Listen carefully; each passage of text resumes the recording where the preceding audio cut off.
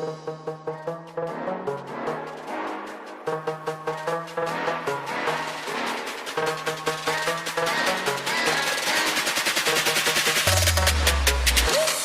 for Human Rights cordially invites you to the 2021 Tech4Rights Expo. Join academics, civil society, human rights defenders, state and private sector representatives, artists, and many more in exploring how technology influences human rights. Among the themes featured in the expo include business, education, democratic development, artificial intelligence, children's rights, and persons with disabilities. Come and sample the multi-layered and innovative efforts of various stakeholders in using technology for human rights. Be part of this discussion from the 26th of October to the 29th of October 2021. Visit the Center's website and social media pages to register and to find more information. Let us, as stakeholders, collectively find ways to leverage digital technologies for the advancement of human rights in Africa.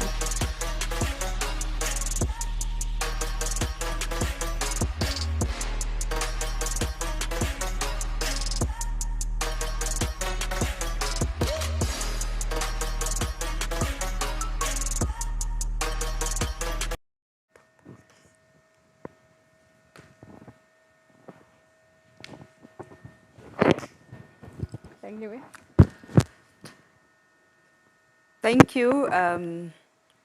My name is Tlengiwe Dube. I'm from the Center for Human Rights, which is based at the University of Pretoria here in South Africa. So we are welcoming you to our momentous occasion, which is the Tech4Rights Expo. This is an event that is going to be showcasing what technology means in the context of human rights. And I'm here representing a unit of the center called the Expression, Information and Digital Rights Unit, and it is the one that has organized this occasion today.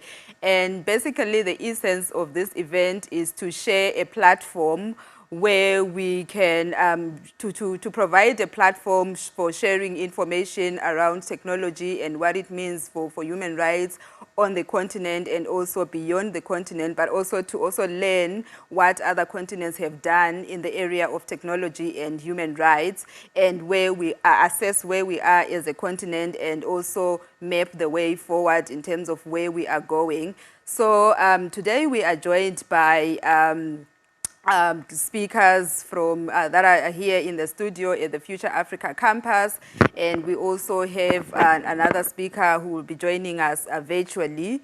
So right now we have a co-moderator. I'm going to hand over the opportunity now to the co-moderator to introduce herself, and then we move on with the program. Thank you, Tlengiwe.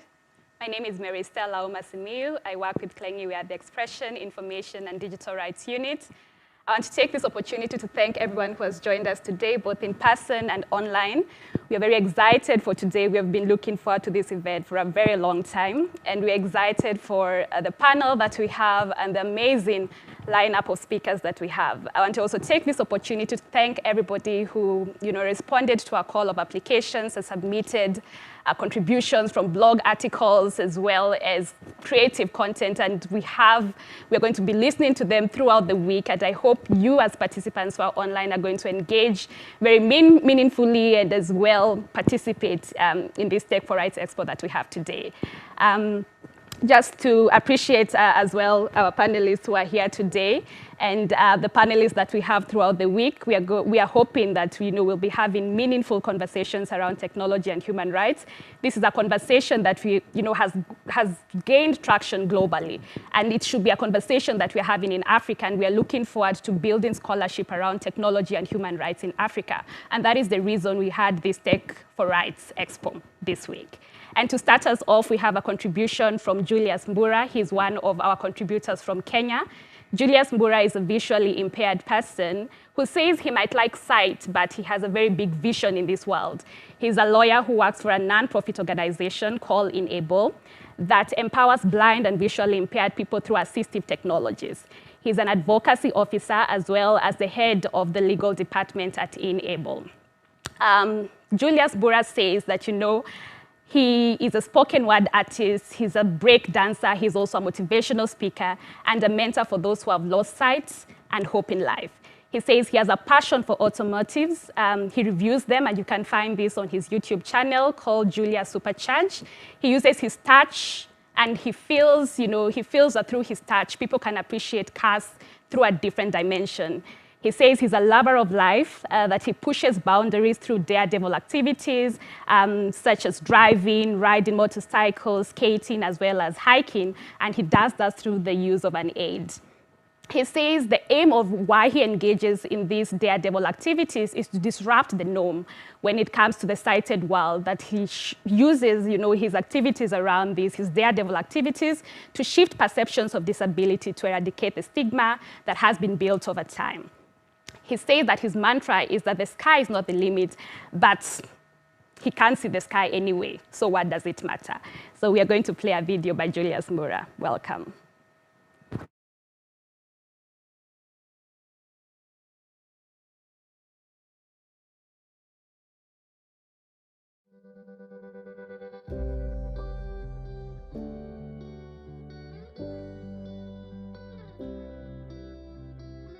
I have always been delighted at the prospect of a new day. Comes with it a fresh start, a chance to do things right, new opportunities popping up from the bright light, with perhaps a bit of magic waiting somewhere to break the tranquility of the youthful morning. I may never enjoy seeing the sunrise, but magic for me is in the emotion. Be my eyes for progress. I no longer hold bitterness in me for lack of sight, because I know that seeing AI will give me access. Allow me to take you on a journey of my thought process, unfold how tech has translated my success. It ain't all rainbows and sunshine, but still striving for perfections. VoiceOver on my iPhone enables accessibility for my connections. Don't need cash on me, M-Pesa got me covered on safe money transactions. Gone are the days when we used to fully depend on the sighted for directions. Navigate on my apps to find me a ride that ferries me to my destinations. Freedom is as freedom was, confidence, independence, and convenience. Touch and feel on my fingertips, take it in and smell the ambience. Sights are far from being accessible. Who am I to tell the distance? Current affairs on my Safaricom app, bump into you. My White King is my Google map. JAWS, screen reader on my computer, allows me to execute my advocacy work with efficiency. Never entertain pity party. Power of mind and acceptance liberates me. I embrace disability, embody possibility, and advocate for equality in the society. I may never enjoy seeing the sunset, but magic goes beyond the visual sense. Take it with grace. I don't attack new days with vengeance. I now see life with a different vision through a technological lens. Freedom is as freedom was, confidence, independence, and convenience. Touch and feel on my fingertips, take it in and smell the ambience.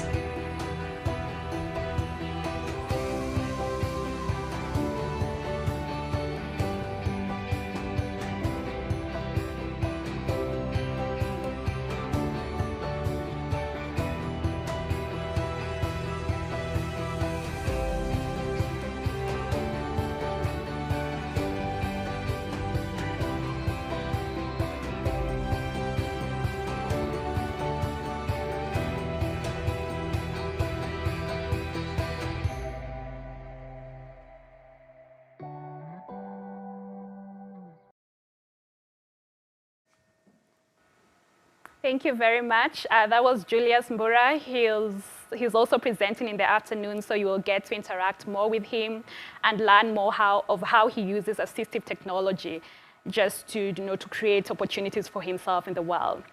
To start off, we have our professor, Professor Franz Fillon.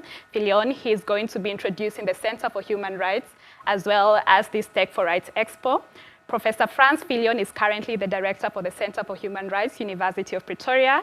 He holds an LLD degree from the University of Pretoria, as well as an LLM from the University of Cambridge, and an LLB also from the University of Pretoria.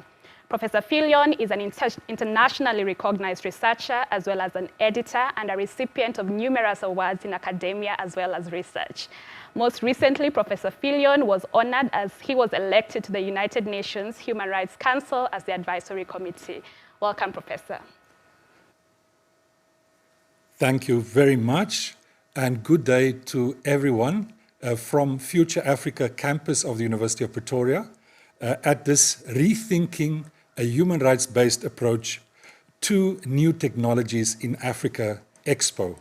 It really is my privilege and honor to welcome all participants, to welcome also the members of the panel for today, Professor Tawana Kupe, the Vice-Chancellor and Principal of the University of Pretoria, and also Dr. Solomon Darso, who we hope will join us soon. He is the chairperson of the African Commission on Human and People's Rights. This is the first expo of its kind, the first time we as a Center for Human Rights organizes and hosts such an event, and we really anticipate that it will be quite exciting. It promises to be composed of presentations, demonstrations, and innovations being showcased. There will be talk shows, and there will be exhibitions of photos and other items.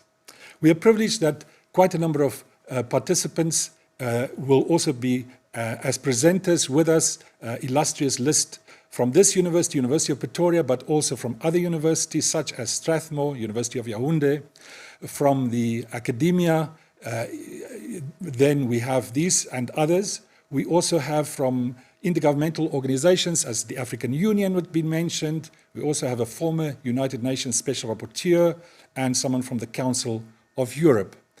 In addition, we have a number of presenters from civil society, from NGOs, our friends at Witness, for example, at Enable had been mentioned, Paradigm Initiative, and the International Human Rights and Development Institute in Banjul. We say thank you to all these who will assist and also participate.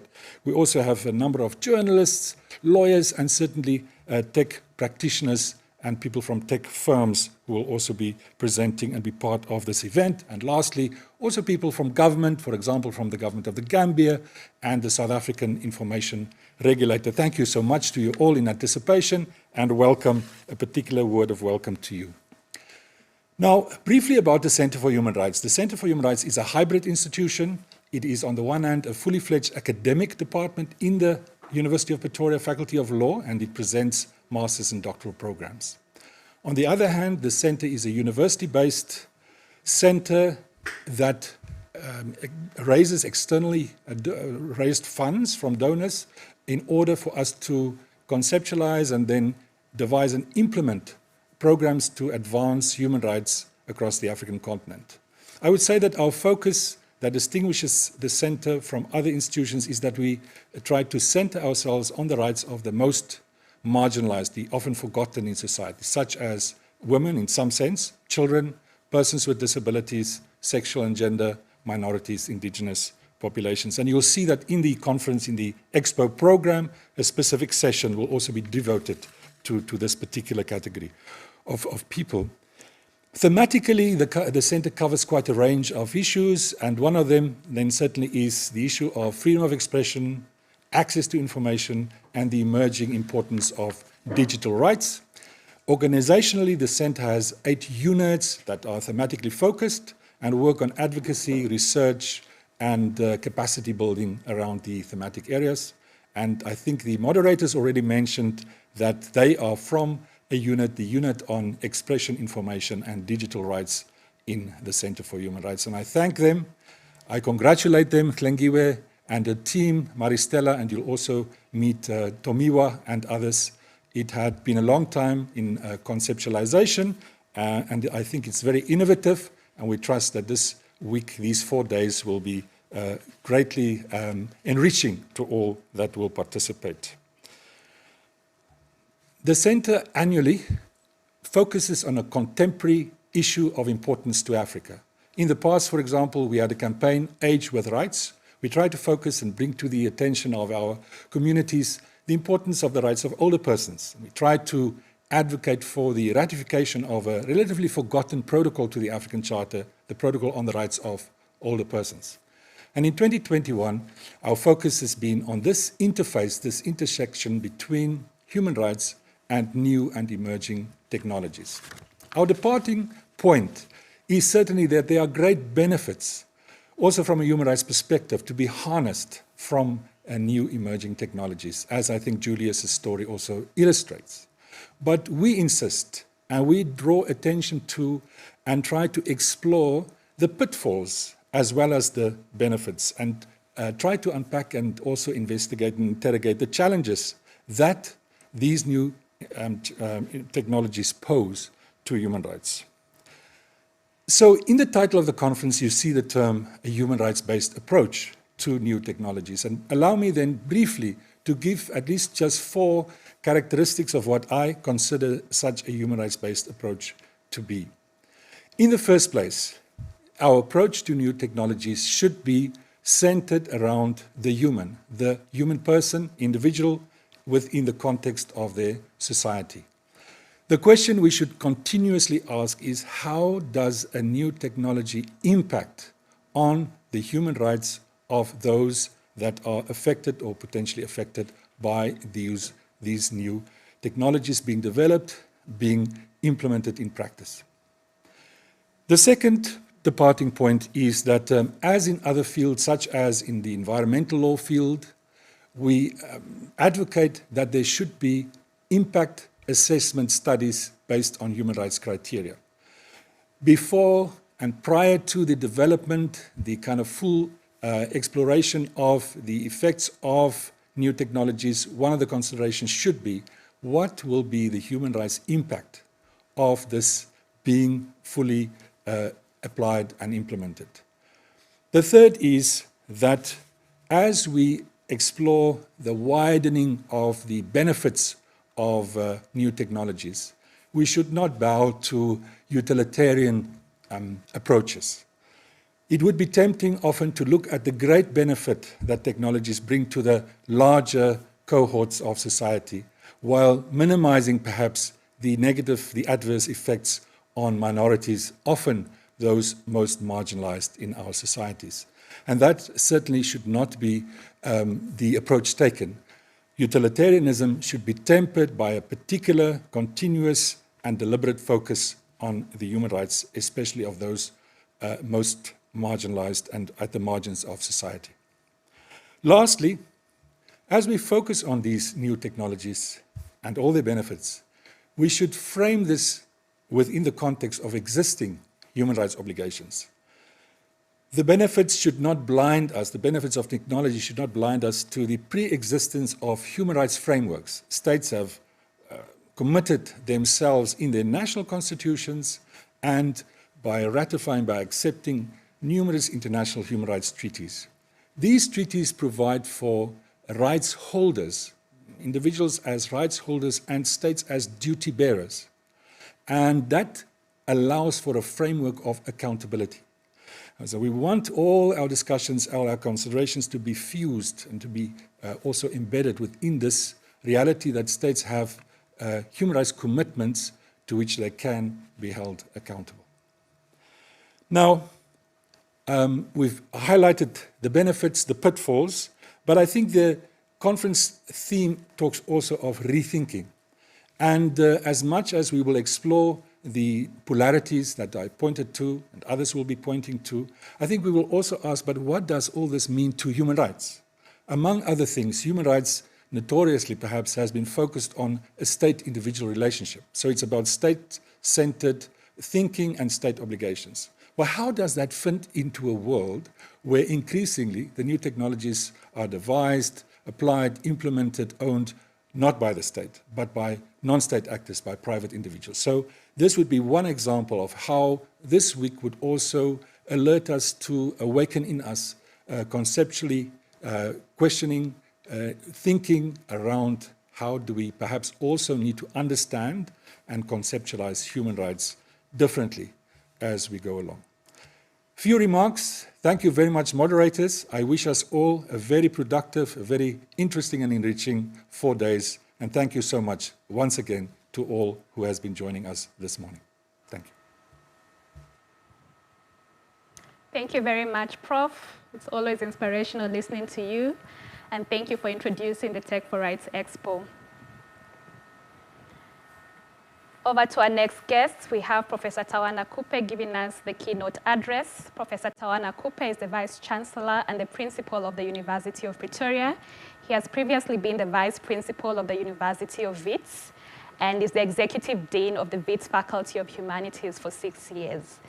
Professor Kupe lectured at Rhodes University and has briefly acted as the head of Department of Journalism and Media Studies. Professor Kupe holds a BA and Masters in English from the University of Zimbabwe, as well as a doctorate in Media Studies from the University of Oslo in Norway. Thank you very much, Prof. Welcome. Good morning, and thank you, moderator. The deadly COVID-19 pandemic forced nations across the world to initiate crisis management measures that were aimed at flattening the curve, including curfews and lockdowns. These government-initiated emergency measures cascaded down to the education sector. Consequently, the education system was disrupted in many ways as various measures were being adopted in response to the pandemic. The response in the education sector included closures of educational institutions from preschools all the way to universities and colleges, and sometimes transitions to remote emergency teaching and learning. Education institutions pivoted to technology-assisted learning, but not without challenges. As new learning methods were being explored and the digital world was fast turning into the real world, some sectors of the society remained largely excluded because of the digital divide. And the digital divide, one might add here, is an expression of new forms of discrimination and violation of human rights, but also, if you like, a deepening of the same. Nevertheless, the role of technology in the education sector is crucial, as it is a very powerful tool in transforming learning dynamics. The potential there is huge. It could actually be a very innovative and creative space. The COVID-19 pandemic has shown us that technology should be used in learning and can contribute to improve learning outcomes, particularly in emergency and disaster situations. It is also true that, in general, the education sector had not fully embraced the potential of the technology to advance educational aims and goals. As the world grapples with the pandemic and physical contact being limited, the digital world is becoming part of what has been referred to as the new normal. This normal, as I said earlier on, has its own hazards because of the potential for discrimination that lies with the digital divide. Clearly, technology can be a transformative tool that can contribute to effective learning processes and teaching approaches. However, its inclusion or adoption needs to be designed and applied in a thoughtful manner that takes into cognizance the existing dynamics of our society, particularly patterns and contours of inequality. In my address, I will highlight the crisis response in the education sector that led to the migration, forced migration, what might say, from face-to-face learning to remote emergency online teaching and learning. I will focus more on the challenges of the digital age as the education sector implemented alternative measures in response to the COVID-19 pandemic. Remote emergency online teaching and learning is technology-driven and facilitated by, of course, internet and digital connectivity. It entails online lesson delivery, lesson management, and development of educational materials. The COVID-19 protocols required schools to be closed, and this halted the traditional face-to-face learning system and altered the education system significantly, and perhaps things will never be the same again. For those that are digitally connected, e-learning emerged as the normal, but in this particular instance, we must emphasize it was emergency, it was forced, it was not planned for. And the use of educational technology escalated immensely and in very uneven ways. The acceptance and use of e-learning as a tool for teaching was more prevalent in higher education systems and elite primary and secondary institutions. Even in higher learning institutions, one must say, among those who had the privilege to afford the technologies, to have the means and resources to be able to use the technologies. This mode of emergency e-learning using electronic devices such as smartphones, laptops, and computers gained remarkable popularity and acceptance. Some quotas, not all, but depended on the availability of these devices, internet connectivity, data affordability, among others. One might put a footnote there that data in Africa in general is very expensive, including in South Africa. This mode of learning has been present in the education sector, but only intensified as a result of the pandemic, and largely replacing the traditional face-to-face learning, moving from physical to virtual classrooms. This transition necessitated learning to continue during the lockdown as schools were closed. There were varying degrees of its application depending on the different set of circumstances that existed. This is a very important point. However, in some instances, this transition was not possible because of existing barriers, which I will highlight later on. There were government-initiated approaches and also institutionally designed responses, and even in application, in part because it had not been pre-planned. Educators also devised their own approaches, some level of local innovation and creativity there. For those that already had some form of virtual learning aspects in their system, the transition was not too cumbersome, although not smooth. The success of virtual learning is dependent on internet connectivity and access to other digital resources, as I said earlier on. Learning institutions had to adapt quickly to the new normal and adopt systems for distributing learning materials, as well as managing and monitoring assessments to ensure continuity of learning. This transition also put pressure on parents and guidance and added a different set of demands that would not be ordinarily required of them under normal circumstances. Chat groups, video meetings, and document sharing functions are now popular. The transition to online learning was also meant to ensure continued interactions between educators and learners, which is a critical element of education. The video and chat functionalities of devices makes this possible. Thus, without the requisite resources, learners and educators cannot be involved in this technology-assisted learning, and was a major stumbling block for most institutions. It led, I think, to leaving behind many students and learners in high schools and primary schools, and also in early childhood centers, especially where accessibility was very low. Now let me turn to the use of radio and television. In view of the reality that some learners might not have the means for e-learning, radio and television were also used for transmitting education-related content. This is a better option, particularly for rural communities that commonly rely on radio for media consumption, as it does not necessarily require electricity or internet to function. It is also easy to involve parents, as these are easy to operate for parents who might not be knowledgeable with modern digital devices. In other words, questions of digital literacy are also important here, and we mustn't take for granted that everybody has digital literacy. Television has a large viewership, just like the listenership for radio, but in many parts of Africa, it is not possible to use television sometimes because of lack of electricity or the unreliability of electricity supply. However, according to UNESCO, the radio and television option also presented its own challenges, such as the non-availability of educational content in audio-visual formats. This is one of the biggest challenges on the continent. Difficulties of countries to produce content in quantity and quality in a short time, because remember, this was an emergency situation. The absence of pre-existing partnerships for the design and broadcasting of the educational content, the need for communication and collaboration between education specialists and the professionals of the audiovisual sector for the production of educational programs, the lack of know-how and expertise in monitoring and evaluation of learning. I can say from real-life examples that in South Africa for the higher education sector, we tried to engage the South African Broadcasting Corporation to deliver certain materials through radio and television. They were not able to do so for precisely the reasons that are mentioned here. And here one is talking about a country which is considered more developed in terms of their media and television, but they could not come to the party in that regard. So you can imagine they could not also come to the party in equal measure for primary and secondary schools.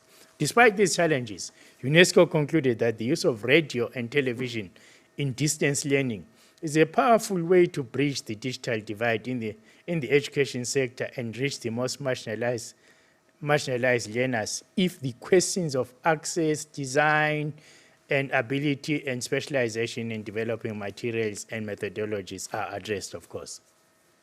There is a reality of barriers to technology and technology-assisted learning. Some of the challenges that affected or prevented the implementation of technology-assisted learning include, as I referred to earlier, digital illiteracy, access to digital devices, home environment that is not conducive, infrastructure devices, electricity and internet connectivity challenges, and access to and quality of learning materials. Must say here that all of those challenges, for example, were also experienced not just in the South African context, but are all across the continent. In 2016, the United Nations General Assembly passed a resolution that declared internet access a human right.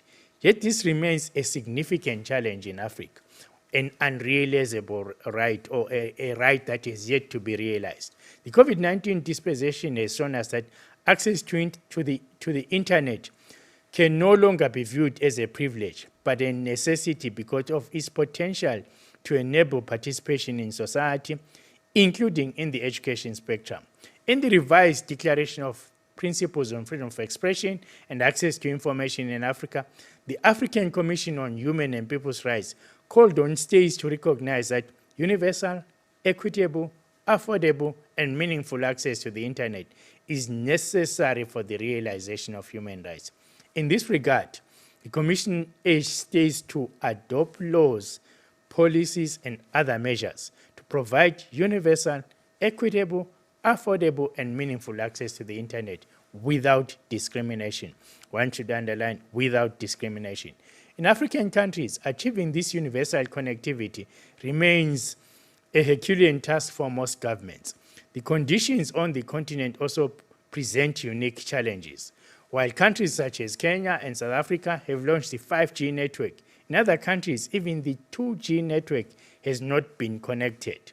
There could be challenges of geographical terrain such as mountains, but also lack of investment in the telecommunications sector, but also including monopoly situations, poor policy and regulatory frameworks, particularly on the African continent, which have not enabled the sector to develop so that it can provide universal access. Infrastructure deficit. Closely connected to internet access is electricity supply, which is a challenge in Africa. There can never be meaningful access to the internet without an adequate supply of electricity. In a survey conducted by the e-Learning Africa and EdTech Hub, it was discovered that 60% of Zambia is rural, and only 3% of the rural areas is connected to the national grid. This therefore implies that learners that are in the rural areas suffer from digital exclusion and therefore discrimination because of the electricity problem. The requisite infrastructure is most found in urban areas, and rural and indigenous communities remain undeserved. It must be said also that in the urban areas, it is often also inequitable access. People in townships and informal settlements do not have the same level of connectivity as those are in formal, suburb, and elite places of residence. That being the case, transitioning to remote learning, which is dependent on such scarce resources, tends to be more applicable to certain communities and largely excludes those without the the infrastructure capacity, as I made the example of informal settlements, poor townships vis-a-vis the suburbs and the elite areas of residence. This further deepens the marginalization of the already marginalized communities, deepening the divide. The digital divide is therefore widened as a result of the insufficiency in infrastructure. And this actually is a reflection of the inequalities that often mark our societies. Now to digital devices. The availability and ownership of digital devices such as PCs, smartphones, and laptops and tablets has significantly improved, including among children. We must also say that inequitably so, there are options which could be ideal for communities without electricity, such as solar-powered Android gadgets that can make accessibility to learning materials easier. However, there exist, as usual, differences in geographical spaces and locations between urban and rural communities, within urban communities themselves, between the rich and poor, between men and women, there's a gender dimension to it, and also among persons with disabilities. These glaring differences influence one's inclusion and participation in e-learning. The affordability of these devices is a major factor that determines the ownership patterns that are skewed towards those that can afford. For the African continent, of course, we must add that we do not normally manufacture these devices, and so the cost of importation adds to the inaffordability. As a result, many children in rural areas and low socioeconomic background urban communities fall into the digital divide and cannot benefit from the opportunities for technology-assisted learning that is offered by the digital age. For those who rely on cyber cafes, the lockdown measures during the early stages might have affected them because of the requirement under the lockdown regulations to have such entities closed as well. The cost of using these facilities could also be a limiting factor because largely of the poor regulation and the cost factors in the African continent, cyber cafes can also be quite expensive and unaffordable to many. According to the World Economic Forum, 95% of students in Switzerland, Norway, and Austria have a computer to use for their schoolwork. And I would add, a computer at home, not just at school. In Africa, the pandemic exposed the acute digital divide. The World Bank also pointed out that those who already have the advantages of access and knowledge of digital technologies are likely to benefit more from the remote learning option. The cost of data is something I've referred to several times now. Just to summarize some of the points, the exorbitant cost of internet data is also another challenge for learners in Africa. And it is correct to call it exorbitant because of the poor regulatory framework for access that exists on the continent. Effective learning is compromised if one's attendance is dependent on their ability to afford data, and that is the case. With the high unemployment rate and low incomes in Africa, data is not likely to be a priority in spending the limited family income. In South Africa, efforts were made to provide zero-rated offers to students in public institutions. I participated in such negotiations. They were not easy, they were not optimal, and many universities actually in the end and students did not actually benefit in full. This in a way reduces the burden of, was an attempt to reduce rather the burden of expensive data. It was relatively successful. Vodacom, for instance, provided special bundles for education purposes and also provided a zero-rated offer. MTN also followed suit, but the offers were always limited and restricted and came with some conditionalities. Digital literacy is, as I said earlier on, a very important dynamic in this regard. Remote online learning, particularly for early childhood development and primary school stages, requires the participation of parents and guidance. Learners, educators, and parents in some advantaged backgrounds might be digital natives and considered tech-savvy. However, there are communities that are yet to embark on the digital transformation for educational purposes. And when the pandemic hit hard and emergency measures were introduced, some educators, parents, and guardians might not have been prepared to take up these responsibilities. Educators, particularly in disadvantaged communities, might not have had the requisite skills to transition to e-learning, and this is a general truth and across the continent. The inadequate professional training in the area of ICTs for educators is a reality and an obstacle in successfully executing remote emergency learning. Professional development of educators in ICTs should be prioritized even when schools have reopened, of course, subject to the government's putting an investment into ICT facilities in training institutions that will train educators and train students. This transition to online learning saw the involvement of and additional roles for parents and guidance. This was more evident for early childhood and primary education learners. Parents who mainly rely on educational institutions to support their children were ill-prepared for the new roles that required their active participation in digital literacy skills. Those from poor backgrounds mostly have low levels of formal education and are not equipped with the digital literacy skills to provide the requisite support to their children in the integration of technology in schooling.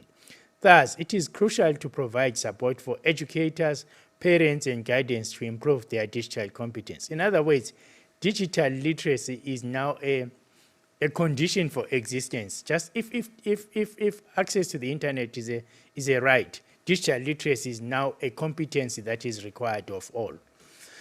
In some instances, the home environment did not assist with this emergency remote learning because the family circumstances, the family accommodation, living circumstances were not adequate to create an environment where people can actually learn. Those from low income bracket, particularly in informal settlements, where homes are small or even are just a single space and inhabited by many family members, could not, of course, get such a conducive environment. These conditions do not provide the luxury of a safe and secure learning environment. The school environment generally provides the comfort and uniformity that provides some form of consolation for learners from poor backgrounds. For those in rural communities, being at home because of the lockdown presents parents and guardians with extra labor for home chores such as cooking, cleaning, herding animals, and farming. In a situation where the parents do not understand the essence of remote learning, chores might be prioritized at the expense of learning. As an aside, I had some of my students from actually wealthy backgrounds complaining that their parents wanted them to assist with their home chores because the helpers that usually helped them were now locked down where they actually lived. So it was a very interesting dynamic, and I did tell them that to please get on with it because there were people in worse circumstances. The COVID-19 pandemic exposed the deep-seated in the socioeconomic inequalities that characterize our societies.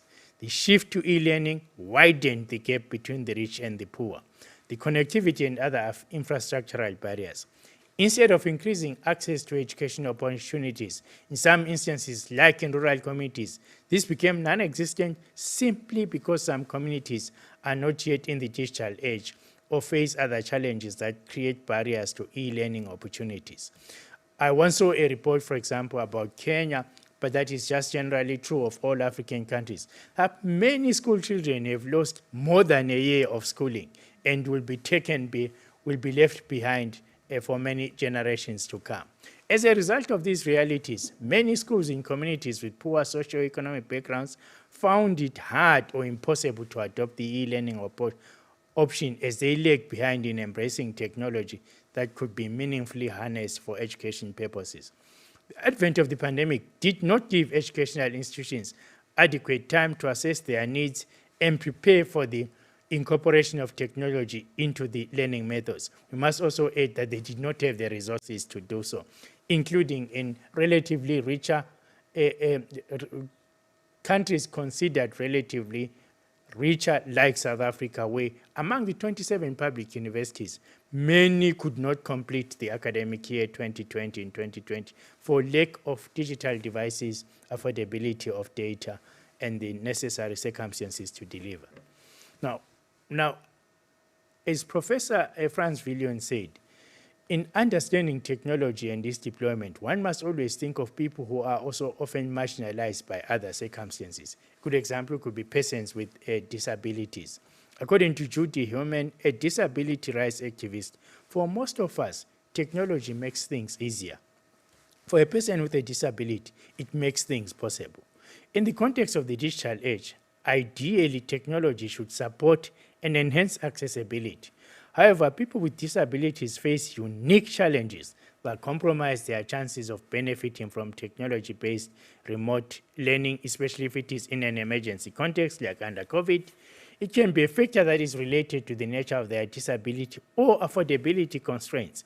Assistive devices, which are tools for achieving enhancing accessibility, are generally exorbitant and beyond the reach of many persons with disabilities. The gadgets that have become accessible to many may not have accessibility features that are required by people with disabilities. I mean, the notion of large-scale manufacturing and markets for technology merchants often does not necessarily customize for people with disabilities. As a result, learners with disabilities suffer digital exclusion. In cases where the alternative is learning through radio and television, those with hearing or mental impairments may require sign language interpretation or subtitles, and these are not generally provided. If these are not provided, then that becomes another barrier, and with limited support from educators and caregivers. The following recommendations could be considered: to develop a continental framework for digital advancement, public-private partnerships in telecommunications infrastructure that requires also addressing the question of the monopolies and also improving communications policy and digital policy, as well as appropriate regulatory frameworks, development and providing conducive environments for investment in the technology sector, including local investment, adopt policies for digital inclusion that take into consideration the needs of people with disabilities. In other words, use, as Professor Filion said, a human rights-based approach.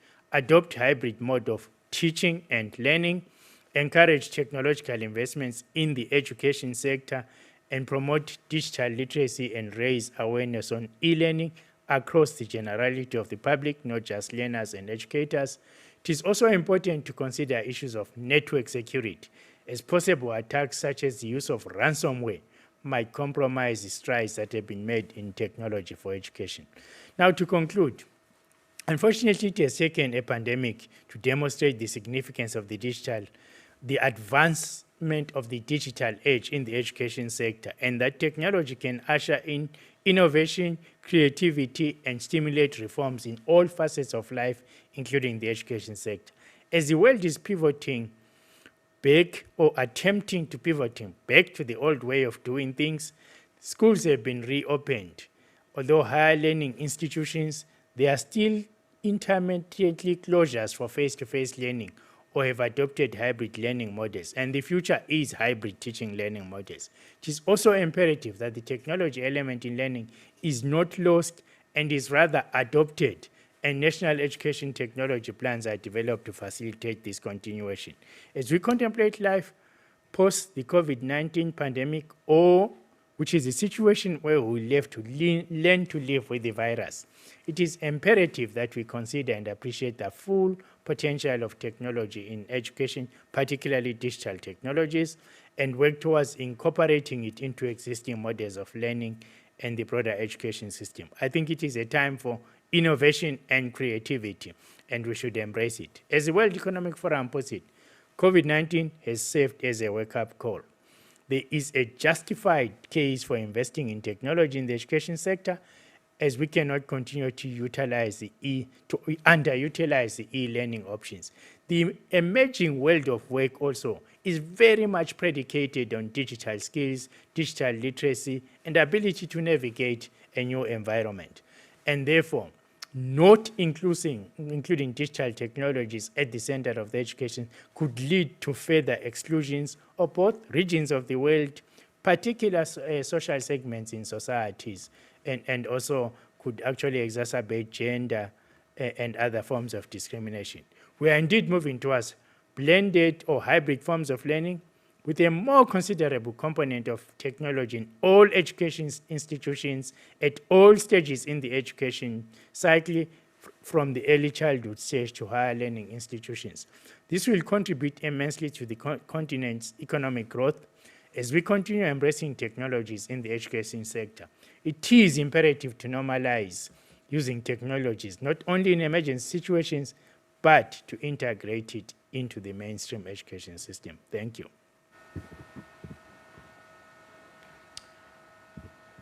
Thank you very much, Prof. Kupe, for this very elaborate presentation as we are in this pandemic and faced with a situation where we had to adopt emergency measures, which also included e-learning, and we have seen how that has been playing out in institutions, higher learning, or primary institutions and secondary institutions. And it's also important that you actually highlight the challenges that we face, because this was not a smooth transition. There are existing realities on the continent that we are facing that you highlight, such as digital exclusion, the digital divide, the economic circumstances that did not allow every institution to transition or every child to actually transition. So your presentation, Professor Kupe, actually sets the tone for the conversations that we are going to have starting from the afternoon up to the 29th on issues that we are facing on the continent, and obviously try to map a way forward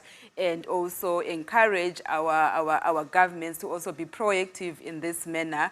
So thank you very much. We really appreciate your time for being here to give us a presentation, in especially the fact that, you know, technology and how it relates to the education system and how we responded as a continent in the face of a pandemic. Thank you, Professor Kupe, for your intervention. Now we're moving on to the next session, or the next presenter. This is a conversation that I had with Commissioner Jamasina King. Commissioner Jamasina King is the current Special Rapporteur on Freedom of Expression and Access to Information in Africa. And we had a conversation around one of the instruments that have been developed by the African Commission on Human and People's Rights. This is an instrument that the Commission actually revised to replace an older one. And the important thing about this instrument is that it fits into this conversation that we are having today of the digital age, of technology, in that it now includes an element of freedom of expression and access to information online. So in this conversation, Commissioner King tackles some of the issues that have already been raised by Professor Frans Viljoen and some of the issues that have been raised by Professor Tawana Kupe. So we will play that video now and listen to the issues that Commissioner Jamasina King raises, and she focuses mainly on the responsibilities of the state as far as access to internet is concerned, but also within this context of the digital age and what it means for freedom of expression and access to information in Africa.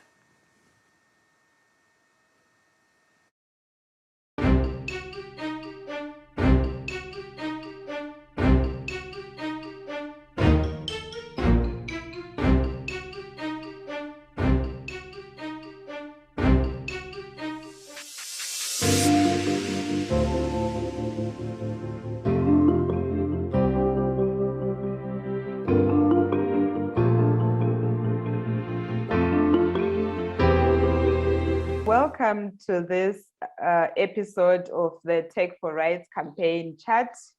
As you know, the Center for Human Rights, which is based at the University of Pretoria, has been running with the theme on Tech4Rights from 2020 to 2021. This theme looks at the intersection between technology and human rights, as we as Africans and all over the world, we are interacting with technologies and we are seeing how it has an impact on human rights. So as the center, we took it upon ourselves to focus on this theme so that we can spread the word and do advocacy work and research work as well around the issue of technology and human rights. And in this regard, we have been talking to different stakeholders, civil society, activists, academics, lawyers, students about how they interact with technology, and also sharing their understanding of the issue of technology and human rights. And today we are continuing with that conversation. We have an esteemed guest, and our guest is Commissioner Jamasina King, who is the current mandate holder of the African Commission on Human and People's Rights, Special Rapporteur on Freedom of Expression and Access to Information in Africa. And she will be here to share with us very important snippets around this topic. So today we are focusing on the mandate that she represents, which is freedom of expression and access to information. But we will look at that conversation from the digital rights perspective or the digital age perspective. And what is important is that, just to give a big background, the African Commission has this mandate of the Special Rapporteur, whose role is to oversee the implementation of Article 9 of the Charter, which encompasses two very important rights, freedom of expression and access to information. And that mandate has been playing an instrumental role in elaborating the meaning of Article 9 of the Charter. And out of that, very progressive instruments have been developed and adopted by the Commission, which is the guidelines on access to information and elections in Africa. The Commission has also adopted the model law on access to information for Africa. And most recently in 2019, the Commission, under this mechanism, adopted the Declaration of Principles on Freedom of Expression in Africa, which is also a very important elaboration of Article 9. And now we are going to hear from Commissioner King what it entails. So this conversation is not going to look at the other instruments, but we are focusing specifically on the Declaration of Principles on Freedom of Expression. And what is important is that this is a revised instrument. In 2002, the Commission adopted the Declaration of Principles on Freedom of Expression. And then there was, years later, a need to revise that declaration in line with current developments, especially those that have taken place in the internet age and the cyberspace and all that. So there are new things. So now we have a revised one. And welcome, Commissioner King, to this platform where we will discuss the issues, but on freedom of expression, and but specifically focusing on the declaration and the digital age, and looking at your mandate on freedom of expression and access to information. So the idea is to spread the word about this declaration so that people know that it exists, so that people know what it says and know what to do. Issues around the responsibilities of the state. Those are some of the issues that we are going to discuss, and how useful this instrument is to us. Why should we know about it? How should we use it? So thank you very much, Commissioner King, for being with us today, and welcome. Thank you very much, Lingiwe, and I'm very pleased to be part of this chat or this discussion or this exchange. As you have stated, the declaration, the revised declaration, is quite important and relevant. I think it is very central to the topic of freedom of expression and access to information in the digital age. Thank you, Commissioner King. So as we look at this new declaration, or the revised declaration, when we look at it, what is different about it? What new things are in that declaration that are so important that we would necessitate any interest into looking at this declaration of making use of it? What is different about it? Thank you. Firstly, as you know, we had an older declaration, which I think was in 2002. And as you know, a lot has happened in terms of internet access, digital rights, digital age. So there was need for a revision of the declaration. And what is really new about the declaration, this revised version, is that it has a comprehensive inclusion of freedom of expression and access to information in the digital age. And that could be found in part 4 of the revised declaration. So as we hear from Commissioner King, there is a whole new aspect, which is now looking at the two rights of freedom of expression and access to information in the digital age, which was not envisaged at that time and not included at the time of the 2002 declaration. So that is the most important feature that defines the current declaration. But Commissioner King, when we look at the rights of access to information and freedom of expression, in order for us to enjoy them fully, now we need access to internet. And as you look at the continent now, what can you say, what is the current status of access to internet on the continent in Africa?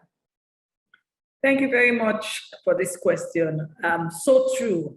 And I think the COVID pandemic has highlighted the importance of access to the internet, you know, with the restrictions in terms of movement, and we were all limited in what we could do. We did most of what we had to do at home. And internet was key to all of this. And we see that without internet access, it affects a whole gamut of other rights and freedoms. And Africa has the lowest number of internet connections. And as we can see, according to UNDP and other reports, only 22% of people on the continent have access to internet.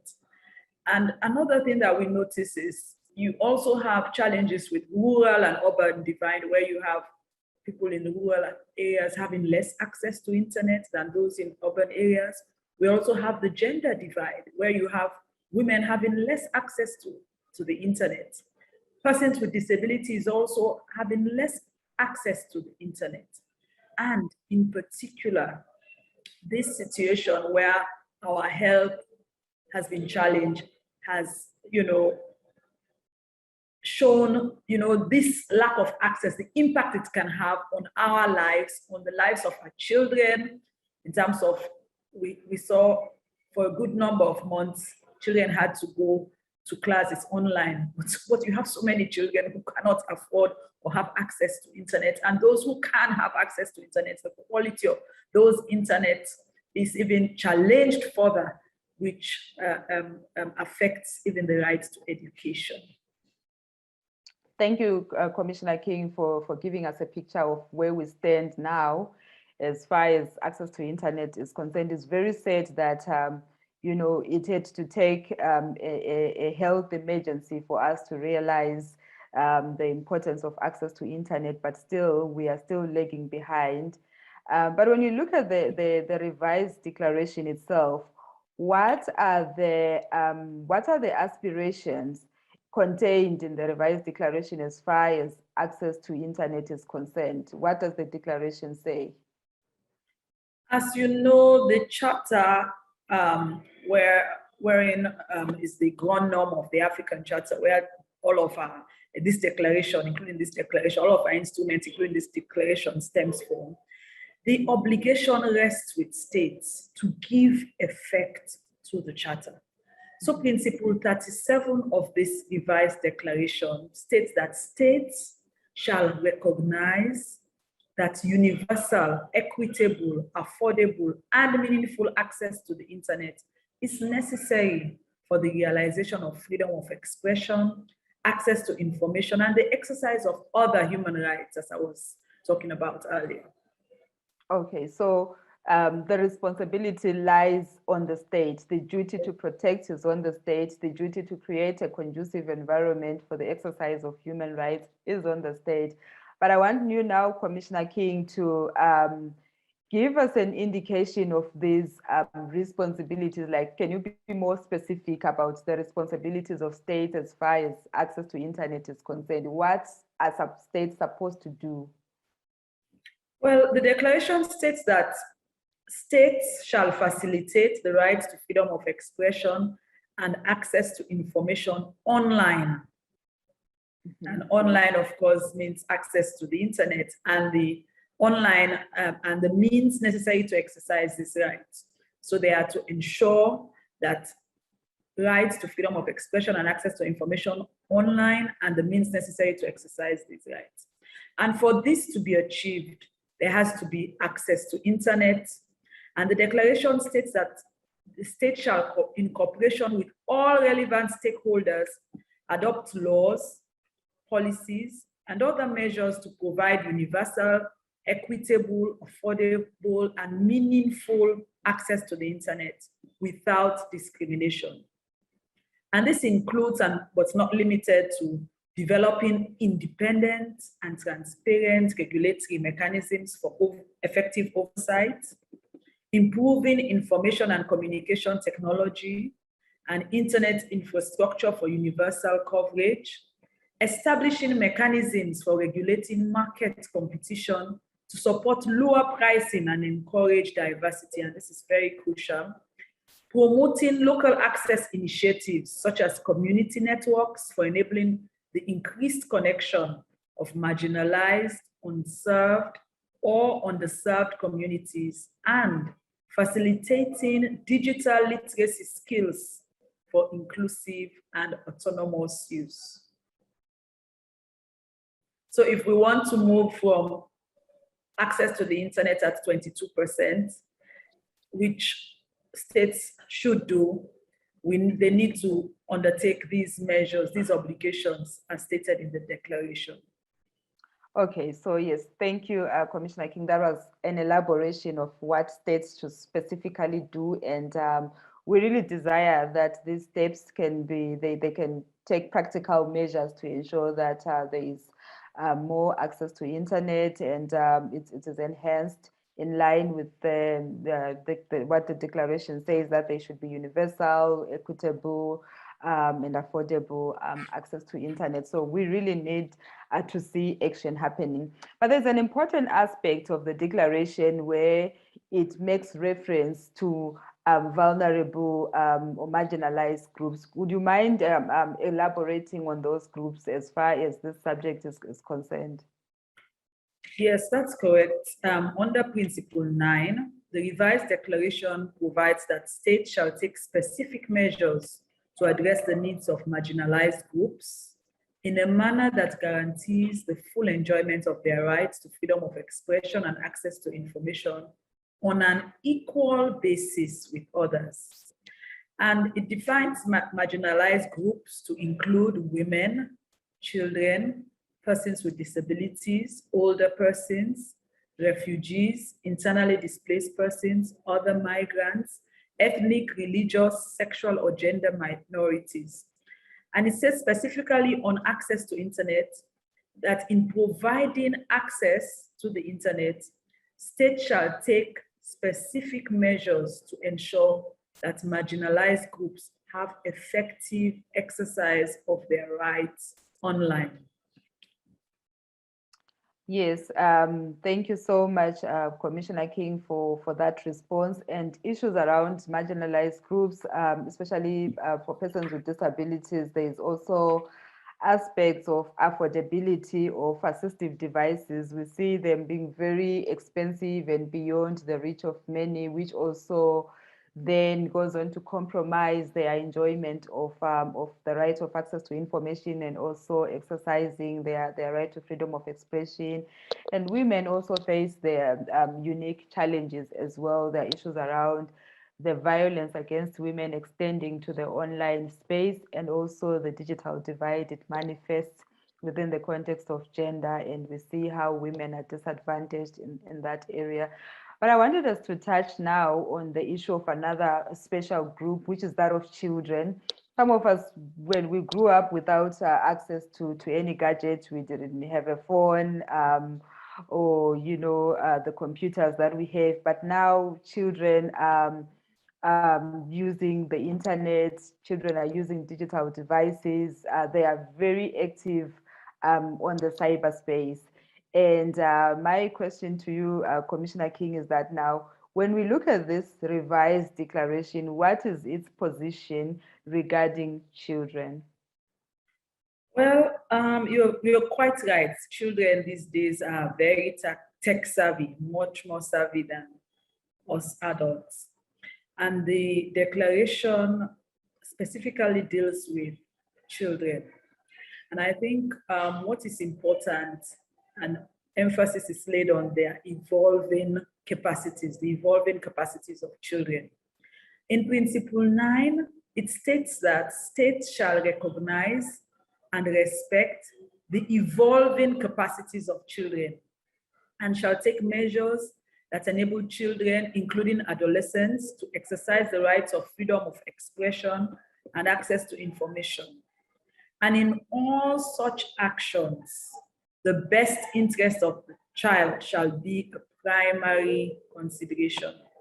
And regarding their online rights, it states that the states shall adopt laws, policies, and other measures to promote affordable access to the internet for children, that equips them with digital literacy skills for online education and safety, protects them from online harm, and safeguards their privacy and identity. And I think this is so important. In one vein, children need the access to internet to ensure that they have education, to improve their digital literacy skills for online education. But the safety, the protection of children using the internet is very important. And I think that is why the declaration highlights the benefits of it for children, but cautions and gives states the mandate, the direction that they should take steps to make sure that whilst using the internet, they are safe, that they are protected from online harm, and safeguard their privacy and identity. You know, because we have seen, we are conscious of some of the harm that children do experience. And sometimes it is more harm, you know, in terms of if proper facilities, if proper laws, if proper policies, if proper supervision is not taken to ensure that children can, that the space, the internet space is a safe space for them. So I think states have a responsibility to children and even parents and teachers to ensure that children are equipped and are safe on the internet space. Yes. Thank you. That was a video by Commissioner King. I'm also in the video speaking to Commissioner King, and it raises issues that are in the Declaration of Principles on Freedom of Expression, and it's also one of those instruments that we encourage stakeholders to take note of, and as it encapsulates the responsibilities of the state, especially within this context of this conversation that we are having this week. So now we are going to call upon the chairperson of the African Commission on Human and People's Rights, Dr. Solomon Ayele Deso, to also give us a speech and speak about the context of technology and human rights in Africa, and also specifically from the position of the African Commission on Human and People's Rights as the body that has been mandated by the African Union to oversee the human rights situation on the African continent. Over to you, Commissioner Delso. Thank you. Thank you very much, Lungwe, for giving me the floor. I'd like to bring you my greetings from Addis Ababa, Ethiopia. I wish to thank the organizers of this event for the kind invitation extended to us, the African Commission on Human and People's Rights. It is indeed a very distinguished pleasure for me to join you. Now it is already in the afternoon, for giving some perspectives on the basis of the work that we do at the African Commission on Human and People's Rights. The African Charter on Human and People's Rights, whose 40th anniversary we are commemorating in 2021, is notable for, among others,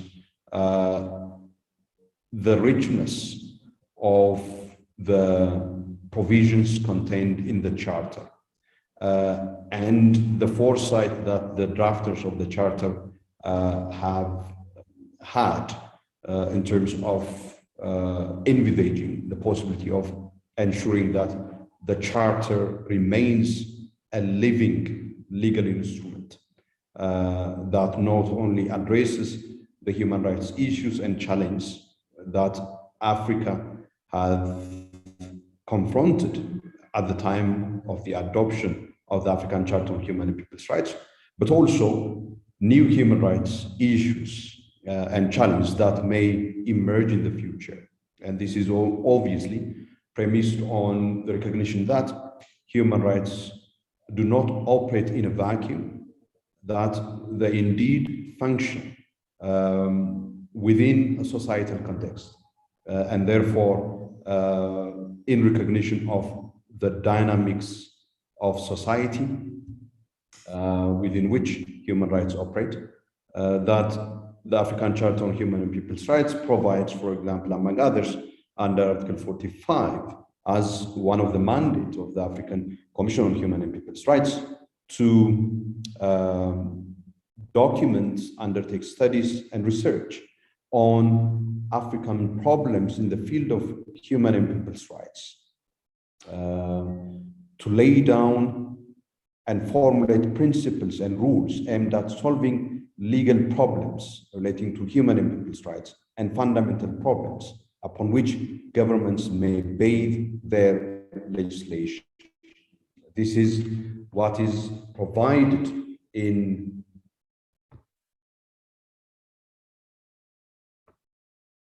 it looks like that my video is disconnected from your side.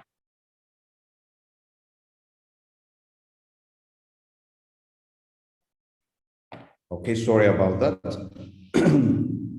So as you can see from Article 45 of the African Charter, the implementation of the values and principles that underpin the African Charter and the standards, including dignity, freedom, equality, and justice, depends on the adaptation of these standards and the rights and freedoms enshrined in the African Charter to the changes that are taking place in society, both nationally, continentally, and indeed globally. And today, in this forum, we are dealing with human rights as they relate to new technologies. And this is an extremely important area of concern for us at the African Commission on Human and People's Rights for a number of reasons, among which is, of course, the issues that have been highlighted in the discussions by previous speakers. First, on the benefits and advantages that come with new technology, not only in terms of resolving existing human rights problems, including in terms of some of the empowerment that new technology brings to citizens as individuals, to persons with disabilities, as we have seen from the opening segment of this session, but also the perils and pitfalls that come with the advancement of new technology and the impact that this has on the fundamental premise of human rights, but also on the enjoyment of and access to human rights itself. So there are a number of questions that I would raise, which are questions that we at the African Commission, on account of the resolution that the African Commission on Human and People's Rights adopted on human rights and new technology, are trying to wrestle with. One of the questions has to do with how do new technologies affect our conception and understanding of the human, our conception and understanding of the fundamental principles and values that underpin human rights, such as dignity, such as freedom, such as equality. New technologies understandably bring a lot of new dynamics. They change the position of individuals, the relationship of communities, and also how we relate as individuals between ourselves and within the family, and also with others, not only in the communities where we are situated physically, but also in the epistemic and other communities of which we are a part in terms of our relationship. So this is one of the questions. What does it mean in terms of the conception of the human? Some of the scenarios that you hear about where the new frontiers of new technologies are going, including in terms of our conceptions of the human, there are a number of questions that they give rise to, which understandably would also necessitates addressing questions such as whether there is a need for not necessarily rethinking, but for reformulating and reaffirming what these mean for the human, as Professor Franz highlighted in his opening. The second question that we are dealing with is the question of how do new technologies affect different sectors of society. I think this point has been made very forcefully and repeatedly in the interventions of previous speakers of this session, whether it is in respect of the intersection of new technology with gender, the intersection of new technology with age, the intersection of new technology with minority status, status of disability, the intersection of technology with other conditions, is an area, including, for example, social status, poverty. They affect enormously the capacity of people to have access to and enjoy their freedoms and rights, including the prospect that they have for any meaningful enjoyment of their rights, whether it is on account of digital literacy, as Professor Koppe highlighted, or on account of the very basic access to the internet, which can deprive people of opportunities for growth and development, and indeed for the enjoyment of a wide range of rights, including fundamental rights like health and so on, which are critical for survival. The other question that we ask relates to how do new technologies change or re-engineer relationships in society, including the power dynamics on which the edifice of human rights is built. There is a certain assumption, there is a certain premise on which human rights are premised. And that assumption has to do with the recognition that the state is the primary holder of responsibility and obligation. How do new technologies change the status of the state vis-a-vis its responsibilities for promoting, fulfilling, and protecting human rights? And what new role players and actors come into play, and how do we deal with that, including the whole question of big business, big tech business. The other question that we raise is the question of how do new technologies change our tools, our techniques, our skills, and the mechanisms and processes that we use for purpose of promoting and protecting human rights. In certain aspects, they improve and bring us very enormously valuable tools that make the promotion, advancement, and protection of human rights much more possible. And in other respects, they may require us, for example, in terms of the kind of change that we may need to have in terms of the set of skills, the kind of expertise that we need to have on the table. Traditionally, human rights institutions such as ours rely heavily on legal expertise.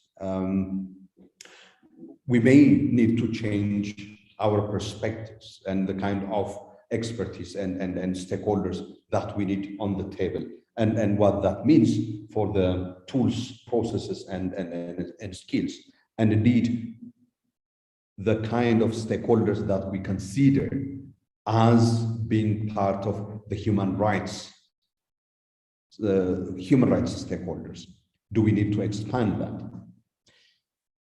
Then the other question that we address is, how do new technologies interact with existing human rights issues? I think this is extremely critical, and a number of points have already been made in this respect. But importantly, what are the new human rights issues that new technologies give rise to?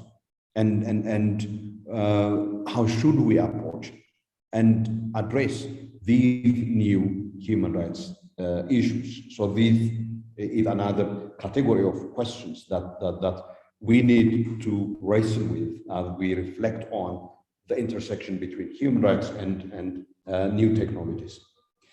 The other question related to this previous question is, what policy, legal, and institutional requirements do new technologies and their intersection with human rights give rise to? What policy, legal, and institutional requirements do we need to have in place? And what is the locus of this policy, legal, and institutional requirements? Is it at the national level? If so, what kind of policy, legal, institutional requirements at the national level? I'm sure you understand that this is not a matter that is confined to the traditional nation state as we know it, that it is rather a global scale issue and subject and phenomenon. And as such, the question of locus goes far beyond the national level and indeed implicates continental and international global institutions. So in terms of that, what is the role and responsibility of not only institutions like the African Commission on Human and People's Rights, which I'm chairing, but also continental bodies like the African Union? We see a lot of development within the European Union context, for example, in order to create a new set of policy, legal, and institutional setup in order to respond to new technologies and their intersection with human rights and other areas of policy governance.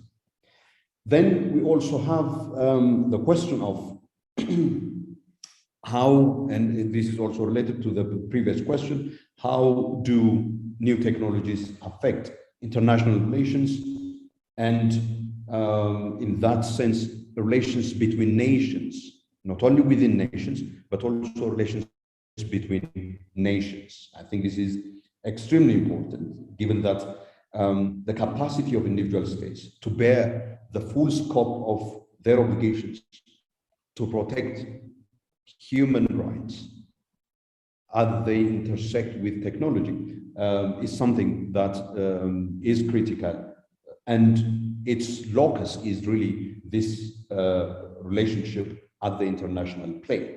And we can clearly see in the current COVID-19 pandemic how technological inequities between nations affect, among other things, access to life-saving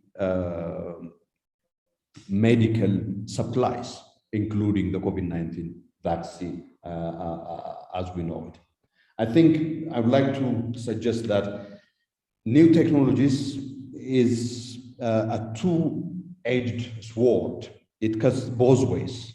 There are a great deal of benefits and values that it brings to the advancement of human and people's rights, but there are a great deal of concerns relating to the downside and pitfalls of new technologies in terms of how they reshape our agency and engagement in the world, how they affect governance systems of countries, political, economic, and social governance. how they affect many other areas of our lives as well, in the house and in the private sphere. In some instances, the explosion and expansion and transformation of new technologies and how they operate seems to suggest that the development and operation of new technologies is happening in what appears to be a human rights protection vacuum, such that the current state of regulation and effective application of human rights to new technologies seems to lag way behind advancement and change and operation of new technologies, thereby giving rise to major gap in attending to the human rights implications of the development and use of new technology.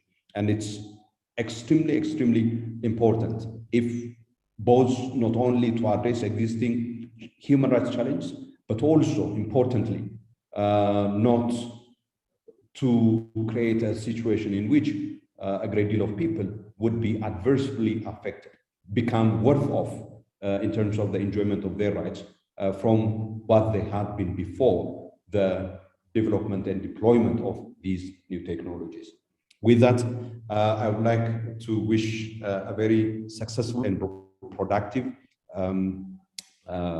expo, and I look forward to the outcome of the expo as we in the African Commission on Human and People's Rights take this issue forward through the development of a study on the intersection between human rights and new technologies. I thank you very much for your kind attention.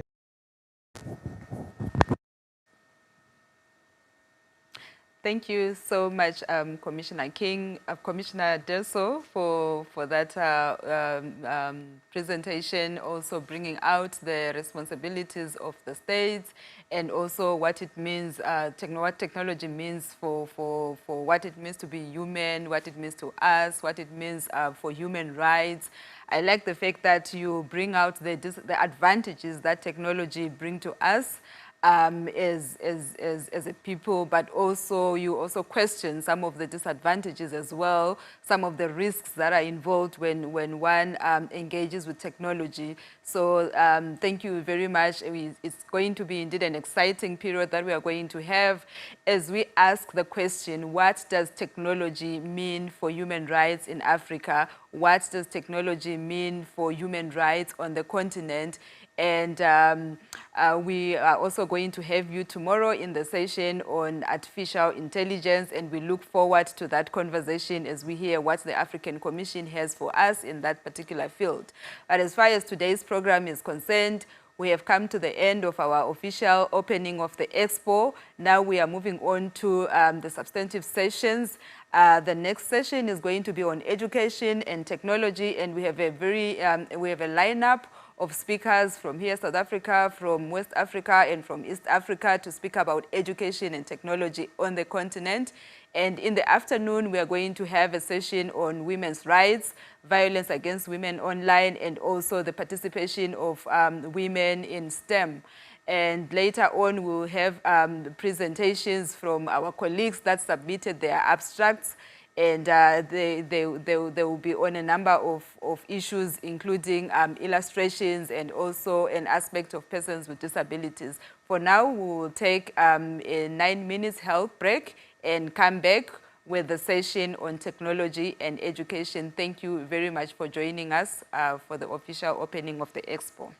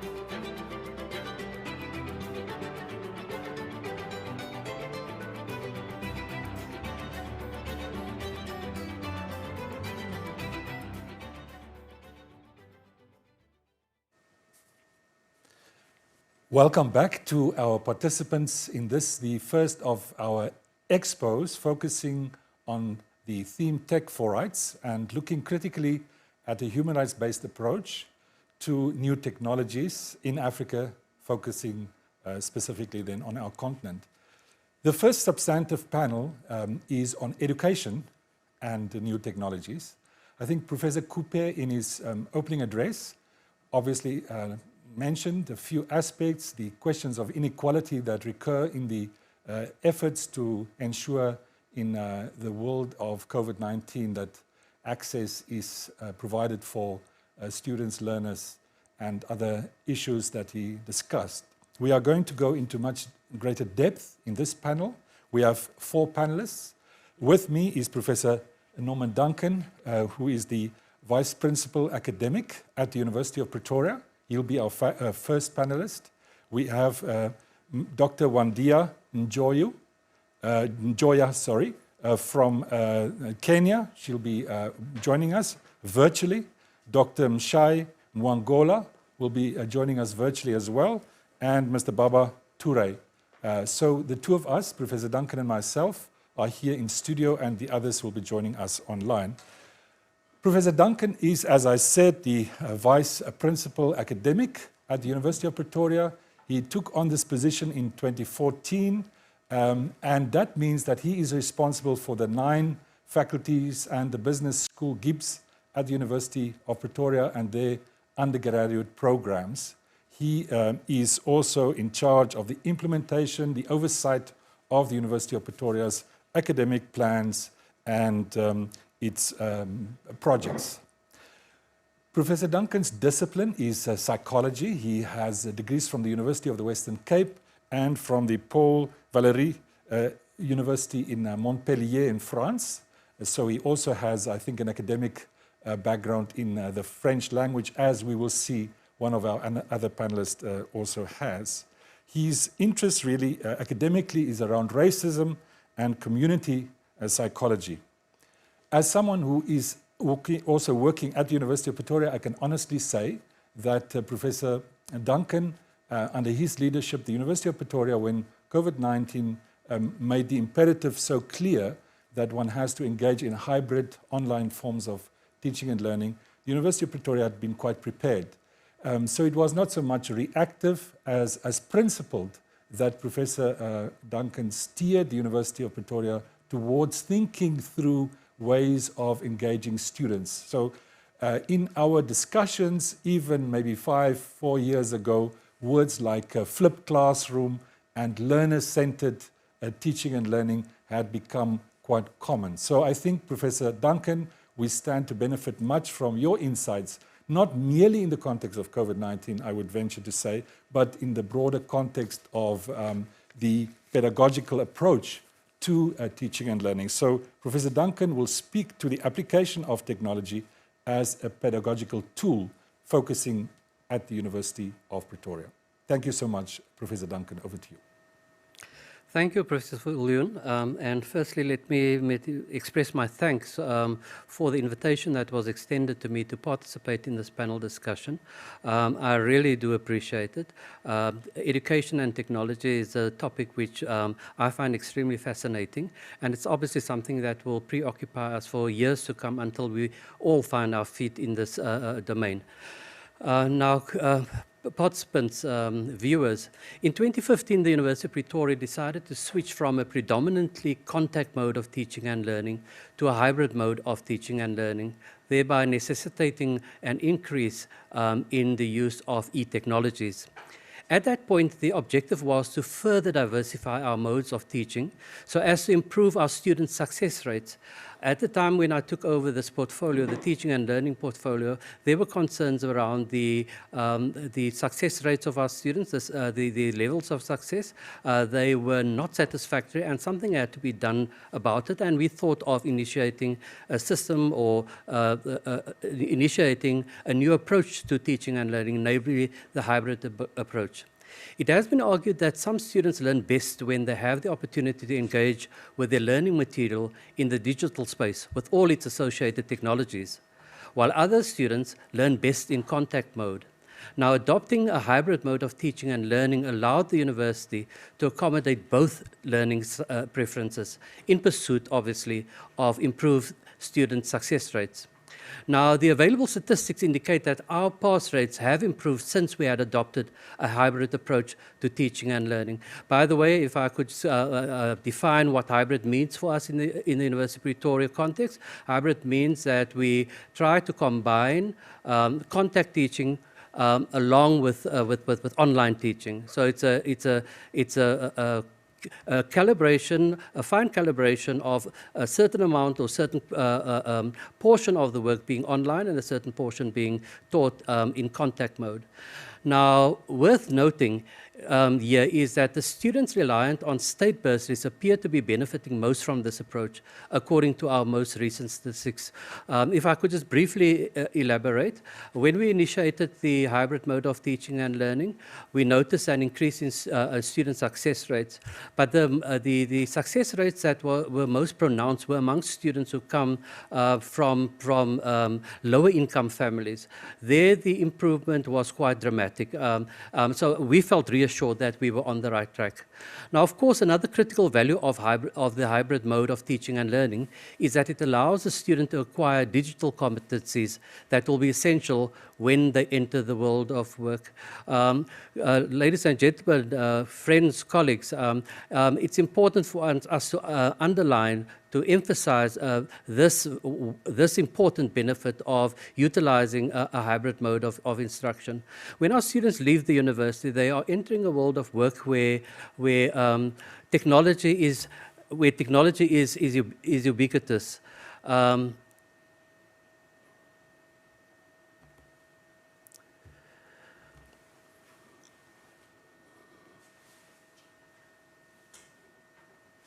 My apologies.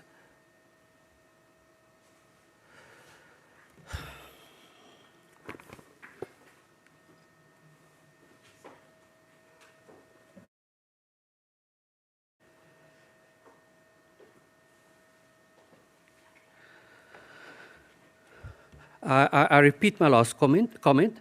Another critical value of a hybrid mode of teaching and learning is that it allows the student to acquire digital competencies that will be essential when they enter the world of work.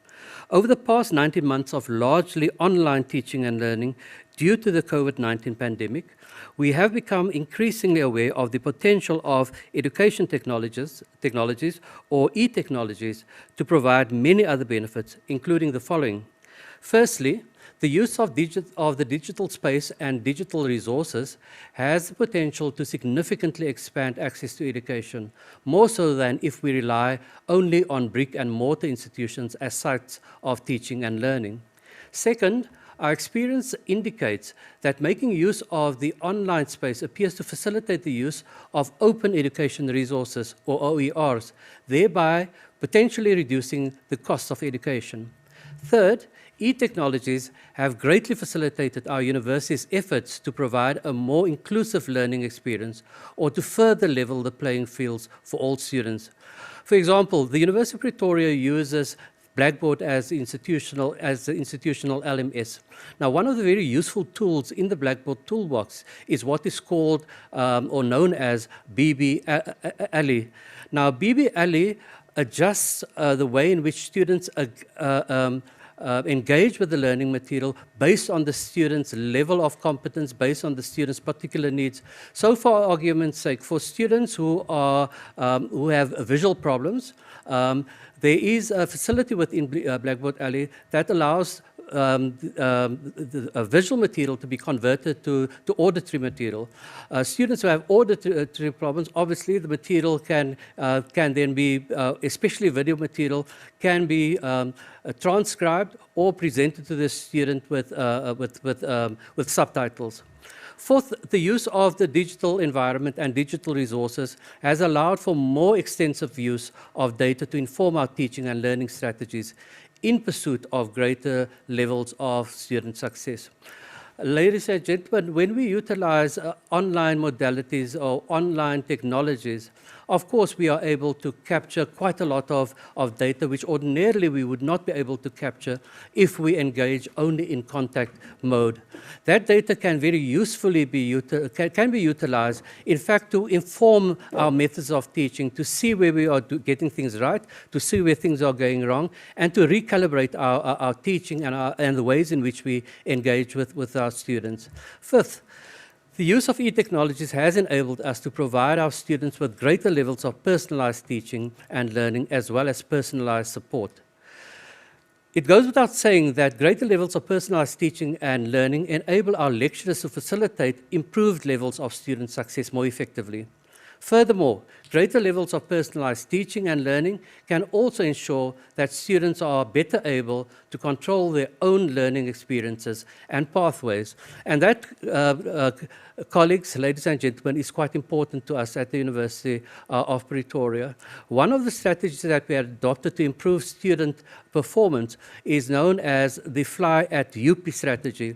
And fly essentially means the finish line is yours. What we mean by that is that we want our students to take responsibility for their own success. We want them to take responsibility for their own learning. Yes, we will provide the resources in order to facilitate their success, but it is their responsibility to manage their own careers at the university and beyond the university. And of course, the more we utilize technology, the better able our students are, in fact, to manage their learning experiences and to manage their learning pathways. Now, of course, as an edX article published in 2016 reminds us, the notion of personalized teaching and learning has been around for several decades.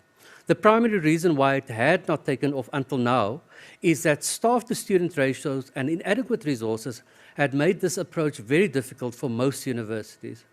However, this all has changed with the rapid development of educational technologies in recent years. Indeed, currently, there is an abundance of AI-enabled technologies that can make it easier to structure or calibrate teaching and learning in line with the specific needs and competency levels of individual students or groups of students with similar experiences. There can be no doubt that new education technologies have significant potential to significantly enrich the learning experience of students and enhance student success. Importantly, too, as indicated earlier, it can bring education within the reach of many when contact teaching and learning is not possible. It is largely for the reasons I've just mentioned, that the University of Pretoria recently adopted, and I refer to this as an expanded digitally enhanced teaching and learning strategy for the next 5 years. It is worth noting that the remote, largely online teaching and learning that we were compelled to undertake these past 19 months provides compelling illustration of the value of the digital environment and internet-based technologies for education. It is not difficult to imagine, colleagues, what would have happened in the higher education space if the COVID-19 pandemic had struck the world in 1980 or even in 1990. Then university education would have come to a grinding halt in a lockdown situation. Fortunately, at the current conjuncture, many students can continue with their studies. Arguably, not in the fashion that many would have preferred, but at least they can continue. So certainly, the digital environment and education technologies have significant value and should, I believe, feature quite prominently in our endeavors to make higher education more accessible and in order to improve levels of student success.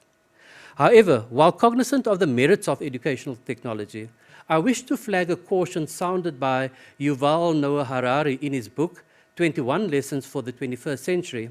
In chapter 19 of his book, Harari argues, and I quote, "Technology isn't bad. If you know what you want, technology can help you get it. But if you don't know what you want, it will be all too easy for technology to shape your aims for you and take control of your life. Especially as technology gets better at understanding humans, you might increasingly find yourself serving it instead of it serving you." Close quote. Thus, technology should be in the service of teaching and learning and not the inverse. Indeed, the minute a particular educational technology stops benefiting significant numbers of students across demographic divides, its use should be reconsidered. This is indeed one of the more important lessons we can draw from recent writings on Society 5.0, which largely argue for the use of technology to solve the wicked problems of our time. In other words, technology in the service of people. Technologies that exacerbate problems, such as social inequality, or technologies that create new problems, should be considered non-starters.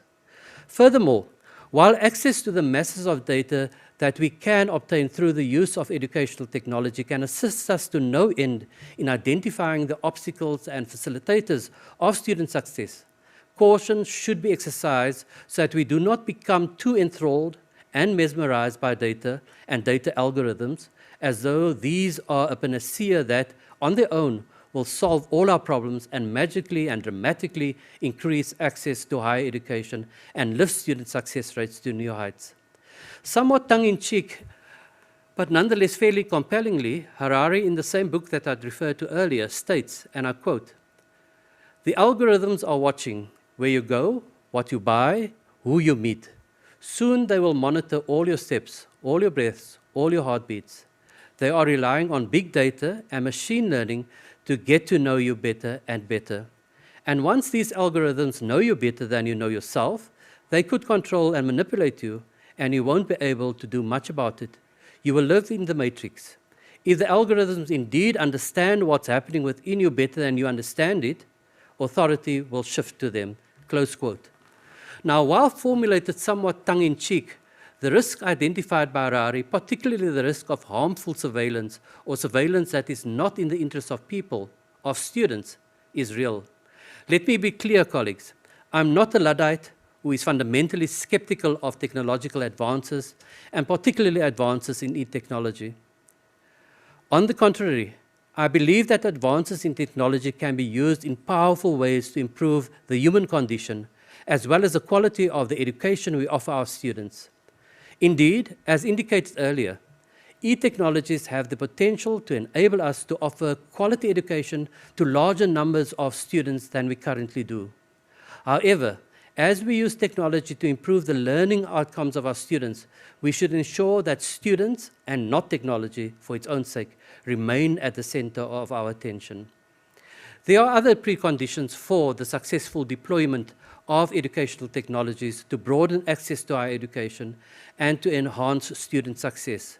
These include the following, but perhaps before I move to that, what I need to say is that the point that I should have emphasized earlier is that technology will enable us to take education to so many more people than is possible when we function from a brick and mortar context. Students, young people, or people who were previously not able to get a university education, who might be in employment now and cannot return to university on a full-time basis. For them, it will be possible now to get to university education if a university obviously deploys the technologies that will enable students to study online. Now, the other preconditions for a successful teaching and learning strategy utilizing technology are the following. Firstly, I believe that one should carefully select the technologies that you will deploy as part of your teaching and learning strategy. Very frequently, we are bombarded by new technologies and new solutions to old problems, and everyone is held out to be the silver bullet, the panacea for our problems. I would advise institutions to be cautious about what they select. They should select technologies they should only select technologies that will be to the advantage of students and, in fact, further their teaching and learning strategy. Very frequently, one finds that people acquire technology and only work out the purpose of the technology later, or see how the technology, how to I suppose, recalibrate their teaching and learning strategy in order to use the technology. That's the wrong way to go about it. The second precondition is that technology should be attuned to the institution's approach to teaching and learning and not the other way around. That's the point I was trying to make now. Third, sufficient attention should be paid to the acquisition of the digital skills that will enable students to benefit optimally from the advantages of the technologies used. Then, sufficient attention should be paid to the digital competence of educators. And last but not least, Care should be taken to ensure that the digital divide is not exacerbated through our deployment of technology. I thank you for your attention. Thank you very much, Professor Duncan, for that very, very foundational background and informative discussion. I think I was particularly struck about how technology impacts both on the content of what is being taught in terms of allowing for much more personalized, many ways of personalizing teaching and learning, and also certainly the scope, the width, the reach in terms of accessibility. I'm sure that we will build on these building blocks as we move to Dr. Wandia Njoya, who is from Kenya. Dr. Wandia is also a student of the French language and literature. She obtained her PhD at the Pennsylvania State University and master's at Kenyatta University in Kenya. At the moment, she is a senior lecturer in the Department of Languages and Performing Arts at Daystar University. Daystar University is a private university based in Kenya that focuses particularly on journalism and media studies. She, in her research and in her teaching, she focuses very much on culture, gender, politics of Africans and Africans in the diaspora, and interrogating specifically how in literature and in film these identities are represented. We thank you very much, Dr. Njoya, for your presence here, and you will speak, we are informed, around educational systems in Africa and their place in the digital world, and specifically also looking at the extent to which these African educational systems encourage, discourage the use, the application of African technologies. Thank you so much, and over to you for your presentation. All right, thank you very much for this invitation. I am going to just share a PowerPoint just now.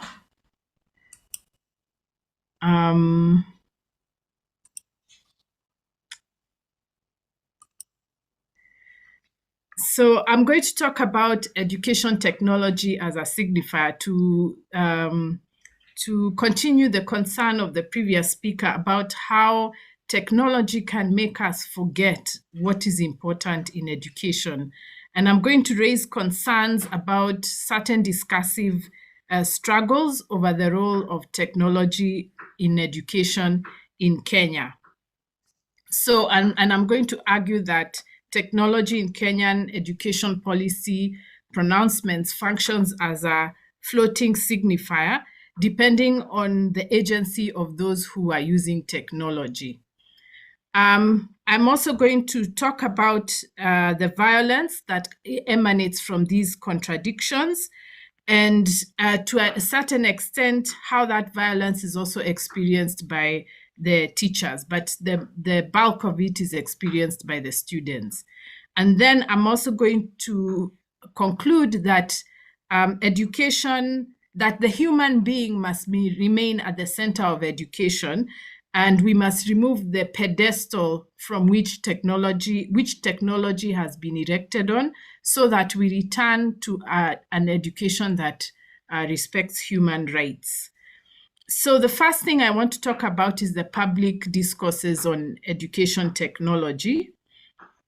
On one hand, education technology is portrayed as a moving train on which we must board if we are not to be left behind.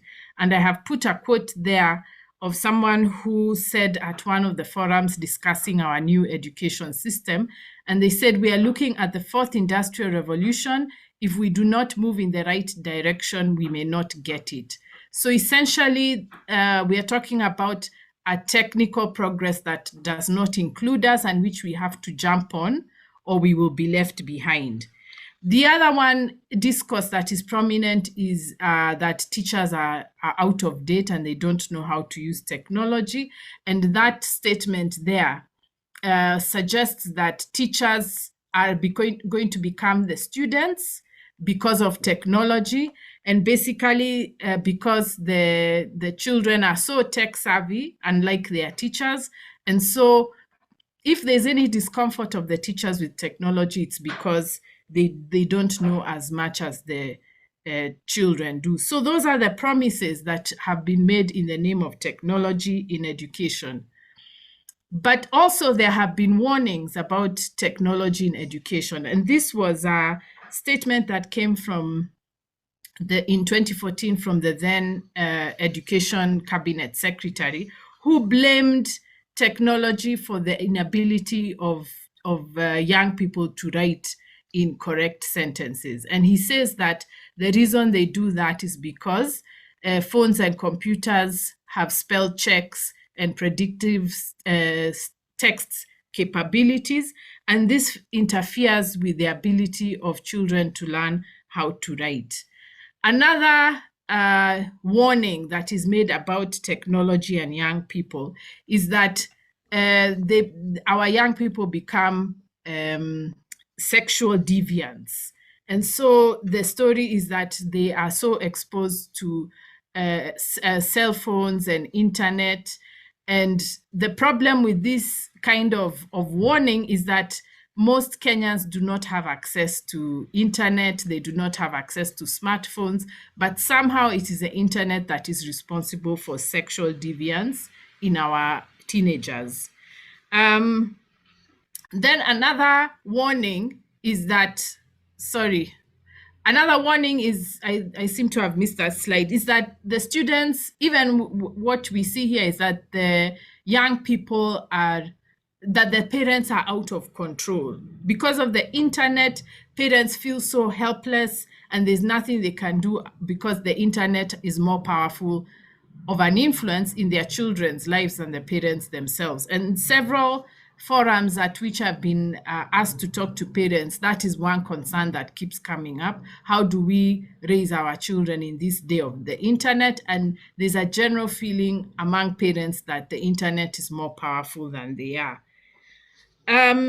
The problem with this discourse, as you can see, is that there are contradictions. On one hand, there's a huge promise about what technology in education can do for the children. On the other hand, there are all these warnings and scare tactics of having our children next to technology. And I want to argue that because of this contradiction, it produces violence because we have not determined for ourselves what exactly technology should be for when it comes to the education of our young people. And these, I'm going to put 3 incidents that demonstrate this violence. One is this case in which a child, she was a teenager. She was found with a phone that apparently she had been texting to a young man she was in love with.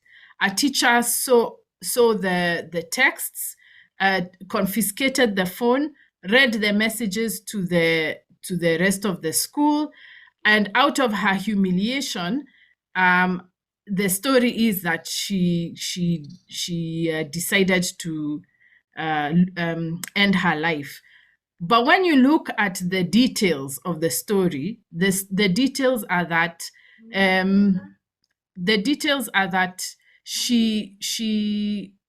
think she walked out and it was dark and she didn't see a sewer, and it's possible that because of her distress, she might not have been paying attention and she fell into the sewer. Just to note there, I forgot to say that mobile phones in high schools, especially boarding high schools, are banned. And the consequences of being found with one are very tragic. And this is one of them. And what was so amazing is that this is the particular incident in which the Education CS responded by saying, what was she doing with the phone in school? And yet, this is the same ministry that's saying that we have to introduce mobile phones in schools. The next incident just happened a few days ago.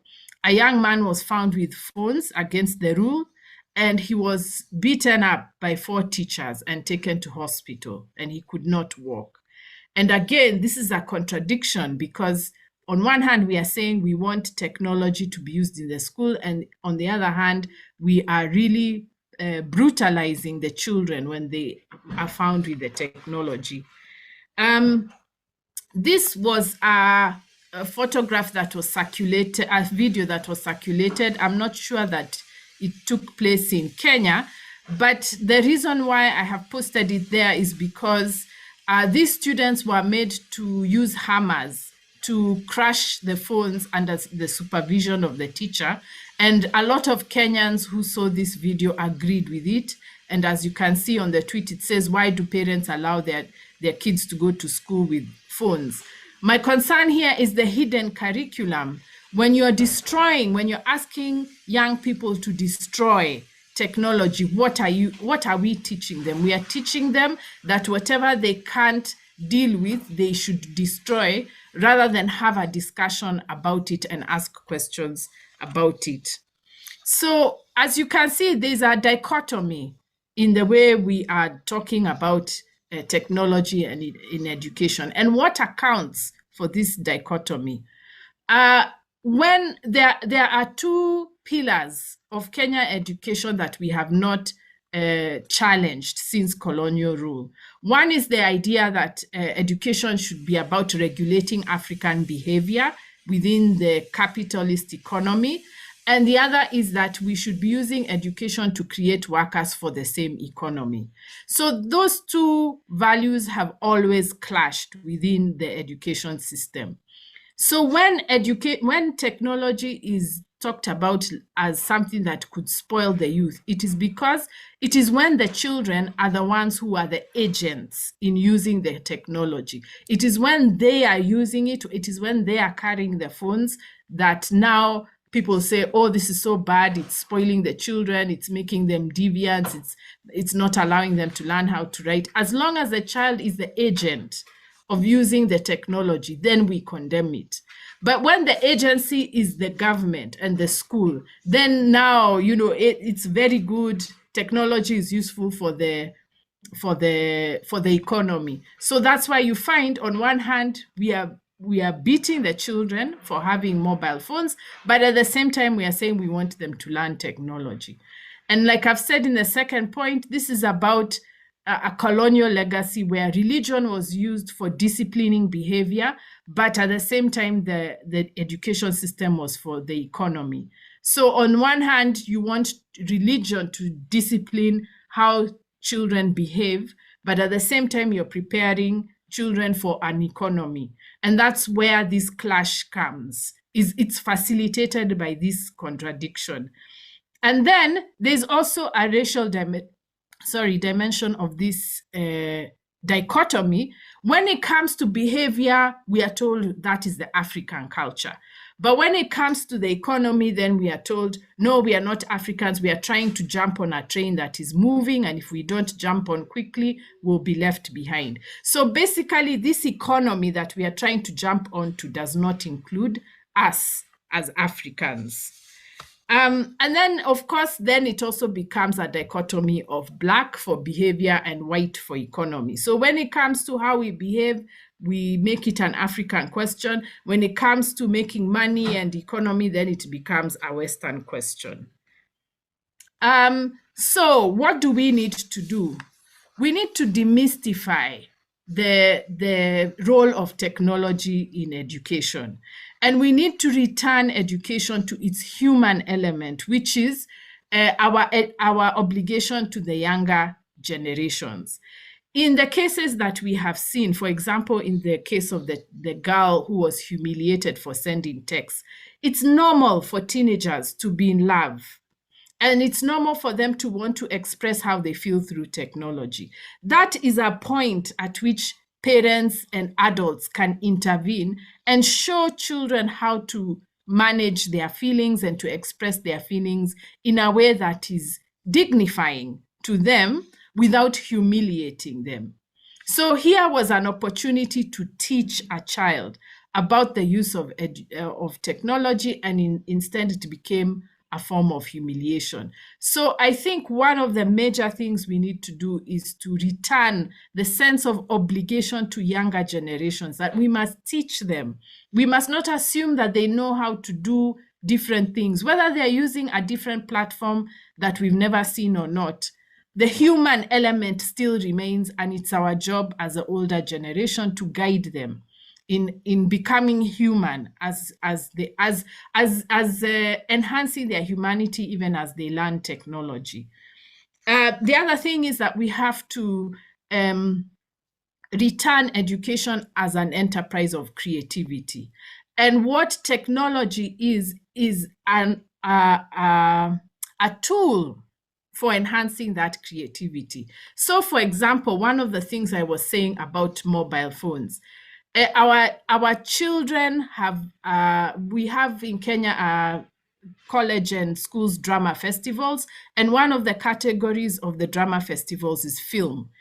If we are not so antagonistic towards mobile phones, children can use their mobile phones to make movies, which they can present at these festivals. There are other ways also in which schools can manage tech within the schools. You know, you can allow people to bring the tech to schools. You can give them very clear instructions about when they are going to use them, and you can have class activities where the kids are allowed to bring their mobile phones, and you can create apps. There's so many opportunities that you can have to enhance the creativity using technology. But that can only happen if we remember that education is about creativity. It's not about access to jobs. It's about creativity. And if we remember that, then we will be more committed to using technology to enhance that creativity.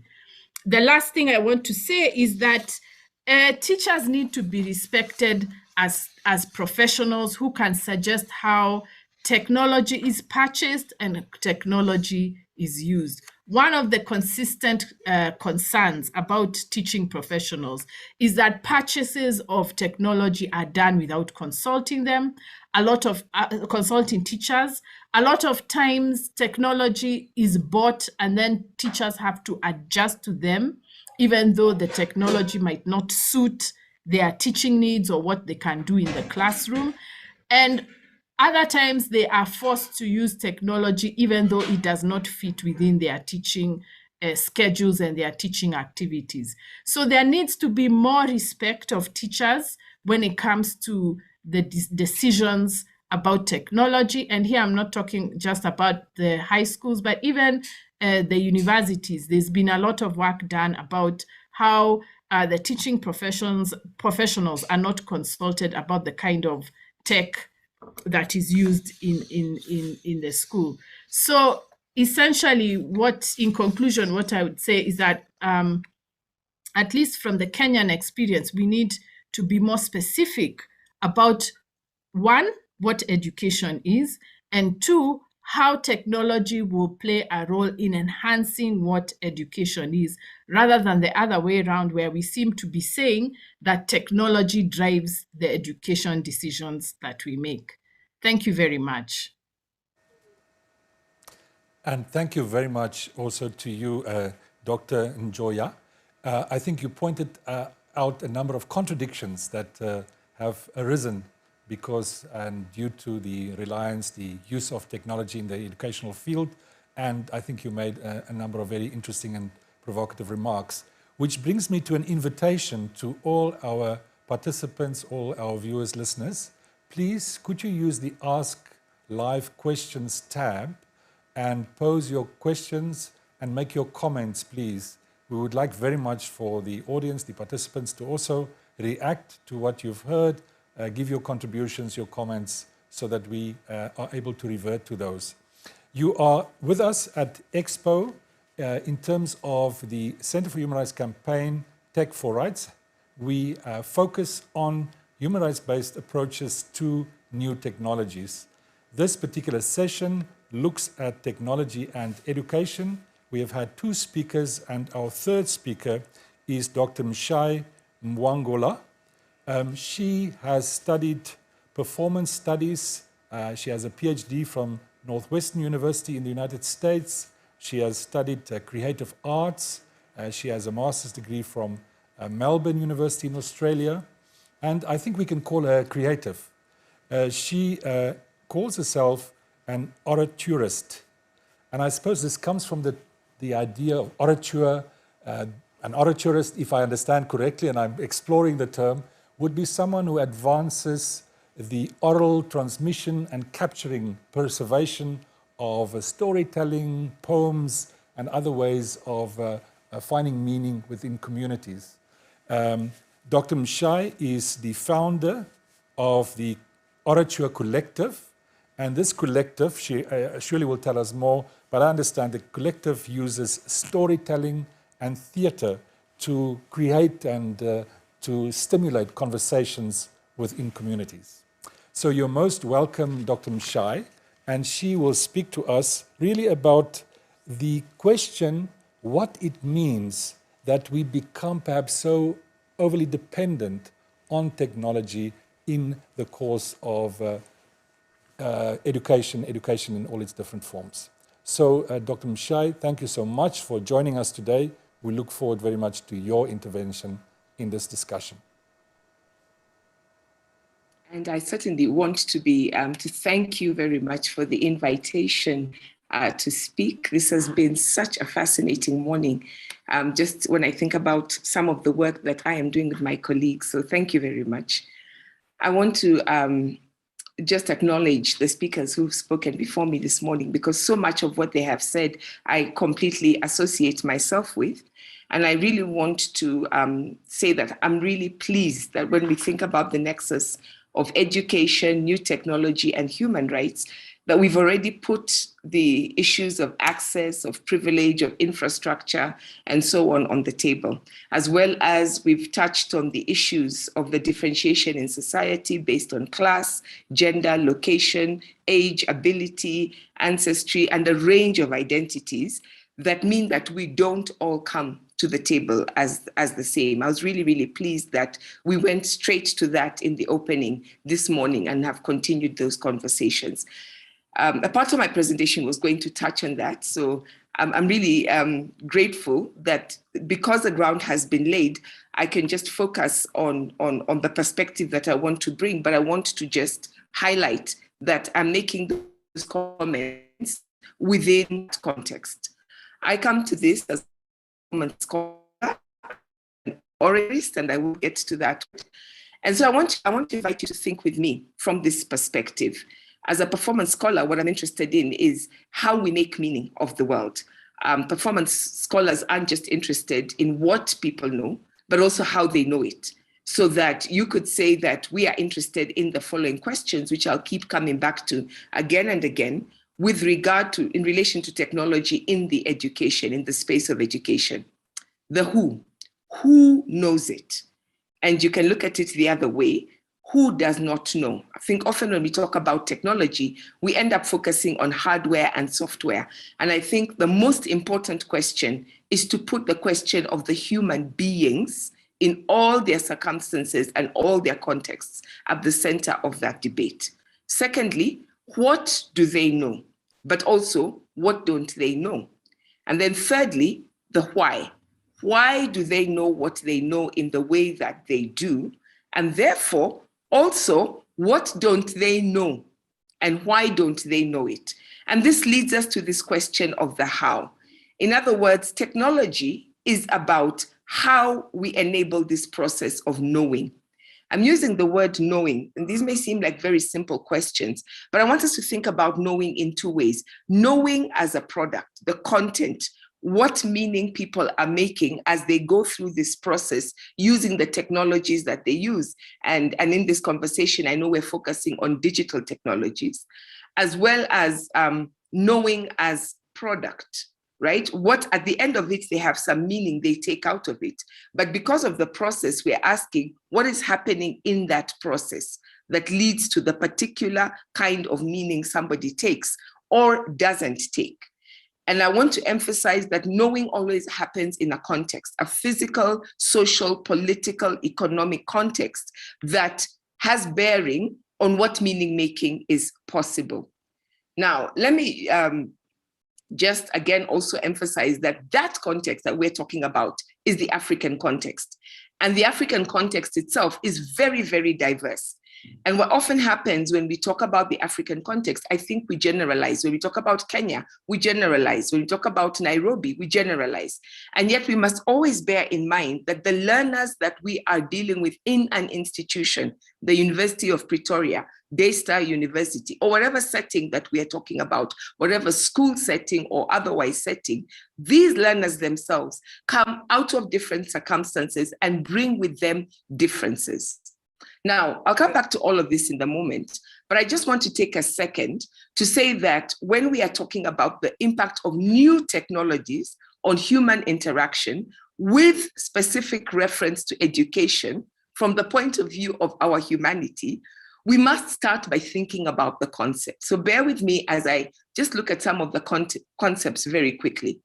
When I say education, I'm simply thinking about the process of facilitating knowing, the process through which we facilitate knowing in human beings.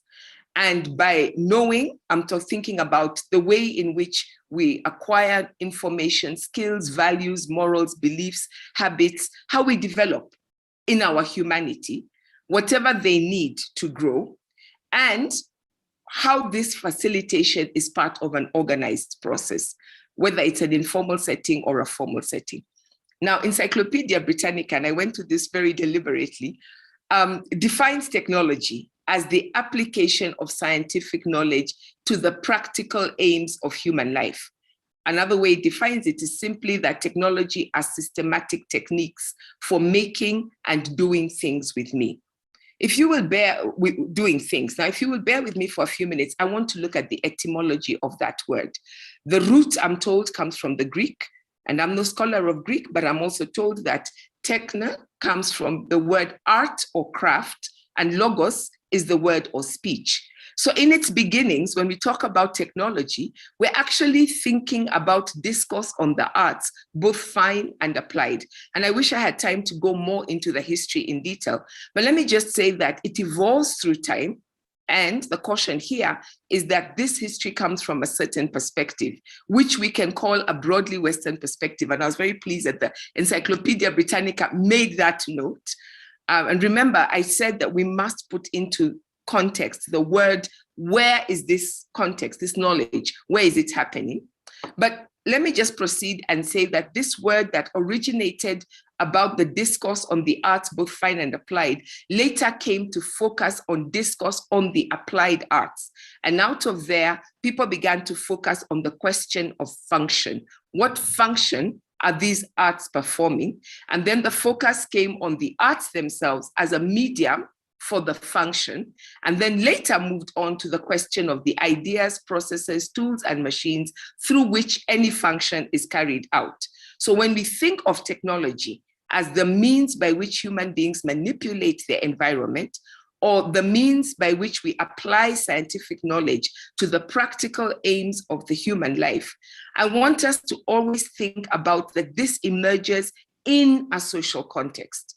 And this is especially important when we are thinking of technologies of education, because really we're talking about how we nurture or facilitate knowing that responds to the needs, priorities, realities, experiences, desires, dreams, and visions of who we are as Africans, wherever we are in Africa. What technologies center us? What technologies prioritize us? What technologies are thinking or working or seeking to meet our needs? And how does that technology respect, affirm, defend, protect, and serve our humanity? Now, I've noted that often when we speak in technology, often, at least in my country, it's often in opposition to the arts, right? We are completely used to seeing the arts and humanities in opposition to science and technology, and we know where the value is often placed. So I think it is important that we ground technology and science in the arts. I define the arts as a creative, facilitated community conversation within a particular context. And therefore, technology, in its original sense, is that it is there is a community conversation by human beings in a social context that identifies a need and engages with that need, leading to a solution, which is how we get to science, that is validated and put in use in that community. And then we pass it on, we refine it, we amplify it, we teach other people to be able to grasp and use that technology. Science, of course, being any system of knowledge that's concerned, that is validated with the physical world and is validated through observation and systematic experimentation. So the question that we are grappling with over here is, when we think about education as a process of facilitating knowledge through the use of various technologies, whose function is to help those people thrive in the environment that they're in, what role does digital technology play? To what extent does any technology, new or old, enable us to better help people know, better understand, better nurture them to solve the needs in their communities? I submit that this is the test of any technology, the extent to which it serves humanity in general sense, our humanity as Africans in particular. I quickly want to just put into the table that when we talk about new technologies, digital technologies are not the first time that we as Africans are encountering new technologies and technologies that have been thrust on us from the outside. And it's always important that history has taught us that these new technologies not only bring with them new opportunities through the new knowing that they enable, also sometimes erase and marginalize what we already know and our own systems knowing what is the norm. And I don't want to go into this saying that, oh, this is always terrible or this is universally a good thing. I just want to remind us that at times this kind of transition is, at times of this kind of transition where we're moving into what we call new technologies, we must always ask the question, who do these technologies serve? Who do they not serve? What hierarchies in terms of knowing are built through these technologies? Who is prioritized? Who is centered? Who is marginalized? Whose knowledge is validated as important and whose is not? In other words, what is happening in our communities of knowers as a result of this technology? Who holds the power? Who decides what knowledge looks like? Whose knowledge is validated? What does our positionality in Africa look like in the light of these technologies? Is there a center? And if so, where are we placed in relation to that? Are we in the center? Are we in the margins? Are we even in the same space? I think the answers to these questions take us beyond telling us what to use, saying that, oh, you should use it or you should use it. I think it challenges us to ask, if this is so, what must we do in response? And we can answer, yeah, we can create our own technologies, but I think we must always ask, do these technologies, to what extent do they allow us to have power in this space? One of the things that we're doing at the Orature Collective is to explore how people know differently in the process that they are knowing. And for me, again, this is not a value judgment. It is simply understanding, as we come into digital knowledge, that it will offer us certain things, but also take away certain things. And the lesson we learned from the past is that the danger of losing entirely what we already know in our race to embrace the new technologies is that we get left further and further behind. This is a lesson that Pio Zirimu and Austin Bukenya at Festac 1977 emphasized in a paper where they talked about the dichotomy that they were seeing around the education system in 1977 between the either or when it came to oracy and literacy. At that time, the new technology was writing and all the using paper, using books, and they looked at what was being thrown out. And their point was that if we prioritize literacy at the expense of oracy, embodied knowing, both in terms of process, we fail our students. They need both. It's been an expensive lesson. I hope we learned that lesson so that we don't have to repeat it again when it comes to digital technologies. And I just want to give a quick example of what I mean. We have talked about the pandemic already this morning. We've talked about the intersectional nature of who got left out, who got to do well, who didn't get to do well, and what that meant. And that's the big picture. But I think we must also think about the multiple everyday ways in which this is replicated. When people find themselves in a context, we're so used to only using a particular kind of technology. This is what we have taught them to know, and how we have normalized knowing that when you put them in a situation where it's not there, they are at a loss. They don't know what to do. So we have seen people who are used to digital maps become completely lost and helpless and unable to move when that technology fails them, when they find themselves in a space where there's no internet, and so I can no longer go to Google Maps. We have seen people not know how to conduct a relationship, as simple as lovers talking to each other, children communicating to their parents. And every ECD teacher will tell you of the valuable skills when you just take a group of children into a play space where they can only work with their imagination or whatever is natural in the environment and each other. And there is data showing that there are children growing up who have so much access to digital technology and have been made so used to thinking of knowing only through digital technology that they really don't know what to do when they're out of it. And this was one of the big lessons. I think Dr. Njoya will remember a conversation I facilitated on education called the Corona Cafes.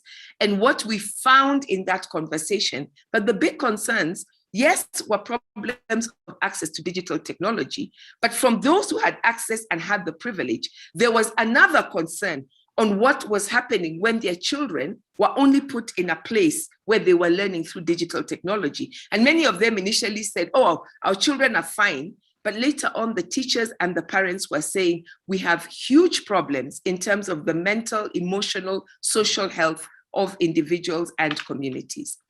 So I want to end by saying that we must ask those questions. Who knows? What do they know? Why do they know what they know? But also what they don't know and what we can do about it.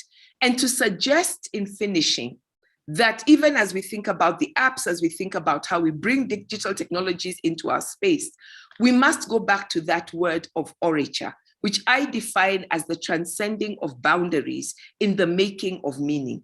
We must think of digital technologies not only as the thing. You know, in Kenya, we all went crazy about digital technology about 10 years ago, but to ask digital technology in relation to what else? What are we complementing it with? And there are times when it will help us to our goals, and there are times when focusing on digital technology, focusing on the technology and not on the who, not on the why, not on the what's happening in that space, will take away from us what we need to have as educators. So let me leave you with those three questions. Who knows? What do they know? But also, who does not know? What do they know? But also, what don't they know? And why do they know what they know? How do these technologies help us to do it? I want to just leave us very quickly with just one image. This comes from a show that we did. The show was really based on a scenario project. We were looking at scenarios for Nairobi. And this happened almost by accident, but one of my colleagues, so that was the three questions. And one of my colleagues, and this comes to the thing I think at the end, how does technology center our humanity, all of us, not just some of us, as we engage with education in Africa? So as you see, we're coming in on stage, and this was a scenario that was all about the digital technology, bringing technology back to this as 50 years into the Africa becomes the center of the new fifth industrial revolution, and invent something called multinology that builds on digital technology as the new technology. And as we walk in, everybody is at the same level. But as you can see, the colleague, the one who has a file up, at some point is unable to work with the two technologies. What basically happened in this case, to be honest, and the night we first performed this, is that his computer failed him. Just as we were coming on stage, it was the one performance where we were reading from screens. And the idea was to show people how isolated people became as they were mediated only through technology. And what happened and became very interesting when we did our feedback is that the audience got caught up with the struggle between the different kinds of the technology and the extent to which this particular character was laboring. And in the end, at one point, he just gave up, shut the computer, and then relied on his script, and at one point even dropped that script. And I think that's the danger that we must always keep in mind, that as we rely on technology, we must always ask, is it serving everybody? And is it serving the full humanity of all of us? Thank you. Thank you very much, Dr. Mshai. I think you had given us a very rich presentation, many questions to focus on. I think one question that I thought was very significant was the one you said we should pose two new technologies in the context of education. Does this new technology allow us to know, to more fully understand ourselves, our societies, and the needs of our society? So I think there's much for further reflection, and thank you so much for your contribution. We now move to West Africa, to Mr. Baba Toure, who is from the Gambia. He's in the Ministry of Basic and Secondary Education in the Gambia, and specifically with the communication unit. Mr. Toure is a teacher. He has a higher teaching certificate. He was teaching English language, and he also is a student of environmental studies and journalism, and he became involved in the ministry from 2019. We invite him to speak to the role of technology in the educational sector, that is the primary, the secondary, and the tertiary educational sectors of the Gambia. And we ask, Mr. Toure, if we may, that you try to keep to the 10-12 minute limit in terms of time, since I see that we are perhaps approaching the end advertised parameter of our discussions today, and we do want to still have a round of questions and discussion. But over to you, Mr. Toure, and thank you so much for joining us from the Gambia. You're welcome, sir. Thank you so very much. I would first like to use this opportunity to thank all the other members of this discussion. And thank you so much for giving me the opportunity. I believe I am the youngest here. I am looking at the role of technology in the Gambia, in the education sector in the Gambia. That is what I'm looking at. Already, like the introduction has been done. In my presentation, I will take you through why is technology important in education, specifically in the Gambia, technology education in the Gambia education sector, opportunities and challenges, then conclusions. Then to the conclusion. Okay, first we're looking at why is technology important in education. Technology, as we all know, provides students with easy access to information, accelerated learning, and even fun opportunities to practice what they learn. The use of information and communication technologies in education can play a crucial role in providing new and innovative forms of support to teachers, students, and learning process more broadly. Technology in Gambia's education sector. Gambia, as a country, technology is not something new in education, because this is a education policy pronouncement that which is embedded in the 2016-2030 education policy, that technology should be part of education. But many people, even with that, many people believe that that is something that is going to be very difficult in this country, looking at the infrastructure, some of the infrastructural challenges we have in place. Nonetheless, the Ministry of Basic and Secondary Education and the Ministry of Higher Education, Research, Science, and Technology both took the bold step to fall back on their aforesaid policy when the COVID-19 pandemic hit the world in 2019. And of course, it arrived in the Gambia in 2020 March. So when this happened, we had to go back we had to revisit our education policy to look at what is the pronouncement on the use of technology in education. Okay, despite the many negative impacts of COVID-19 pandemic put on the education sector, it is also important that I inform you that it brought some positive changes in the sector in the Gambia here. The use of technology in education for teaching and learning prior to COVID-19 seems very impossible, looking at some of the challenges that we have. And this was a perception in people because they don't believe that the Gambia can definitely go that far. However, that notion has changed when the country went on a total lockdown, when there was a declaration on the 17th of March that all schools and all public places should lock down due to the pandemic. From that on the 18th, that on the 18th was on a Wednesday. So on the 22nd, there were lessons on radio and television in the Gambia here. This lockdown has continued for 7 months, and you will understand that the student population in the Gambia at the time was estimated at 674,000 students. And how do we reach to these 674,000 students was what the ministry was looking at. So for the Ministry of Basic and Secondary Education, lessons were delivered through radio, television, and also WhatsApp and other online platforms for learners in early childhood development, which is ECD, primary education and secondary education. This process includes a selection of expert teachers for all subject areas, preparation of lesson notes. Then we have a team of communication, a team which I belong to, that is the communication unit, coordinated by the Science and Technology Education Directorate, that is under the Ministry of Basic Education. Lessons were recorded and filmed. These teachers were selected, then later these teachers prepare lesson notes, and after the preparation of lesson notes, those lessons were recorded and filmed. From the recording, it has taken stage by stage. It first starts with the preparation of lesson notes by the expert teachers that were selected by subject specialists in the ministry. Then later they prepare lesson notes, and after the preparation of those lesson notes, these teachers were filmed and in both audio and audiovisual. And from there, these lessons are what were broadcast on TV and radio, and other online platforms. So in the WhatsApp groups, in WhatsApp also, the use of WhatsApp was this.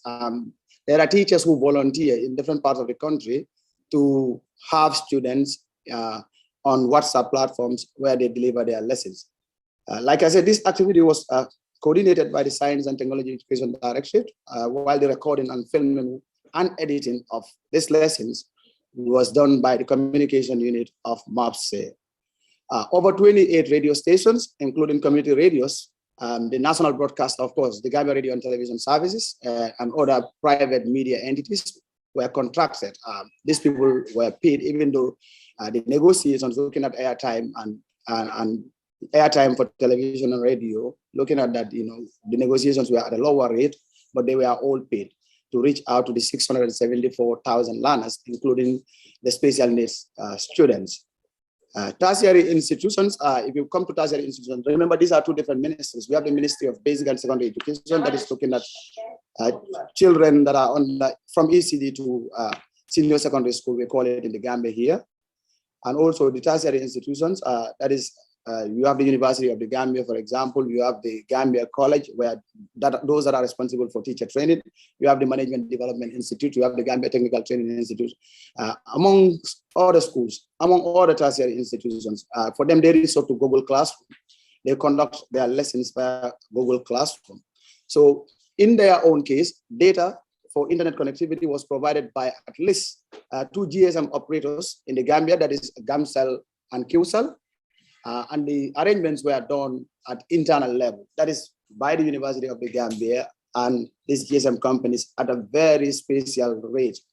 So plans for a third service provider, remember we also have Apicel, one of the biggest GSM companies in the Gambia. They had this agreement with the University of the Gambia over the cost and service packages that they should have provided for the students. So that helps a lot in terms of delivering lessons through virtual classrooms by the tertiary institutions in the Gambia, for the tertiary institutions in the Gambia. Opportunities were that prior to COVID-19, like I said, Gambia, if you understand, is a country that is battling with internet connectivity. Even electricity is a problem in this country. But COVID-19 technology in education has given us the opportunity. If you look at the two ministries, for example, it has given them the opportunity to promote the active use of ICT in our school systems. So many people will not take ICT very seriously in school with the belief that probably gadgets and other things are very difficult to get, looking at the rate of poverty in this country. But these has helped the two ministries in promoting teaching and learning through the use of technology, because people believe, many people came to understand and realize that that is the way forward. In some cases also, it gives learners the freedom to select the time, place, and medium for their education. Some of these children will record these lessons and sit at their convenience at a time that is okay for them to go through this lesson. So it was able to give them that freedom to select what time and where they can go for this lesson. Some of these lessons are also equally repeated by the various media houses that are contracted. So it also helped prepare some of our learners for the future. Now it is, even in the University of the Gambia, even though the rate of COVID-19 has gone down in the Gambia, currently the university will understand that, people, so many people are in for the virtual lessons. That is the use of technology in delivering lessons than even go into the classroom to have face-to-face with their lecturers. And the same thing goes with the school. Like right now, currently, where I am is a laboratory where we are recording these lessons. So this is a continuous process in the Gambia here. And through this also, it gives the Ministry of Basic and Secondary Education the opportunity to create an online learning platform called the iLearn Gambia. This platform is targeting students within the basic education cycle. So that anywhere they are, they can, and at any time, they can access their lessons. It also gives learners the opportunity to learn at their own pace. Remember, some of these learners are also slow learners. Some of them are very fast learners. So it gives them that opportunity to learn at their own pace.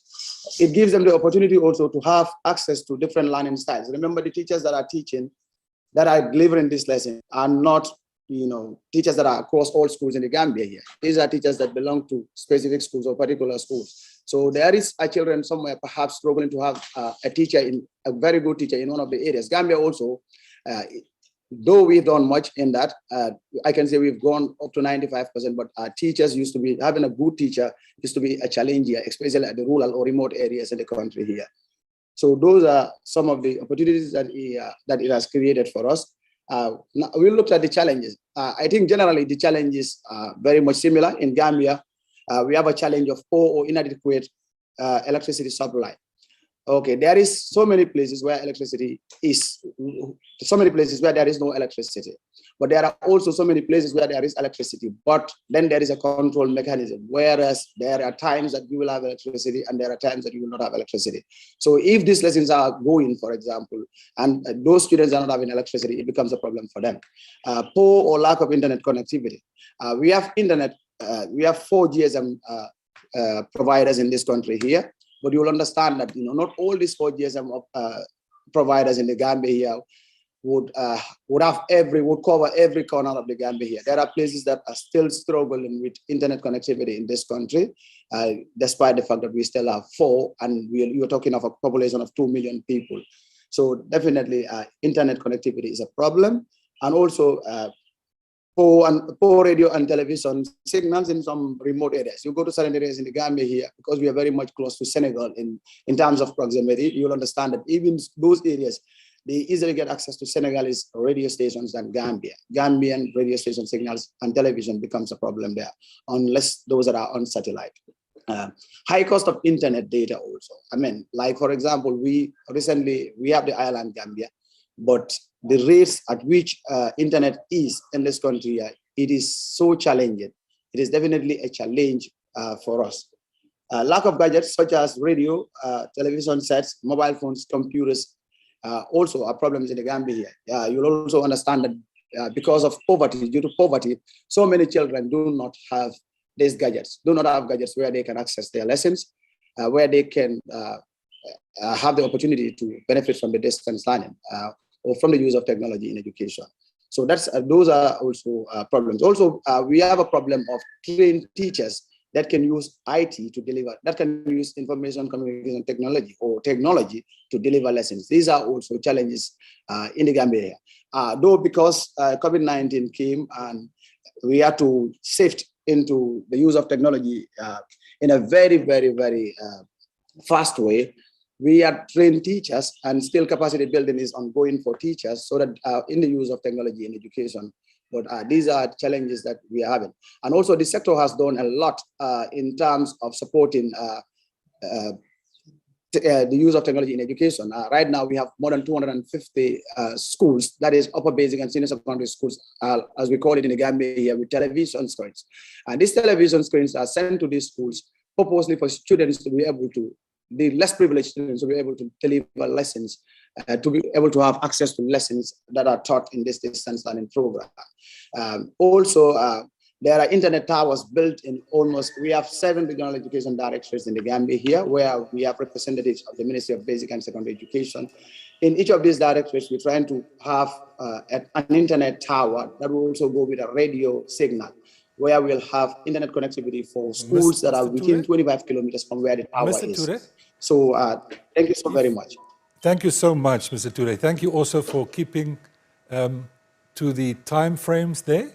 We really appreciate the granular, grounded detail that you provided to us about the experience in the Gambia.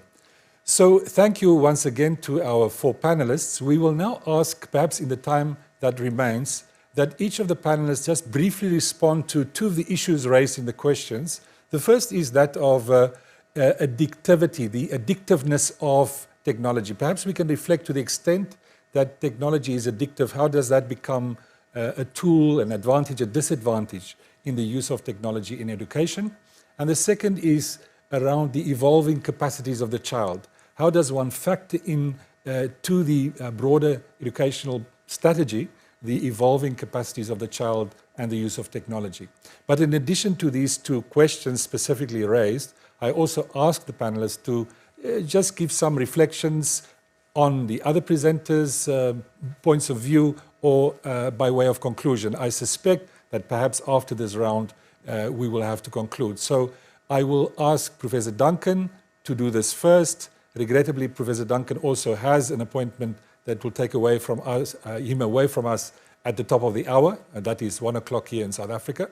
And we will then hear him conclude, and then we will move to the other 3 panelists. Thank you so much, Professor Duncan.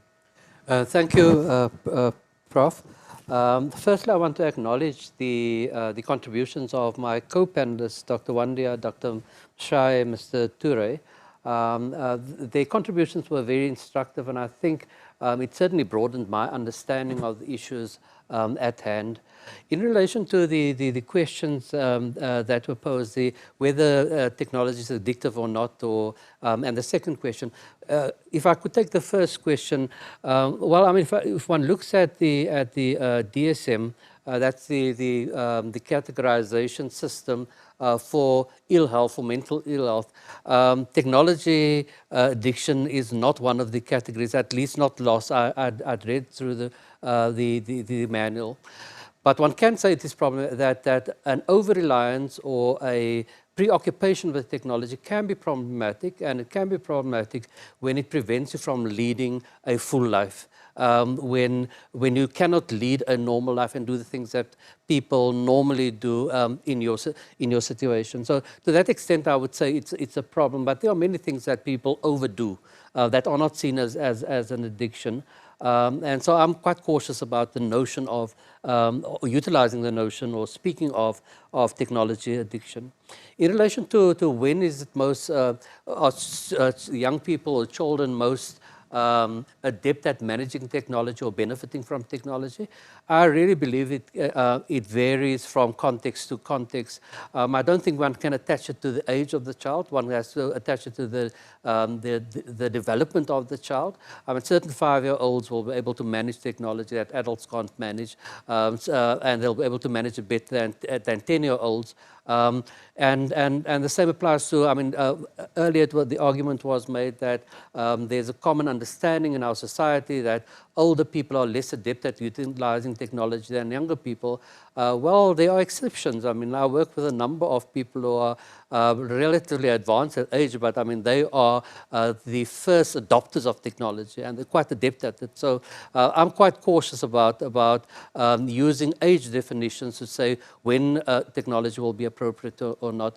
Society 5.0, for argument's sake, argues that one should perhaps stop looking at age as a definition of when certain skills can be acquired, but look at the individual differences and the individual's abilities. Thank you, Prof. Thank you very much, Professor Duncan. Also for those reflections as a psychologist, I think on the first question in particular, but also for your contribution contextualizing what the University of Pretoria does in terms of technology and education in a broader perspective. We now move back to our panelist, to Dr. Njoya, and we ask you also to reflect on the issue of the two issues raised, but also to reflect, if you would, on contributions by other panelists and make a remark or two in conclusion. Over to you, Wandia.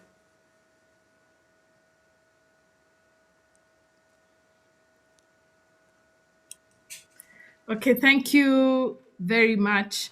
I think I just want to, I hope I'll globally cover everything in this one remark. One of the things I've learned about technology is that it has exposed the extent to which we are not sure what it means to be human. So, for example, these little human skills that we take for granted because we've never been put in front of a screen. It is only when we put children in front of a screen that we realize that the skill of knowing that what I am seeing on the screen is different from what the people who are listening to me out there. Those small little skills, we take them for granted as adults, but they are not obvious with the children. So what has happened is that the discourse of technology being this thing that changes everything has made people sort of neglect the things that children need to be taught, like turning on a laptop, knowing that when you speak, you have to wait for someone to listen. These small things are what we are not aware that they are not obvious to children. So that's why I was talking about the discursive practices we have around technology. When we talk about technology as this very powerful thing that takes over everything, I think the first presenter even gave an example of people saying, your life is going to be taken over by technology. When we have that discursive practice, it disempowers teachers and it disempowers parents, and it makes them feel that technology is taking over their lives. And so part of how we can empower people to not feel so helpless is also to remind them that these things we say about technology are exaggerations. Technology is just like any other tool we use in the classroom, which has its challenges, as we've had in one of the presentations, but also we need to remember what Dr. Mshai was saying, that at the end of the day, we are human. So we have to remember what human qualities are necessary for us to interact with technology in a way that's beneficial. Thank you very much, Dr. Njoya. We really appreciate, I think, your sobering tone and all the reflections that you made and food for thought you gave us. We now move to Dr. Mshai, also for reflections on those comments raised in the chat box, if you have any, or concluding thoughts from your side, please. First of all, in terms of what everybody else has said, like I said, I had the benefit of coming to almost the end.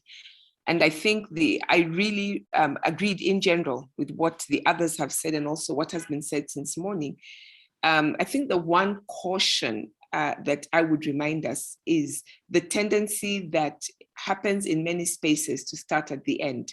The reason that I took the time to go through the history and to ask us to think about what technology is is that my experience in Kenya has been that often we start at the end. We talk about technology with all the excitement, even the way today we are saying technology and immediately we're all thinking about digital technology and what it means to have new technology. That is the nature of the terrain.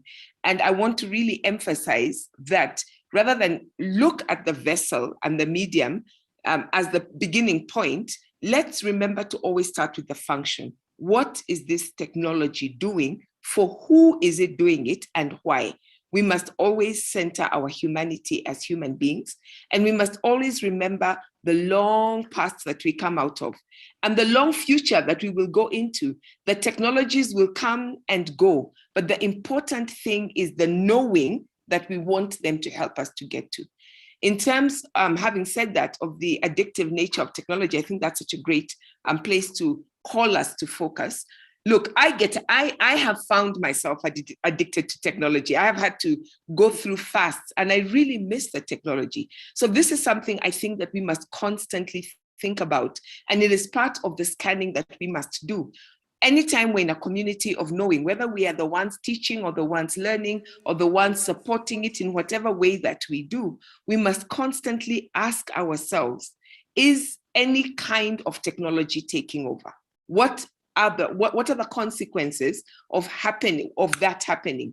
We must make it a norm to always be aware as we use any kind of technology, and certainly digital technology.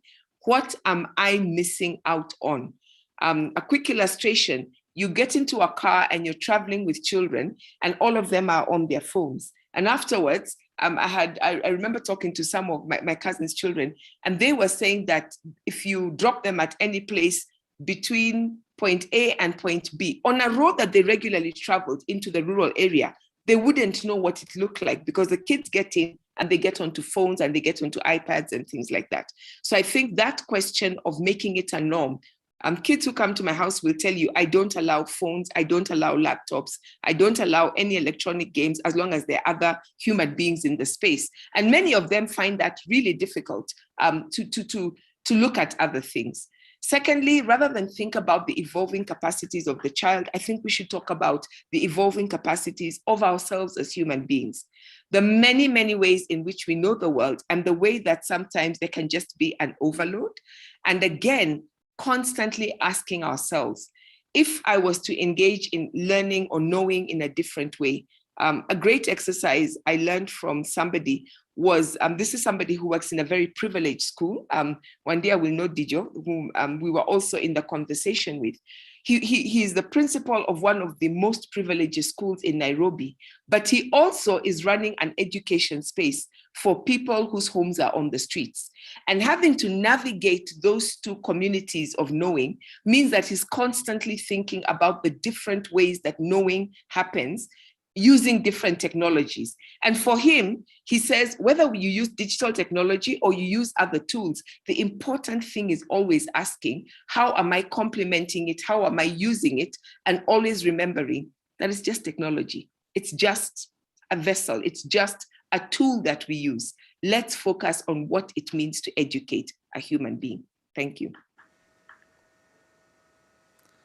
Thank you so much, Dr. Mshai.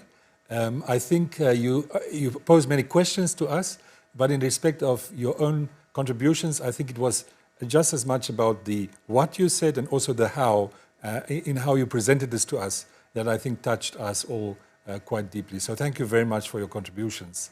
We lastly then turn back to West Africa, to Mr. Toure, for his reflections on those issues and any concluding comments that you may have. Colleague, thank you so much, and over to you, Mr. Toure. Thank you very much once again. Just like the previous speakers have mentioned, we also have this challenge of addiction in the Gambia, especially the young children. Like what the previous speaker said about children, you get into a vehicle, you rarely see people talking to one another. Sometimes you are on the way with even students, you barely see people having that normal conversation. So almost everybody is on their phone. You know, people don't talk to one another. People cannot even direct you to go to places because they don't even know where these places are located. For them, most of the time they're in a vehicle and they've gone. It is true that in my country, the Gambia, not many people not many young children are smartphone holders, like due to poverty. But the few privileged kids that have this phones definitely are so much distracted. Today, if you look at the Gambia here on social media, you have more school-going children using even their parents' phone to get into social media. So this is always what we make. These are the emphasis that we make all the time to advise them that the focus is about education. It's not about other issues that they use in these phones. Like in our schools, you will see that principals, school heads, principals, and other things will seize phones from students. These are things that we don't appreciate sometimes as a sector, because we want these children to have access to these gadgets so they will be able to know how to use them.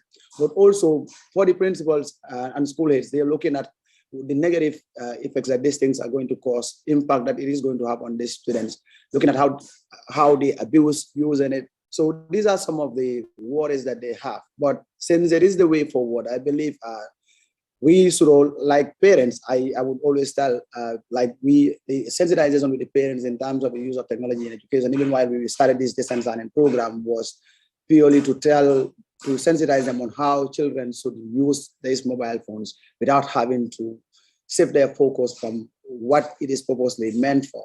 That is education, instead of using it for social media handles. If you go to TikTok today, you'll see some of the actions that students do with their uniforms here is sad. But you'll also have a good number of students also that are utilizing these gadgets, that are making very good use of education. The distance learning, for example, when we did our survey in the Gambia here, initially we spoke to some of the students to find out how they were going about with this distance learning education, because it is something new in the Gambia here. So some of these students, one of the students in the rural Gambia, in provincial Gambia, who said he was a key beneficiary to this program, came out with a very good aggregate, that is aggregate 6, one of the best in the Gambia's exams. And the only provincial student that has that out of the 26, most of which are from the urban areas. So definitely young children are abusing this, but also the most important thing is, since we have this understanding here that it is the way forward, we have to just be there to monitor them, to make sure they use technology the right way. Thank you so very much. And thank you very much to you, Mr. Toure. So it remains just for me to once again thank our 4 panelists, Dr. Toure, Dr. Mshai, Mr. Toure, Dr. Njoya, and Professor Duncan. I think we were all given much to ponder about in the context of education and how technologies pose certain possibilities, but certainly also lead to certain pitfalls. I think the speakers have covered this very well. I remind everyone who's participating, listening in, that this was our first substantive session in this expo, an expo looking at the intersection between technology and human rights.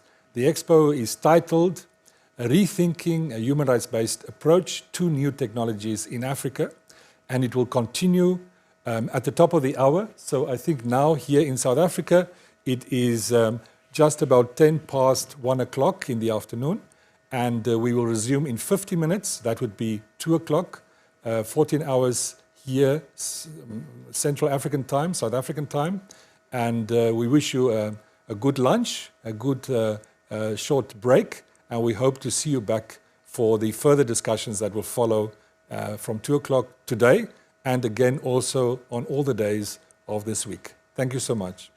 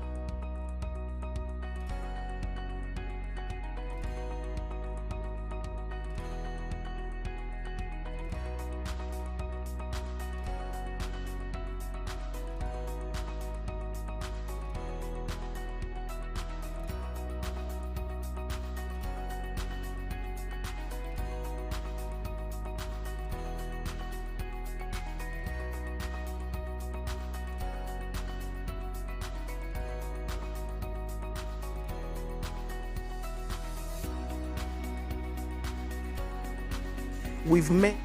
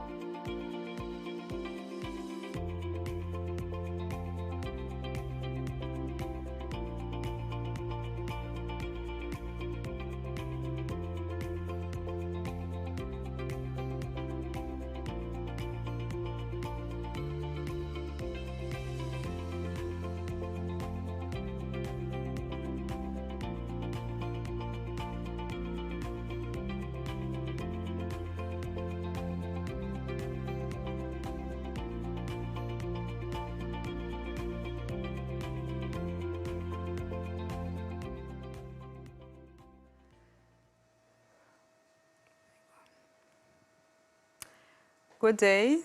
Thank you very much for joining us once again. We had a very interesting opening session in the morning, which was followed by another session on technology and human rights, and that was also another very insightful conversation. And now, as we continue with our Tech4Rights Expo, we are having another very important conversation in this area of the digital age, and this one is mainly specifically on women. So we will have two sessions. We will start with violence against women online, and then the next session will be on women's participation in science, technology, engineering, and mathematics. So that is STEM. So in the first session, we have 3 participants that are joining us with their expertise. We are going to really benefit from their expertise. They come from different fields. And after that, we are also going to be joined by the same participants, but in addition, we will have someone else. So in this first session that we are looking at, which is on violence against women online, we are looking at this from the perspective that we are seeing this all over the world, but now it's happening on the continent, that women are facing challenges online, particularly the issue of violence, and we have to unpack how it manifests and what the law entails, and also in addition, what the states are supposed to do and what other stakeholders as well are supposed to do, and women are supposed to protect themselves in the digital space. So we are joined today by Dr. Olainka. by Rose and also Amanda Manyame. I'm going to introduce themselves. I'm going to introduce the ladies who are joining us in this conversation as we take on this discussion of violence against women online. And then in the next session, my colleague Maristela Simiyu is going to moderate the session on STEM. So I will start with Rose. Rose is a Nigerian graduate and of computer engineering. She also has a master's degree in business administration, and she also has a master's degree again in information technology from the University of South Africa. She is currently a researcher and doctoral candidate in the field of information technology, and she's also a community developer. Rose also has several years of work experience in research and community development, and she has also authored research papers in the field of information management and innovative technology, e-health. And Rose engages with other women to assist one another on women's issues and emerging technology, and she's a member of Women on Watch Society Initiative, which is a non-governmental organization that is based here in South Africa, and it's also on advancing issues of technology. And currently, she's in her doctoral studies. She is looking at the application of game theory in TB medication adherence. Thank you for joining us, Rose. And next we have Dr. Olainka. And Dr. Olainka is an advocate and barrister of the Supreme Court of Nigeria. She's a research fellow at the Center for Intellectual Property and Information Technology Law, which is based at Strathmore University in Kenya. She has a doctoral degree from the University of Pretoria. And she's also a QE scholar, Open Air Fellow, and 2018-19 Fellow of the International Center for Women's Research of Kwadi International Institute, Nova Scotia, Canada. And she has several years of experience in legal practice, lecturing, research, community development for protection of women and children, and has authored book chapters and also papers in accredited journals. And she has also presented papers in local and international conferences and workshops. And next we have Amanda Manyame, who is a digital technology expert. She has done a lot of work in the area of digital rights on the continent, and she's currently with Equality Now, and she's doing tremendous work around the area of violence against women online. So thank you, ladies, for this particular program that you are joining us today in, and I'm sure we'll have a very interesting conversation. So I'll start off with Dr. Olainka. The issue of violence against women online. What are the legal issues relating to online safety, and what are the threats that are facing women online? Thank you very much. I think generally it's a matter of violation of human rights. And it could also fall under criminal law, because it's a fundamental human right that people generally should be protected against violence. And then there are provisions that provide that women should be specially protected because of their vulnerabilities. Mm-hmm. And sometimes we have criminal laws that prohibit violence against people generally, and specifically against women, like the issue of rape. And when it comes to online issues, these same laws are supposed to extend to online protection. So that's the legal framework generally. Amanda, you've been working in this area under Equality Now on violence against women online. What are the threats, the specific threats that women and girls experience as they navigate with the cyberspace? There are numerous threats. I could give a very, very long list, but the things that you experienced in the physical space, such as harassment, such as stalking, those also translate to the online space. They also experience sexual exploitation. There are many different forms of sexual exploitation. They experience, let me not say they, we experience image-based abuse, which is sometimes referred to as revenge pornography. We also experience, apart from those stalking, exploitation, we experience different types of abuses. And these abuses, again, they occur in the physical space, but we are seeing them a lot more online. So it could even just be someone just sending those texts to you that you do not necessarily want to see, or it could be someone just sharing your images without your consent. But yeah, there are quite a lot of them. There are quite a lot of threats that women really face online. The issue that you're highlighting of non-consensual sharing of intimate images is one of those, cyberbullying, cyber stalking. And Rose, do you want to add on to? Yeah. Thank you for the opportunity. I will also say there are also scammers online too, that they are always there to steal from people. When one is careless with your information, they are there to steal from one. Fraudsters, we know a lot of them that happens to women and girls online. These are things that we should watch out for. Cyberbullying, they are always there to give information, to steal people's information, to harass people so that they'll be afraid of coming out to use the internet. Indeed. So there is also the issue of child grooming.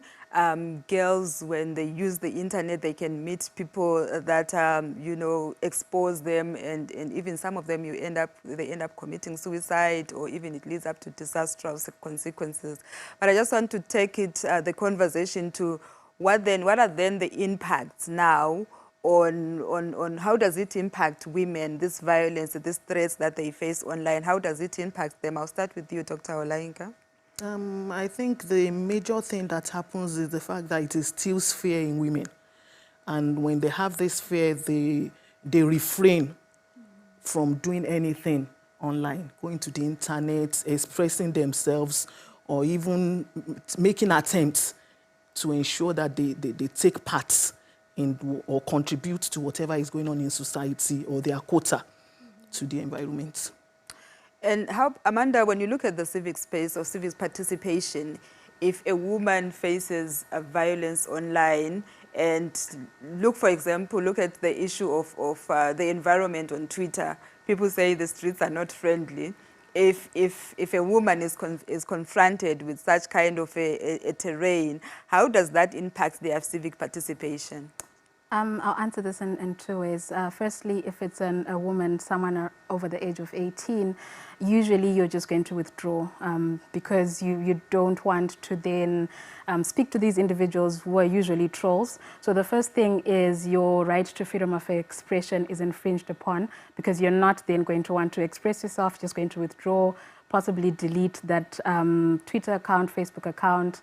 And then when it's a child, when it's a girl, what is likely going to happen is if they report it, you're then asked, can you delete that Instagram page? So what then happens is, again, they withdraw, but then they are asked to withdraw usually by an adult, because that's normally the safest thing to do, you know, just be off of that particular platform. Or if it was in real life, it would be, well, do not walk down that dangerous road. So you just stay off and you don't participate. As well as you are just traumatized, you know, so you just stay off these platforms. So it will be better to just stay off this particular platform. But these are platforms that are meant for us as women to make use of, to participate in whatever way we decide. I'm going to throw the question back to you, Rose, on this impact, whether it's their participation in the social spectrum, in the political spectrum, or psychological impact. What is your take on the impact? How bad is it? It's so bad on women when we look at the level of production. Because when we are harassed online as women, our level of productivity reduces. When some people, they have their businesses online, they need to come out of their comfort zone to display their markets and whatsoever they are doing online. But because of the harassment, their social status will definitely reduce. Everybody will come back to their hiding places. They don't want to come out because they don't want to be exposed to the danger out there. Yes, even the dignity of a human being. I mean, when you face that, look, imagine how that does to you, like psychologically, the trauma. Like I've said, sometimes it can even result in somebody committing suicide. I mean, that is on the extreme side. And Amanda has already mentioned to the issue of somebody withdrawing. If you look at female politicians now and the context of the pandemic that we are facing, where physical contact or face-to-face meetings are limited, we then pivot to the online space. But when you go to the online space now, it becomes difficult for you to navigate because of how unfriendly it is to use the space. Is it an issue of cultural perceptions around women when we speak out online? Are we fighting against patriarchy as well, Amanda? You do find that the online harms that women and girls face are just a continuation of the patriarchal society that we are living in. So it's not new to the online space. It's just that it has now found a new platform where women would have been bullied or silenced in the physical space. Now it is just happening online. And because of how globalized the world is online, how you're not just competing with people, you're also competing with bots and trolls. That abuse then becomes very amplified. So where you would have a few people booing a female politician, you now have possibly 20,000 users, saying negative things. So the impact is just the same. It's just a continuation, but it just feels quite amplified. It amplifies even the violence itself. Like you are saying, if you're face-to-face with one person offline, if it is the online environment, it balloons into something else. And that also speaks to the impact as well. It becomes even more aggravated. So how about privacy? How does it affect a person's privacy, this violence against women and girls online? How does it affect privacy? Dr. Olainka? That could happen in so many areas. For example, we talk about the exposure of a woman's privacy online. Even if it is not porn, there are some things that we count as private to us. If for any reason an hacker gets to access it and puts it online, that's exposing the privacy of a woman. Some personal issues, domestic issues about women politicians, women journalists, or advocates of human rights that she seems as private to her and is just blown open, maybe to silence her or to bully her. It can be great. It can be really harmful. Yeah. So yeah, the issue of privacy is very important because the enjoyment of the right to privacy is a facilitative right in itself. There are rights that are dependent on you enjoying the right to privacy, in such that if it is infringed upon, then other rights as well are also affected. But when you look at the law, the legal framework, whether it's international frameworks, regional or national frameworks, what are those existing laws? Do we have any existing laws that protect women and girls online? Amanda? Yes. We have the laws. It's a very tricky question. We have the laws, yes. And a lot of the laws predate the tech we currently have. So the laws are there. We have, for instance, CEDAW, which is one of the core laws when it comes to protecting women's rights. But also because it predates tech, so it does speak about protection from these harms in the physical space. So you could argue that you can broadly apply them to the online space, but that doesn't always particularly work when you look at instances such as non-consensual sharing of intimate images or image-based abuse. In those instances where it is a photo, like you're saying, it's a journalist and they found your photo in your phone, you're hacked, it's shared. Yes, the law can provide, but the challenges now come about where it is just your face, but it is someone else's body. So with the deep fakes, with the altered images, because our laws are sometimes very specific. If we don't have that word altered, if it's just an image, then our laws don't protect. So the answer is yes, and it is also no, because there are definitely gaps. Dr. Olainka, you have been working on the rights of women and girls for a very long time. What is your take on the current legal framework that we have? It can be national, it can be regional, it can be international, if we're looking at specifically this issue of violence against women online. Like Amanda said, we have some general provisions that protect women generally from violence. And then I think for now, some countries have some specific laws when it comes to the issue of cyber crimes and acts like that. So, but the only problem I think that we have is not as if there are no laws. Okay. We could have the problem of enforcement and the problem of awareness. You know, when somebody is not aware of whatever entitlement she has, it's difficult for her to try to assess it. And then when we have the laws and they are not specific, or practically people are not aware of it, or there are no systems of administration, of course, you'll have problems of enforcement. So I think that's where we are right now when it comes to the issue of cyber violence. But when you're looking at these laws and the level of awareness, Rose, do you think the society in general, not just women, but the society in general, what is the level of awareness regarding these particular laws that we have in place? I think the laws we have in place, they are okay to some certain level, but there still needs to be more awareness, because there are some things that people need to know out there. And until we continue to tell them over and over, before these things will stick in people's mind that these are the levels where I can go when it comes to online issues. These are the things I need to do. These are the things I don't need to do. All this awareness will help people to go a long way in being safe online. Because we need to discuss to a certain level with our women and our girls for them to know that these are the things you don't do when you are online. These are the things you should do. So when all this awareness are being there and people are getting the right information that they need to have before going online, it will definitely go a long way to help us. Dr. Olainka, if a woman today were to go to a police station in Lagos and report that their intimate images have been shared without their consent on a platform, what will be their likely reaction?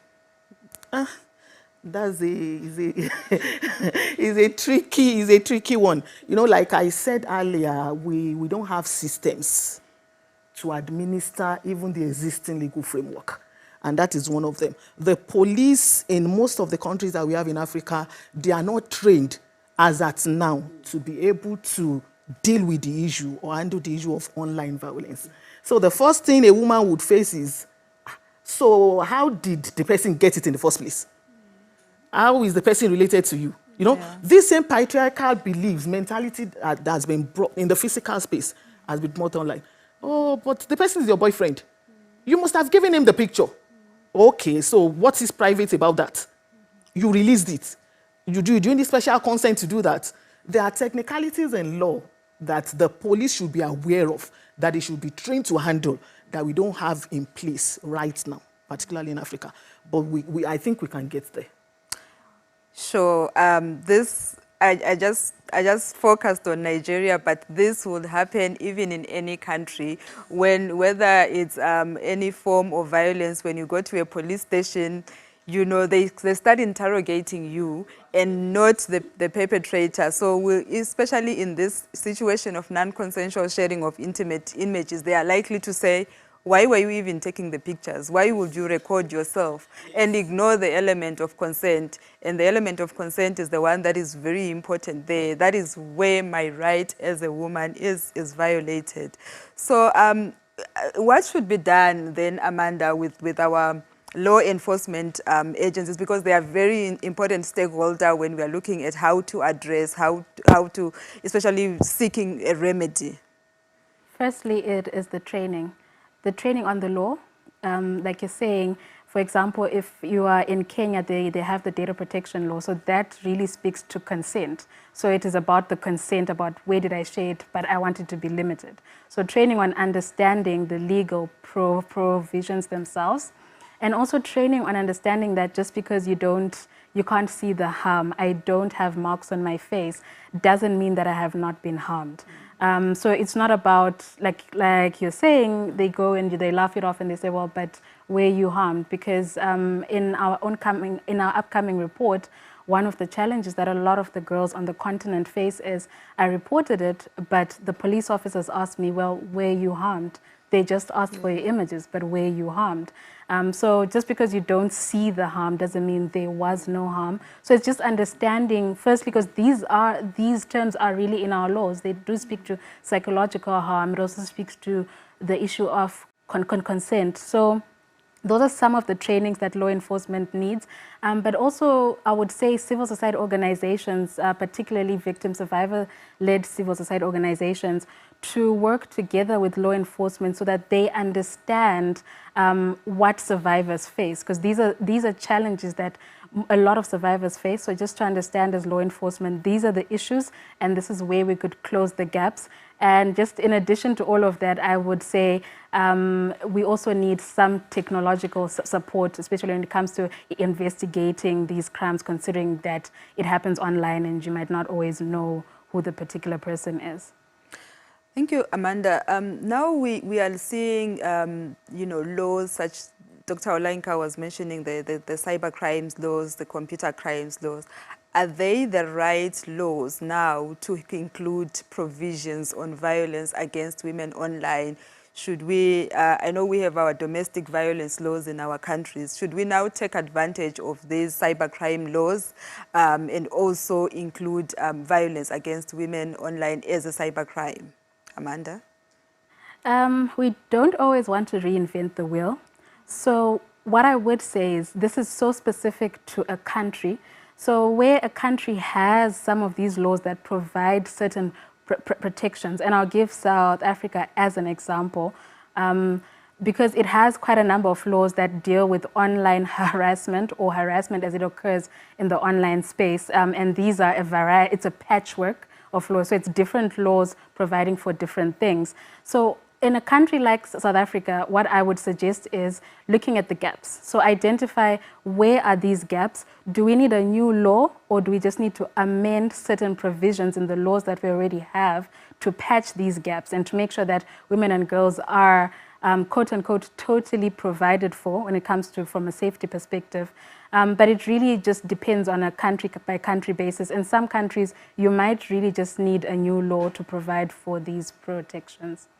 So in terms of lawmaking, ladies, looking at our parliamentarians, are they equipped well enough to draft laws that address the challenges that we face in the digital age? I'll start off with you, Rose, and then I'll move to Dr. Olainka. What I would like to say is, before we go into laws, there are some things that women or girls we need to know about technology. Our involvement in technology, we really need to set boundaries for ourselves as women to even protect ourselves, aside the fact that we really need the law. When all these protective things are being known, we'll be able to guide ourselves about what will happen to us out there. Because if I know what I need to do to protect myself, it will be better for me rather than waiting for an outsider or an external person to protect me. So those are the things that we really need to know and train our children as parents as well. Because by the time we set rules for ourselves, these are the things I will not do when I'm online. These are the things I will do. You know, these are the things that will even protect us ourselves against all these dangers that are out there. Because by the time we are protecting or we are looking at things this way, anything can come from this other way where we are not expecting things to come from. That's why even from within ourselves, we really need to look out for ways to do it and make sure that we are protected, apart from the fact that we wait for the laws to also protect us. That's my whole stand about this. I get you, Rose, where you are now going, but I wanted as Dr. Olainka to touch on the issue of our parliamentarians and the caliber of the parliamentarians that we have, and also whether, you know, are we there yet in terms of the, you know, the right people to produce the laws that will speak to the digital age and address the issue of women? You see, that is one major problem that we have, particularly in Africa, when it comes to the issue of lawmaking. Legislators are supposed to be people who know about legal drafting. Mm-hmm. But what we have in Africa are politicians, not people with expertise in drafting. And when it comes to specific issues like this, there should be like a body of people enlightened in that area and people who know about legal drafting. Like a work together, a common work. Mm-hmm. But that is not what we have in Africa. We have the legislators sitting in a meeting and they are just putting things together. For issues that has to do with this cybercrime, that is an emerging space or an emerging area when it comes to legislating, I think our government should be encouraged or should be advised to bring experts together. Experts in legal drafting, experts in technology, experts in safety, experts in crimes or criminology, to bring them together to formulate the laws where we don't have them already. Mm-hmm. But looking at it presently, I think the issue that we have is not non-existence of laws. Mm-hmm. We could have them insufficient, but practically what we have is the enforcement and the systems in place to be able to get this for women. Thank you. And when we are looking at safety, online safety of women and girls, what more can be done? I know, Rose, you had already started on that. What more can be done to enhance that safety online? Amanda? The online space is a great space. It is a space that we all want. It's a space that we all need. It offers women and girls a lot of opportunities to be able to not just participate, but to learn, to gain access to information, you know, to do so many things. So I believe what more needs to be done is we need to patch these laws. We need to work together with tech companies to ensure that firstly, it is easy to report this content, it is easy to detect this content, and it's easy to remove this content. And not just remove it, but to also work with law enforcement to ensure that they're able to investigate and bring the perpetrators to justice. We need this online space to be safe for women and girls, to be safe for all of us. And we need it to not be a space that we are afraid to fully express and freely express ourselves. Do you have anything Dr. Olainka, to add around the issue of online safety of women and girls? Yes, I think I will just add to what Amanda said. What we need now is what I would call shared responsibility. Mm-hmm. All stakeholders, mm-hmm. everybody should be interested in women's safety online. Mm-hmm. Because where a woman is safe online, I think the whole community is safe. The children are safe and everybody is. So I think tech companies, legislators, human rights activists, everybody generally should come together to ensure that women are safe in the online space. Rose, I'm sure you have something else to add on the online safety of women and girls, like how can they exist in the online space in a healthy manner and all that? Yeah, well, according to what has been said earlier on, I believe from the technological aspect of it, there are a lot of things that we still need to know. There are so many things that we need to learn. There are mm-hmm. websites that we can visit mm-hmm. where information will be passed across to us about things we need to do online. In the developed world, there are a lot of websites where kids can go, women, girls, we can go to, where information will be provided that will keep us safe online, that we will not be exposed to things that we need not to be exposed to. All these informations need to be brought down to our home world too in Africa here, so that we also get to that level where we'll be more protected online. As parents, we need to watch what our girls do and give them rules. We need to set rules for our girls. because as they are growing up, we don't want them to be tampered with, their emotions, we don't want it to be tampered with. So by the time we set rules, we monitor what they do online, it will also help them a long way. So I believe our society, we are getting there gradually, but we still need to learn from the developed world and bring about some of the things, the rules they have set, the guidelines that is guiding them online. We bring it to our own environment too, so that we'll all be protected. Also, our informations, we also need to know how we also back up our informations. We protect them. We keep our passwords safe so that we don't share with other people. The informations we don't share online, our account informations, everything, we need to protect them and know the rules that guide us online. It's a conversation that will take the whole day. Like this time that we had was really not enough, but we managed to try and discuss some of the important issues around violence against women online, touching on the impact, touching on the existing laws, touching on awareness and all that. But what we agree on is the fact that the cyberspace is a very good space, but we just need to make it safe for everybody to exist and make use of it and benefit, whether they want to do a business or they want to go to school and they want their careers to thrive. We should be able to navigate and use that space. Thank you so much, ladies, for your insightful views on this area of violence against women online. And I believe that there is more work that you are doing from where you are. I know Equality Now is doing a lot of work. I know as researchers, Dr. Olainka and Rosie are also doing a lot of work around that. So now I will hand over to my co-moderator, Mary Stella, to take us through the next session, which is on STEM. All right. Thank you very much, Klengiwe, and thank you very much, ladies. I very much enjoyed the conversations that you had. It is a very important conversation that we should be having because we cannot really, get away from the online space. It's a space we need for our social life, for economic life, for educational life. We can't get away from it. So it needs to be a safe space for women. Thank you very much. And so I'm just going to jump into our second session, which is looking at science, technology, engineering, and science STEM, so science, technology, engineering, and mathematics, and women being in STEM. And to take us through this, we are going to introduce a guest of ours who is online. She's called Professor Barbara Atsogo-Tiedu. I hope I have done justice to her name. She's an associate professor of biochemistry, and she holds a doctorate from the University of Yaoundé from Cameroon. With postgraduate internships at Imperial College London and Institute of National Polytechnic from France. She lectures at the Department of Biochemistry, Faculty of Science. She is the deputy head of the Laboratory for Molecular Medicine and Metabolism at the UWI Biotechnology Center.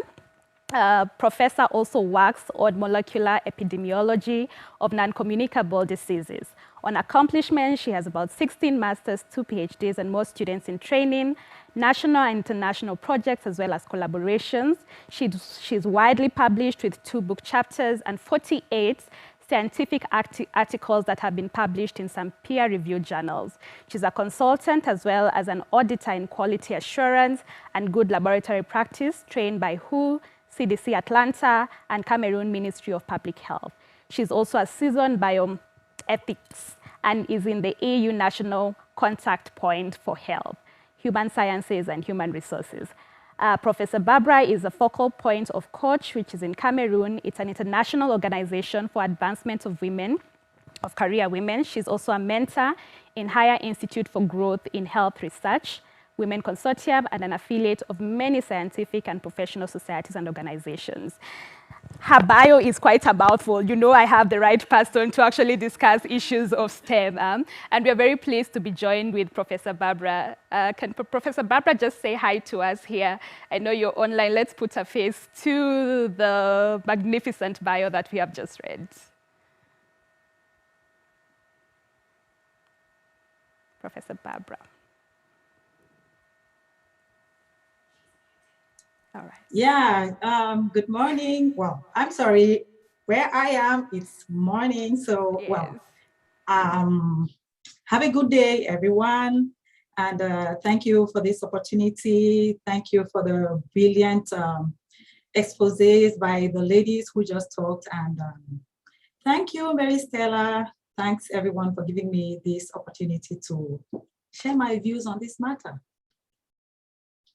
Joining us all the way from Miami. I'll be throwing some questions to you, addressing questions to you as well as to some of our panelists here.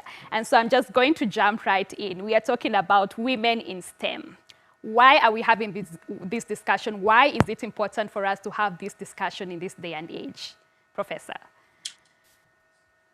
Well, it is important because if I have to say it just in one sentence, women have been left out, so to say, from this area.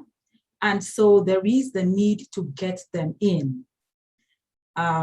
Women form more than half of the world's population. So if they are not involved in any part of society, of academics, of profession, then we are putting more than half of the population in the back seat. So that is why we need women on the scene. And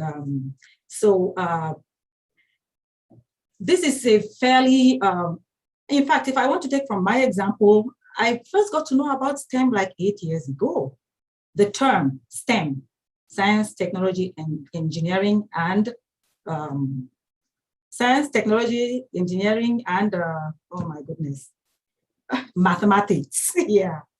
So just to say that, but why did we have to get there?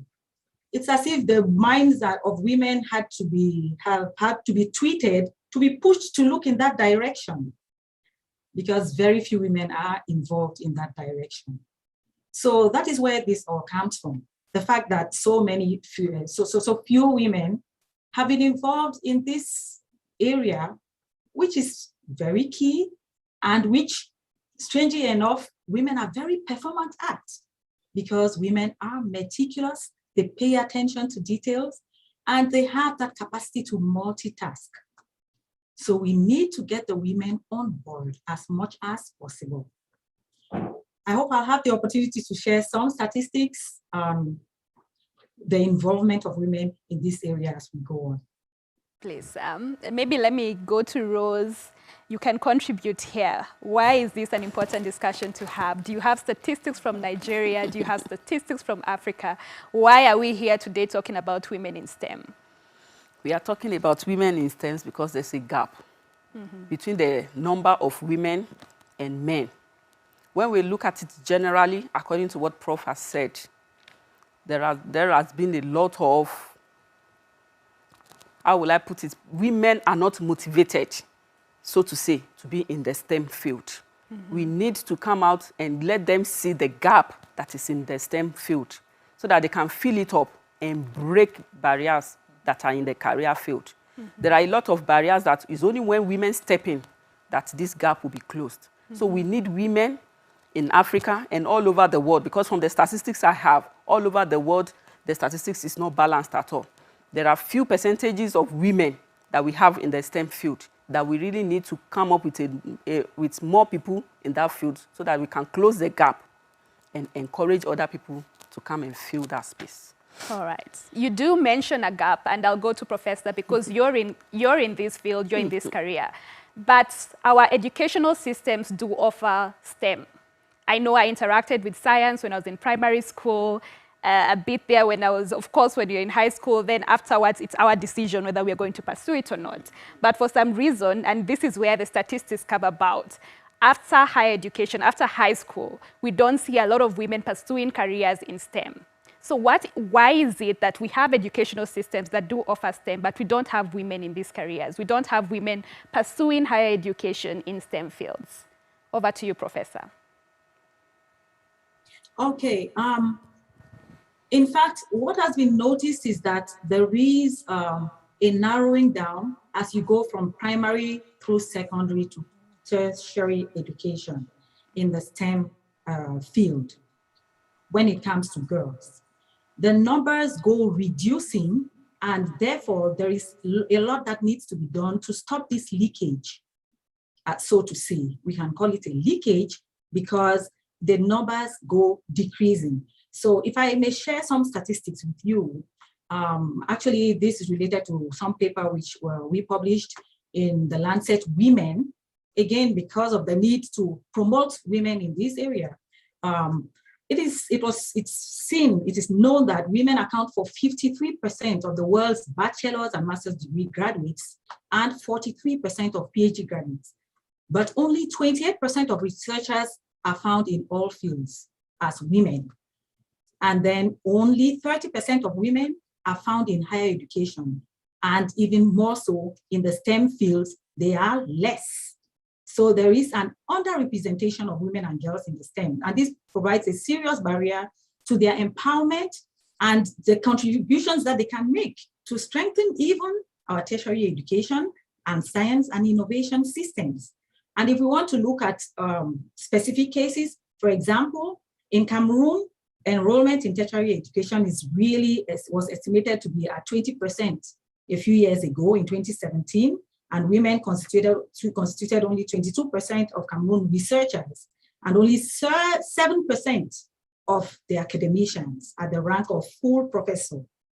And in other countries, like Nigeria, this percentage is at 23, and of researchers who are women.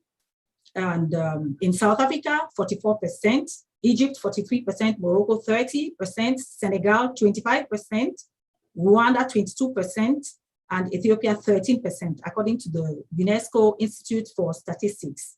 So there is an attrition of women in the number of women along the career trajectory in scientific research. So these disparities are a big limitation in the scientific workforce. And unfortunately, because of that as well, women are always relegated to the background. They are always relegated to the lower positions in institutes of research. And so it limits the diverse perspectives that can ensure that scientific agendas are pushed forward and allow women to contribute and advance science. So in fact, there is the great need to advance this gender equality in Africa because of these obvious challenges that they face in growth in this area. So we obviously need a gender lens. We need to be able to see things from a different perspective, to be able to recognize the input of women in development. Yeah. Professor, you've mentioned something very important about a gender lens, and I will start even with Rose before I go back to you. The reason why we are here talking about women is there's something about our sex, something about our gender that impacts our participation when it comes to STEM. And so the question goes about what is it about this gender, what is it about our sex that makes it difficult? Is it us, or are we looking at society? Are we looking at the institutions? Are we looking at the educational institutions, the work institutions? Is that the problem, or is it our gender? Why do we have to look at this sex-gender issue? Definitely, it's not our gender that is the problem. It is the social, cultural environment where we find ourselves in. That is the problem from my own perspective. I could see that the society limits women. We look down on women on some certain things that you are a woman, you are a girl. Yeah. It was so bad to the extent that I could remember when I was in primary school, one of my classmates told me, continue, Rose, continue with all what you are doing, you will end up in somebody's kitchen. That was what somebody told me, and that thing gingered me. I said, no, I'm not ending up in somebody's kitchen. I must move further than a kitchen. So the society is really putting women down, because by the time they look at you, that by the time you are so age, you get married, after that, nothing more. They don't see us bringing anything to the table. And that's why the poverty level is increasing, because women are not there to support. All the input we can put, we are unable to do it because we have been relegated to the back. When women are not being allowed to come back into the system after childbirth, then there will be a problem, because how do we sustain the family? How do we keep the home going? There will be society, there will be poverty in the society, and there will be a lot of gap, because there's no how we can match up with the way things are going in the society. So that's why I see that our environment needs to change, our orientation needs to change. Men need to support women for them to come out of their shell and so that they can display what they have inside of them.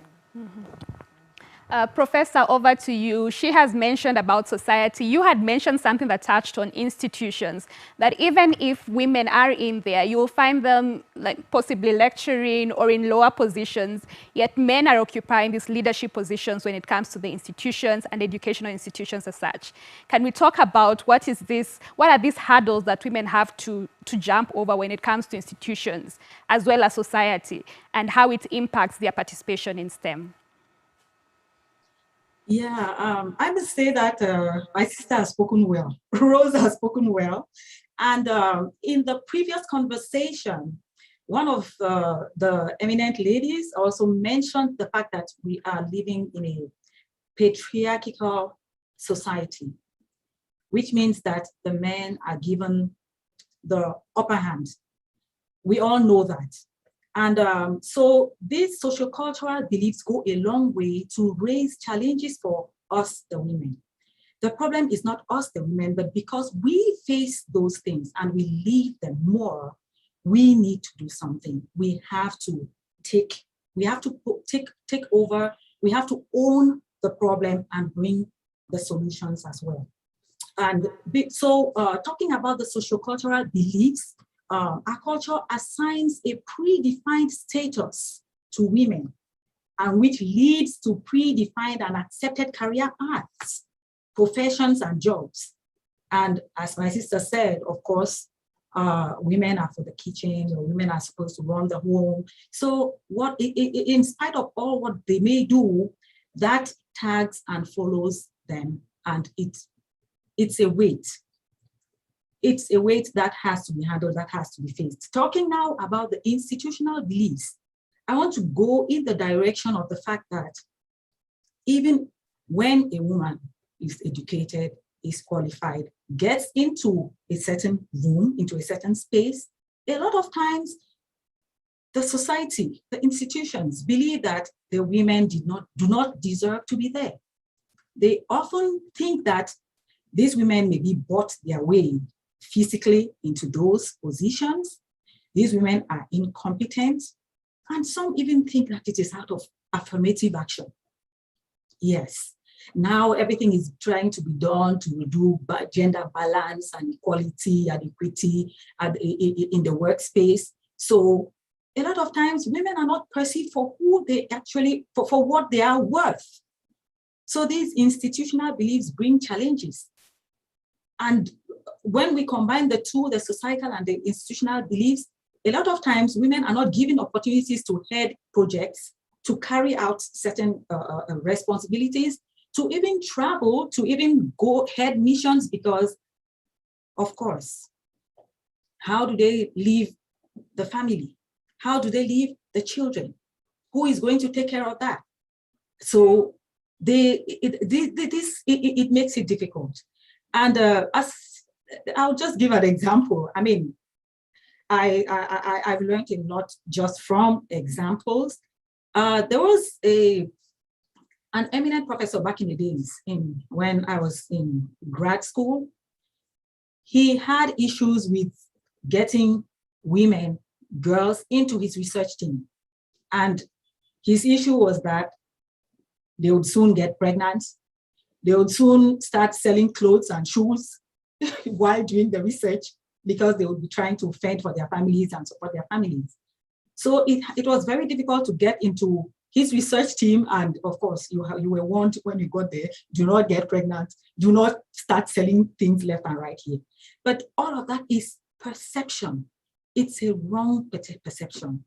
It's a pitiful perception. So these things need to be worked at. These things need to be handled so that, and we need to step up our game. We need to show, we have the competence. I think for one thing, we need to have self-confidence. And we need to then, from that point, tell ourselves we are able, we can stand up to every challenge, even though because of what we are living in, we need to work twice as hard every time. we need to work twice as hard every time to be able to make our points.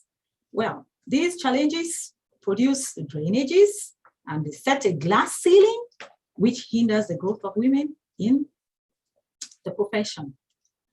I would take the example of one young lady who inspired me a lot, the first Cameroonian and the first Cameroonian woman to become an aerospace engineer.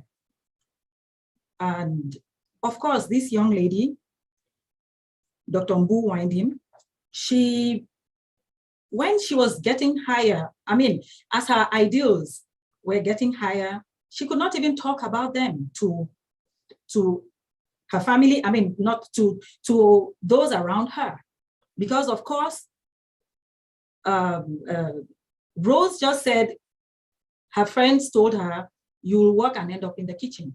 In her own case, some told her, who would want to marry a bookwoman, as it is said in Cameroon? In Cameroon, they would ask, who would want to marry a long crayon? That is somebody who has studied, a woman who has studied so much, who would want to marry her? So sometimes women are even obliged to hide their achievements or hide their dreams just because they do not want those bad vibes which could discourage them. But I'm glad that my sister says she was instead gingered, she was instead spurred, she was instead inspired by these things. We women need to learn that. We need to own our problems and we need to work on them. The challenge is there, the challenge is real, we have to do it. Our mindset is one of the most important issues that we need to work on, that the girls and the women need to work on, because of course, when you went to school, you beat the boys at it. It is not at the workplace that there's now a difference because you are a woman, because you are being favored, because no. We need to remember. And I, for one, I had to tell myself the fact that I could go this far in my studies is a blessing, is an asset, and it's not a disadvantage. I had to tell myself that. As a personal example, I had to tell myself that. Because of course, because of all what I was hearing from society about going on with long studies. And in fact, one of my colleagues in our research lab told me, and he told us, MRS is better than DR dot. So being a Mrs., being married, is better than being a doctor. So, well, each of them has its advantages, but we should not be limited by those. Thank you very much, Prof, for that. And it is true that society has put a lot of responsibility on women to, break glass ceilings. They have put a lot of responsibility on us to, as you said, work twice as hard to achieve something that men just have to work halfway through to get it. But we have no other option but to do it. And you've mentioned something about mindset, that is individual. But what about the support we can actually get? What are women in STEM doing? What is being done currently to ensure that women are in STEM, are participating in STEM, and are not being left behind in a world that is increasingly technologically driven? We have to be in these careers to keep up with the global pace that we are currently seeing. So what support is there? What structures are in place to ensure that women are in STEM? I will start with you, Rose. Well, what I will say about this is that we need to give opportunity for personal development. When we look at women at a certain stage of their lives, they will be married, they will give birth to kids, and after some time, they will not be able to fit into the society as expected. But when we give room for personal development, career development, equal opportunity with men, it will be better off. Because when we look at it that women are just on one position and men are the only one rising, it's not encouraging. Women up there, we need to come out here and encourage other women too. Serve as role model to other women. Encourage them. Give them guidelines, the support they need so that everybody will be there together. We need to build an ally among ourselves so that we will fight this struggle together. When women come together as a team, it will also help us. We will not be looking down on ourselves because we know that there are people up there that we are looking up to. That would be a good structure for us to follow. Yeah. Prof, in answering the question, I hope you'll actually talk about Coach, the mentorship program that you're under, because I believe that is part of the support structure that we need for women in STEM. Yeah. A support system of women for women is crucial. Probably this is what kind of inspired me in this direction. The whole fact that I did not have enough encouragement at the time I was working through, especially my graduate studies. And I owe a lot to my mom of blessed memory, who actually told me, never let anyone have the pleasure of stealing your dreams. Because at a certain point, I nearly gave up. I think that is what spurs me and makes me go out towards other women to inspire them as well. So a few years ago, around 2010, the founder of Coach, Committee on the Advancement of Women Chemists, actually, it targeted women chemists because Dr. Geraldine Richmond is a professor of chemistry in the University of Oregon. But they came and they gathered some of us women scientists and researchers in Cameroon, and that is where the journey began. And what happens? We have it is a network which organizes workshops to encourage women, to build them up. Some of the talks are entitled, Don't Ask, Don't Get. How can you negotiate in the office to get the things that you need to get? How can you stand strong? How can you build yourself? And my sister said it, personal development is important. So there's great focus on that. Down the lines, and I finally had the opportunity to go to Ibadan actually to carry out one of these workshops by Coach. And it is through Coach that I also finally went to Senegal on a consultative committee and working with AIMS, African Institute of Mathematical Sciences. Oh, dear. Hello? Yes, Prof, we can still hear you.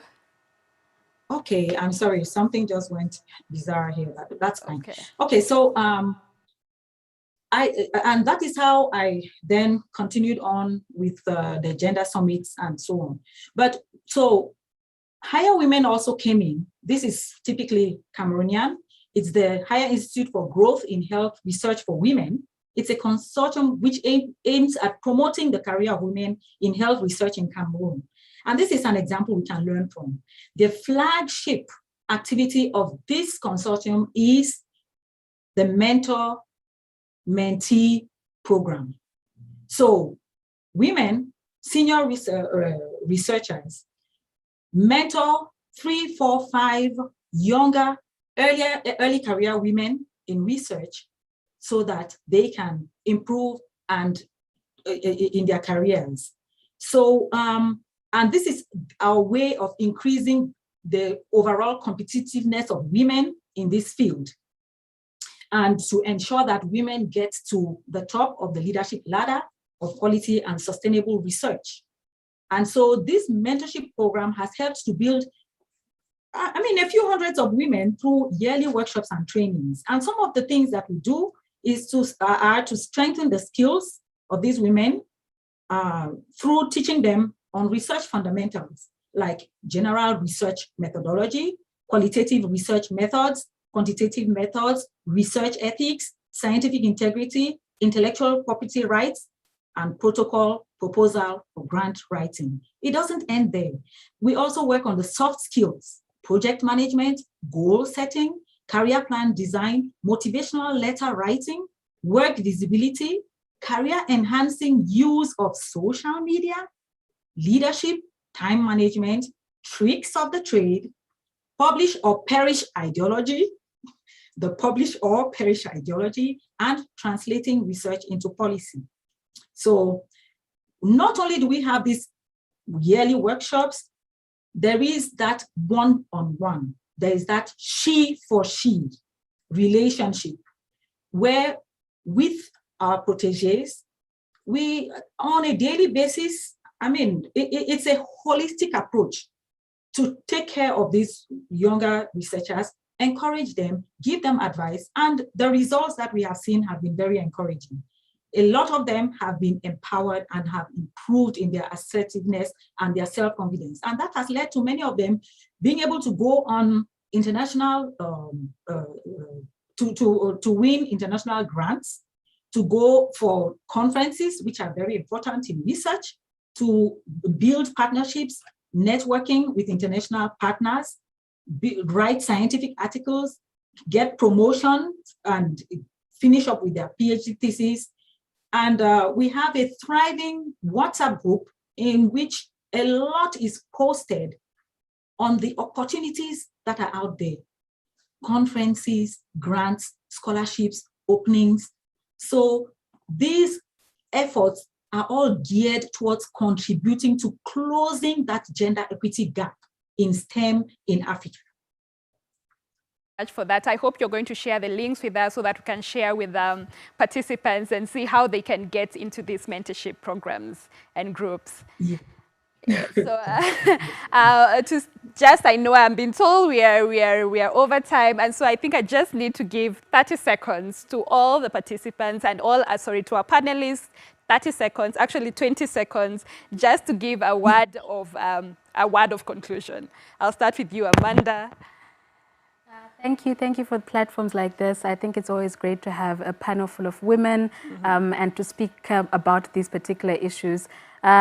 Just as a final word, our laws need to protect women and girls, and the internet should be a safe place because it is a quote-unquote blessing for all of us. Great. Thank you very much, Amanda, for agreeing to be here with us today. Rose? I thank everyone for the opportunity I have to be here today. My final word will be that we should embrace opportunities out there as women and challenge inequality. Yes. It will be a good thing for us that we make it landmark in this our generation. Word. Thank you. Yes, Dr. Olanyinka. I would say this is a great opportunity and a great platform. I think to summarize everything, women should come together more often, work together, act as our own support systems, encourage and mentor young ladies to come up. We can make it. That is very true. And finally, Professor. Yeah, what I can say is that wherever you are, there is an opportunity for you as a woman to change the narrative, to change the perspective. You need to inspire before you expire.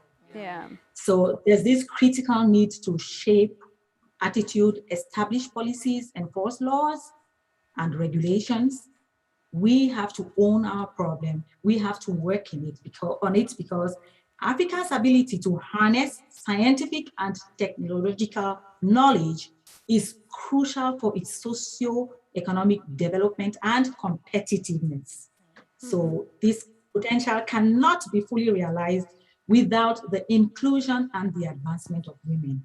Thank you so much. Thank you very much. An amazing panel, amazing discussions. I love listening to women and I love being inspired by women, and all of you are just inspiring me because, as you've said, we are going to break these glass ceilings, be it in STEM. We need to challenge what is happening online when it comes to violence, and we have to tell the world, yes, you have the audacity, but we are going to challenge this audacity that social, cultural, institutional structures have that sort of limit us from engaging these spaces. Thank you very much, ladies. Thank you, everyone who has joined us online. We'll share whatever links we receive with all of you. But we have, I think, a little over 6 minutes before our next session starts, where we'll be actually looking at some of the contributions that we received following our call for presentations. It's going to be quite a creative session. We have 2 creative sort of content that we received. I hope you'll engage with it, and I hope you'll be, mystified with it as I was, because it really has a special way, a unique way of looking at how we use technology to advance human rights. We also have blog articles on very interesting subjects that I hope you will really enjoy and also engage with the subject. Thank you very much for being with us thus far. Let's take a 5-minute break and come back here in 5 minutes for our next session. Thank you very much. Thank you. Thank you so much.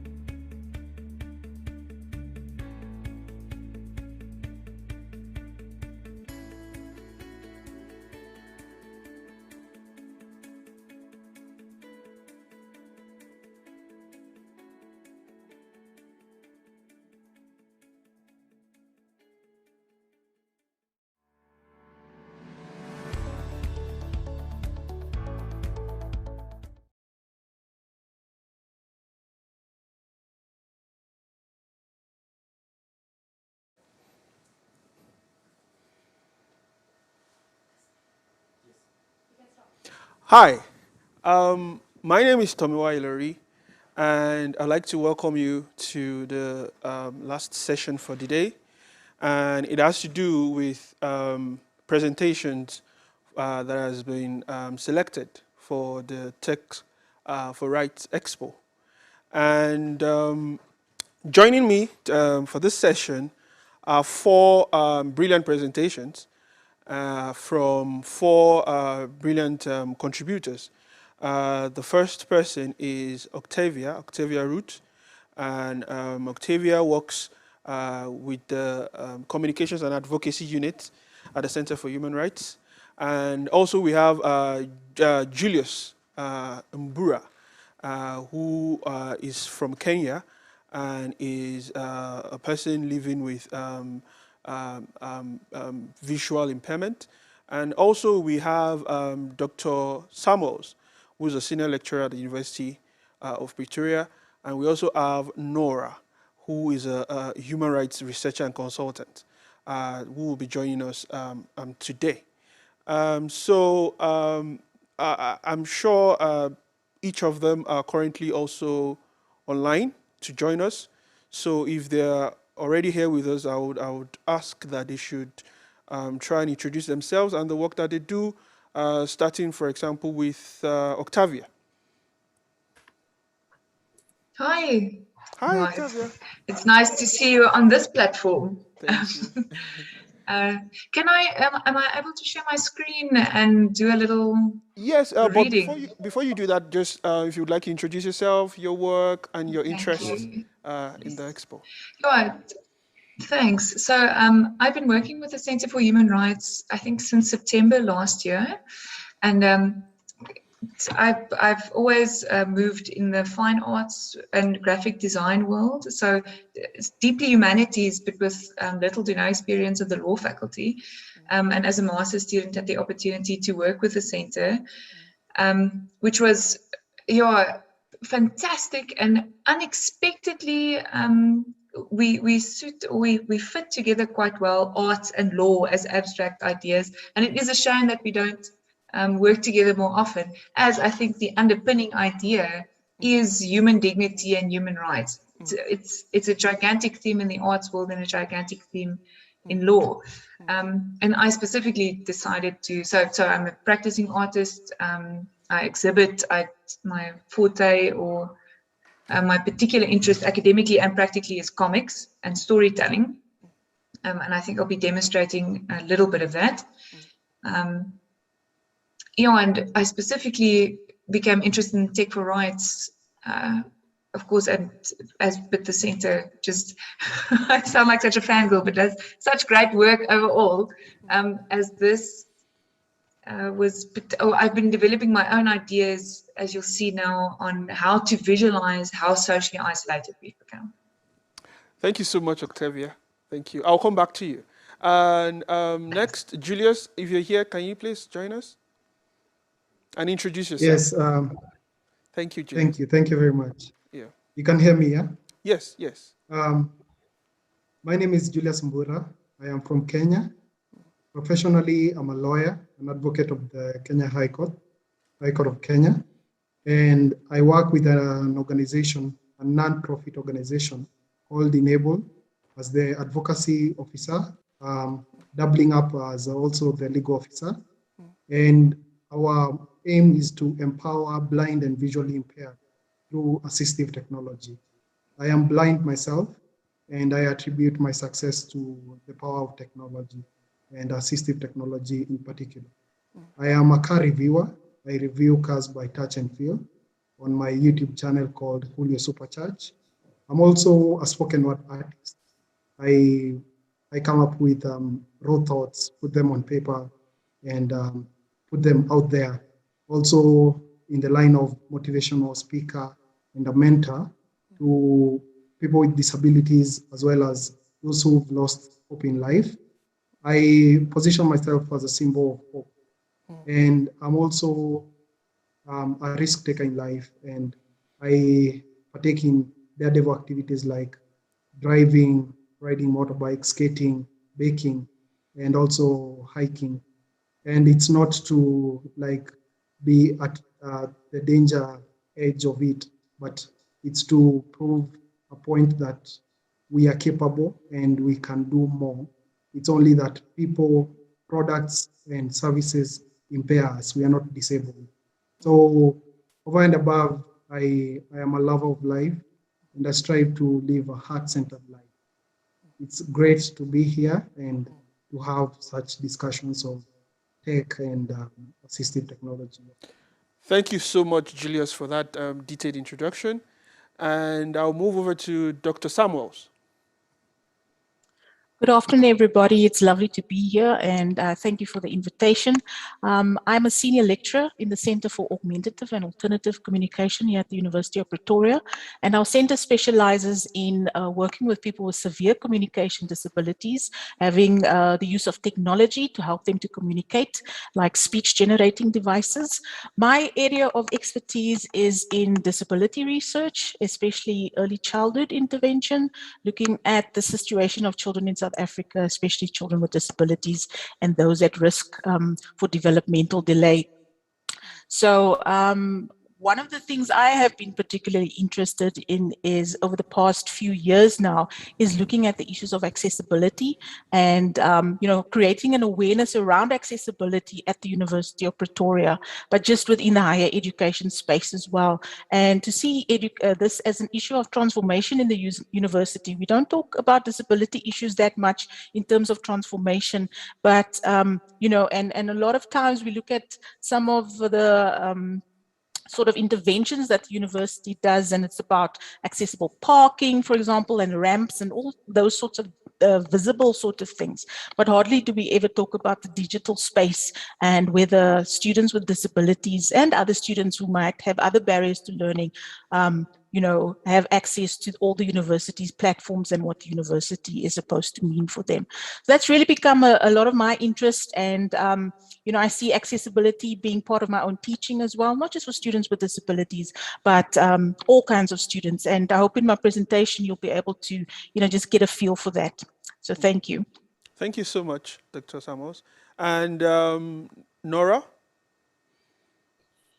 Thank you for having me. So my name is Noura Nourallah. I'm from Egypt, and I work currently at Human Rights Watch as a research assistant at the LGBT division, and I also manage a research institute in Cairo called Cairo 52.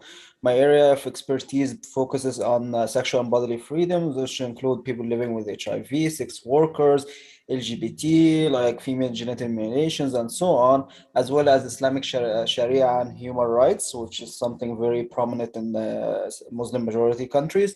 I also focus on digital surveillance and corporate responsibility when it comes to the queer community groups and communities in North Africa, and how these companies have some responsibility to the prosecution that happens through their platforms.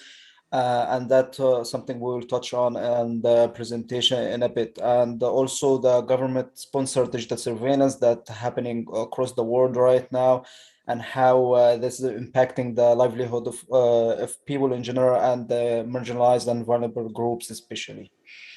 Yeah, thank you so much, Nora.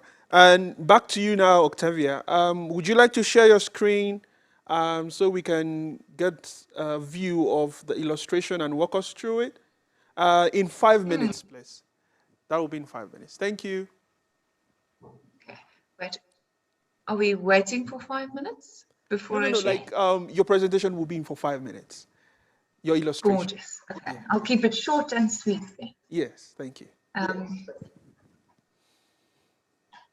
Right. So I'm assuming you're all seeing my screen?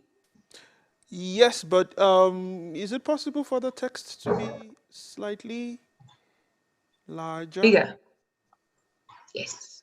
Yes. Even better. Perfect. Conceptualizing the Tech4Rights visually inspired me to do this story, and I'm going to quickly read through it and tell you what I've been trying to do with it. So it's a visual poem on digital crisis called Disconnect. We meet our two characters who exclusively speak in emojis, the kind that we all use on WhatsApp every day. And we realize that their world is a world of spheres, or what researchers that I've been reading call socio-mental spaces. So it's physical spaces that have become so digitized and connected to the internet that we become completely physically isolated, but digitally still highly connected. Connection, therefore, is everything. We then follow our character in numerous environments where she's working, where she's growing spiritually, and I couldn't resist throwing in a bit of romance. From within our spheres, I say we work, we grow, and we uphold family and community. But of course, the fact that we are almost completely dependent after a while, and everyone who's experienced load shedding knows this very well. And that day that Instagram and Facebook stopped working for a second, this connection makes us truly vulnerable. So we need to be connected by powers acting in our interest. And then I follow our main character as she realizes that her bubble is no longer safe, and that instead of it unlocking potential, it locks her in. And of course, by drawing these emotions, I try to foster some kind of empathy. And thinking through this process made me realize how many rights are impeded when the powers that be or that connect us don't have our best interest at heart. It can be equality, human dignity, freedom and security, privacy, expression. France and the Vice Principal touched on a lot of these. It's not merely the fact that we get to work together or that we get to connect, we get to express ourselves, we get to form part of a community and demonstrate and have political voices. And so, in a sense, it is up to us to be aware of our bubbles. In this comic, I now have the bubble burst and have us return to physical spaces one more. And I end my story by saying that true connection makes for full, rich lives, and that it is absolutely non-negotiable. And I think I'll end off by saying that there was a few brief mentions about the internet as a basic human right, and that is the direction that we're moving towards. If we are dependent on the internet to communicate, and we are becoming so more and more as countries industrialize, etc., I have to agree. Thank you so much for that insightful presentation. I have questions, but hopefully time will permit, and I'll come back to those questions later. But also, just to also quickly move to Julius. Julius, would you like to also walk us through your presentation?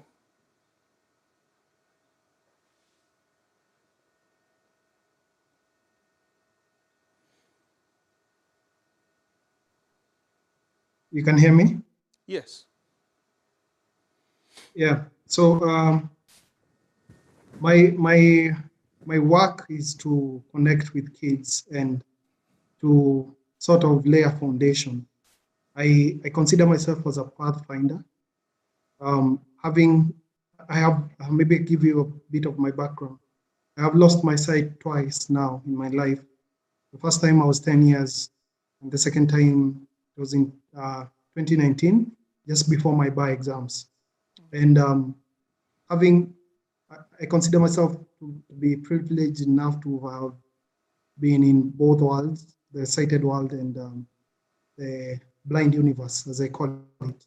It's the training that I've gotten in the blind universe of mobility and orientation, and using your senses, listening more than looking, and being tactile enough to discern objects and shapes and different terrains with what you feel and how you listen.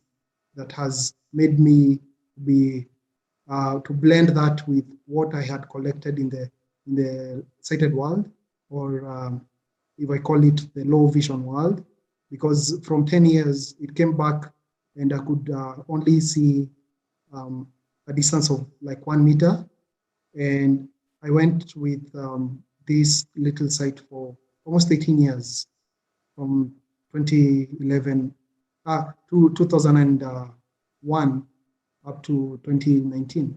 And it's because of the acceptance that it was the hardest thing and also the easiest thing to accept who I am. so it started with my internals for me to bring it out. And because I had mental preparations that the site would get worse again than get better, I put myself at a vantage point. And this is car reviews by touch and feel. It's a very dominated world of sight. When you see cars, it's the color and shapes and the material used, like carbon fiber, that attracts you to the car. But I wanted to disrupt the norm because I've had the passion of cars since I was a young kid, just before I lost even myself the first time. So I used to draw.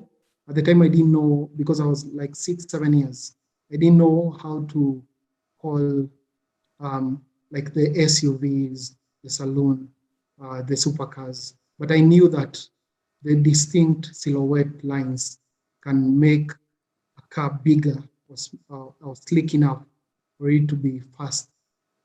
And the exposure to the internet during my university days gave me a pool of information that I could like pick from and learn more, go back in time on different manufacturers and what inspires their design features, like the Rolls-Royce, the Ferraris, the Lamborghinis, what they stand for, and know distinct features by just analyzing and internalizing the different the body lines.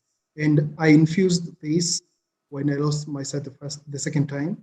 And during the COVID time last year is when I discovered that I can actually tap into my passions and show the world a different side of what they don't know, because you would actually agree with me that stigma that has been built over time and being fueled by the misconceptions that are there in myths about disabilities, it's because of the unknown and the fear to interact with what people are not sure of. And I wanted to push boundaries to get out of my comfort zone, to actually connect with all the fears that I had. I had to conquer one by one. In doing this, I actually connected with crushed dreams because of lack of sight. And I actually realized that the lack of sight doesn't take anything from me. And it's because of who I am. Because in life, you don't get what you want, but you get who you are. So this is what made me propel much higher and learn the accessibility tools and skills that I needed to actually pursue my undergraduate LLB in law and go further into doing the postgraduate diploma and graduate actually with flying colors. And I didn't stop there. I wanted to do more. I had an urge to be this symbol that if I have gone through that journey, I can make it easier for people who are behind me. Just getting into university, my goal was to do law and actually use it as a tool to empower people who are behind me and are in darkness like me, quote. And when I finished Kenya School of Law, that is the postgraduate diploma, I wanted not to do litigation, that is going to court and a client and all that. I wanted to get into the line of advocacy. So many of my friends. Sorry, Julius. You have about 2 minutes to wrap up, so we can also get quickly. Okay. Let me wrap up. So it doesn't matter your situation or circumstance. It shouldn't limit you from what you want. As I tell people, everyone says that the sky is the limit, but if I can't see it, my mantra in life is to change mindset, shift perceptions, and touch lives as I continue. And it has been hearing feedback from people of how transformative the things that I do are going into my poetry as the artistic side, in my breakdancing, and also the day-to-day activities, showcasing them on the social media platforms, and also trying to go to the grassroots and connecting with people from there. Thank you so much, Julius, for that inspiring story. And also quickly, we'll move to Dr. Samuels now to kindly walk us through a contribution, an article in 5 minutes. Thank you. Okay, thanks. Okay, I prepared for longer, but I'll go through and just focus on some of the important things. So yeah, so this my blog is, presentation was about ensuring accessibility for students with disabilities in higher education through digital accessibility online tools and digital accessibility training. So since sorry, I just want to can you see my screen? Yes. Okay. So since for the last 5 years, I've really been focused on the issue of digital accessibility at the university, and I have been giving presentations at our teaching and learning forums, etc., talking about how we need to make the digital space more accessible. And really, there wasn't much interest in this at that time. And then at the beginning of this year, in 2021, the Department of Education Innovation, knowing about the work that I've been doing on digital accessibility, contacted me because they were finally going to include a digital accessibility checker into our learning management system called ClickUp. And this, you would have heard Professor Duncan, who is the Vice Principal for Academic, talking about this earlier in his presentation. So UP will be the only university in South Africa and on the continent to be focusing on digital accessibility of our online learning management system, in which most of our online learning has now been taken place because of the pandemic, and it's become more of an issue. Digital accessibility has always been an issue for students with disabilities, but it's actually become more of a problem now during the pandemic when everything shifted online, and lecturers don't really think about how easily accessible the content is that they upload to ClickUp. So accessibility just means that, people with disabilities should have equal opportunity and access to the same information, same interaction, same services as people without disabilities. So, and these are enshrined in South Africa's laws, okay? And so digital accessibility assists students with disabilities, and we know that, quite up to 15% of South Africa's population has some sort of disability. But at UP, we have over 1,000 students who have declared that they have a disability, but there might be many other students who have not declared that. But we also have staff, and we really don't know how many of our staff even have disabilities. But digital accessibility is also important for students who are second language speakers, and we have many international students. We have many students in South Africa who are being taught in a language which is not their home language. So things like closed captioning on videos, for example, has been shown to help students with vocabulary, to understand better what is being communicated. So these are all part of digital accessibility. And so we say that when we make things accessible for students with disabilities, we actually make things accessible for everyone. So why don't we just then start with the issue of accessibility? And so, that students with disabilities or barriers to learning don't have to ask to be accommodated. They will just be there. They will just have access from the very beginning, and so they won't have to ask for that. So Professor Mohammed Jemini, who is a computer science professor, he says that disability is not the problem, it's the accessibility that is the problem. So, that's something that we should really take into account, because too often people focus on the disability. So what we need to also think about is that people with different disabilities require different accessibility issues. Okay, so we need to think about those sorts of things. So what the university has now been doing is to incorporate this technology into our learning management system called Blackboard Ally. And Ally is just another component. So it's a checker. It checks whether the content that a lecturer uploads to ClickUp is accessible, but it also gives students, all these sorts of formats, types of files, Word files, PowerPoints, JPEGs, videos, etc. And so when a student logs into ClickUp, they will then see on all the content, they will see this little A there.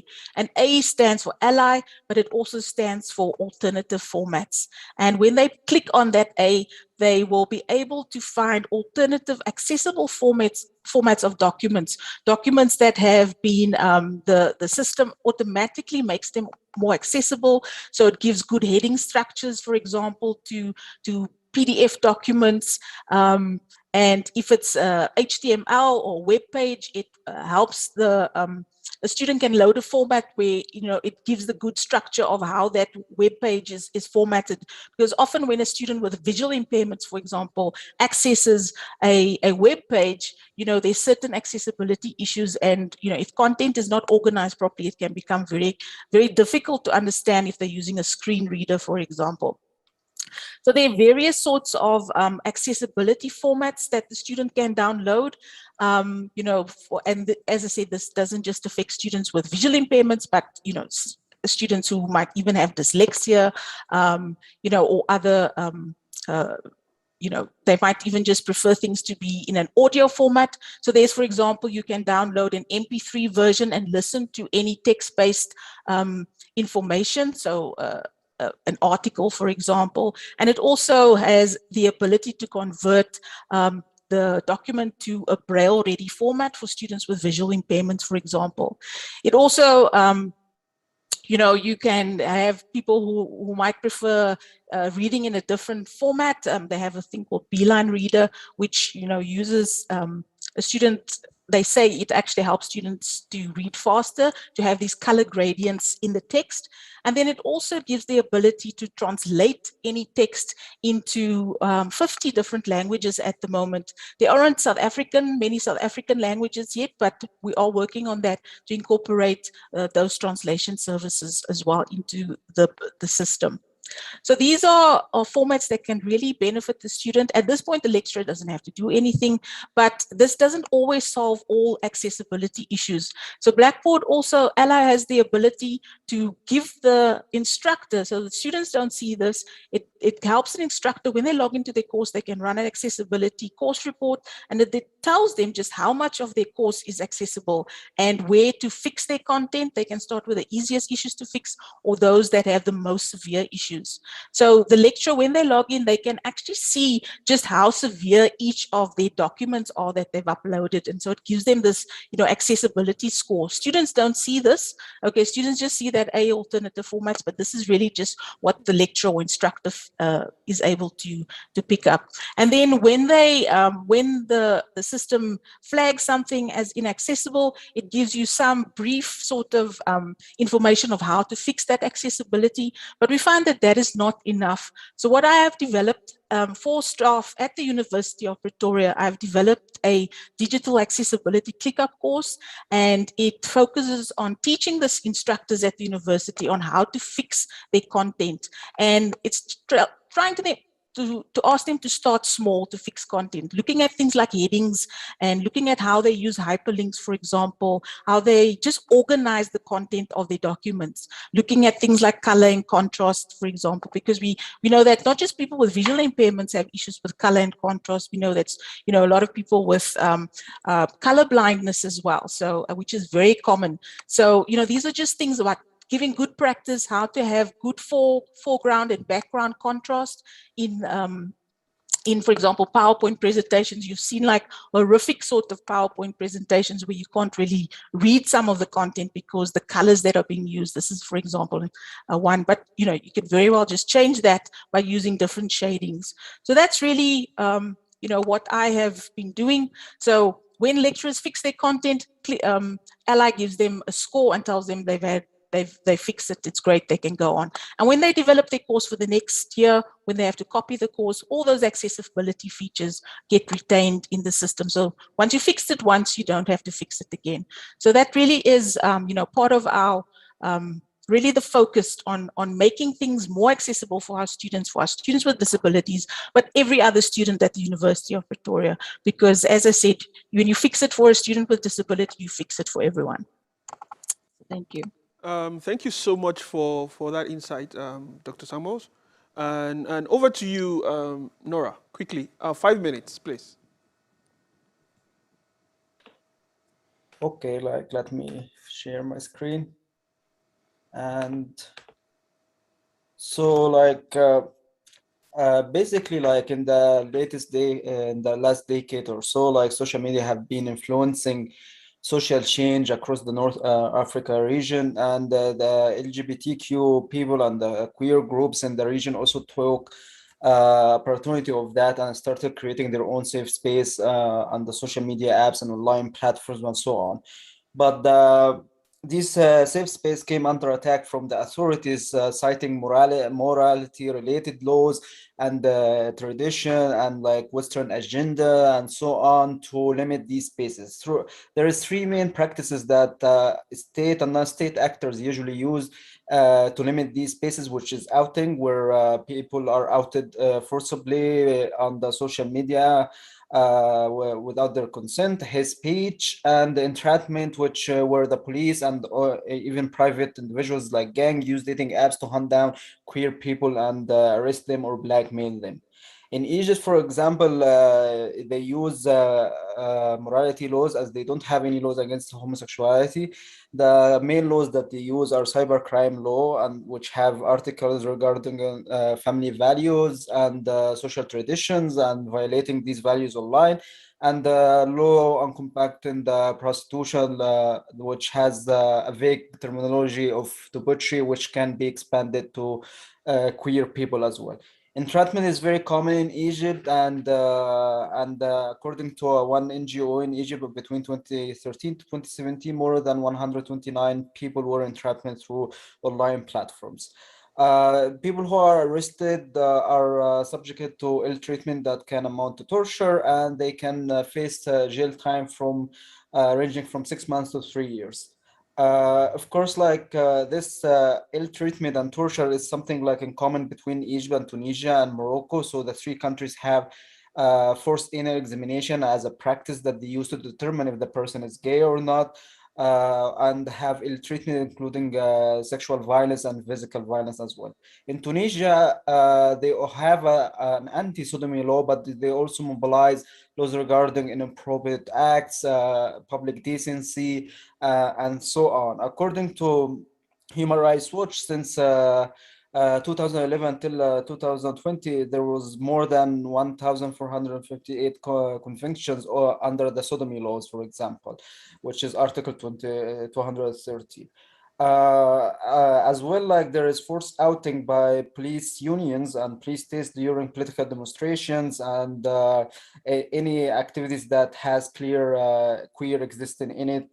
These individuals risk being filmed and pictures, and then have a massive defamation campaigns by private individuals and state actors. Morocco has also an article that criminalizes same-sexual relations between men and women. And during COVID-19, the queer community was subject to a massive outing campaign after one influencer on Instagram showed the Moroccan people Grindr and other dating apps and told them how to check if their relatives or loved ones are on it or not, and this led to massive auto campaign. And the police often do not investigate these attacks or on the queer people, often look the other side. Or in some cases in the three countries, queer people who actually report these incidents to the police get arrested instead because of their perceived queerness.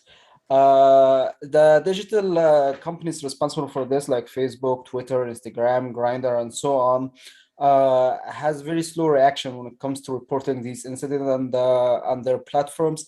A report by Reuters, for example, pointed out that hate speech is often left on Facebook unanswered in Arabic content, and as well that forced conversation therapy also exists, content exists on the platforms in Arabic freely. Grindr has tried to introduce like warning messages, but its impact is very limited as people usually just skip it. There are some reform, but like it's very limited. For example, Grindr has allocated 100,000 US dollars to queer NGOs in the MENA region. to combat like incidents that happening against the queer communities and queer groups. However, these are like just touches the surface and doesn't go deep, as to keep in mind these $100,000 usually distributed on different organizations, and each organization can end up getting $5,000, which is not that much. Digital companies do have an obligation against their users in the region, as they are committed globally to equal opportunities and LGBT-friendly policies and so on, and should not give into dictatorship and anti-queer policies by these governments and look the other way around. These companies also have very strong lobbyist groups, and they can impact the US foreign policy, for example, in DC, to pressure these governments and like authorities to have like a more queer-friendly approach to them.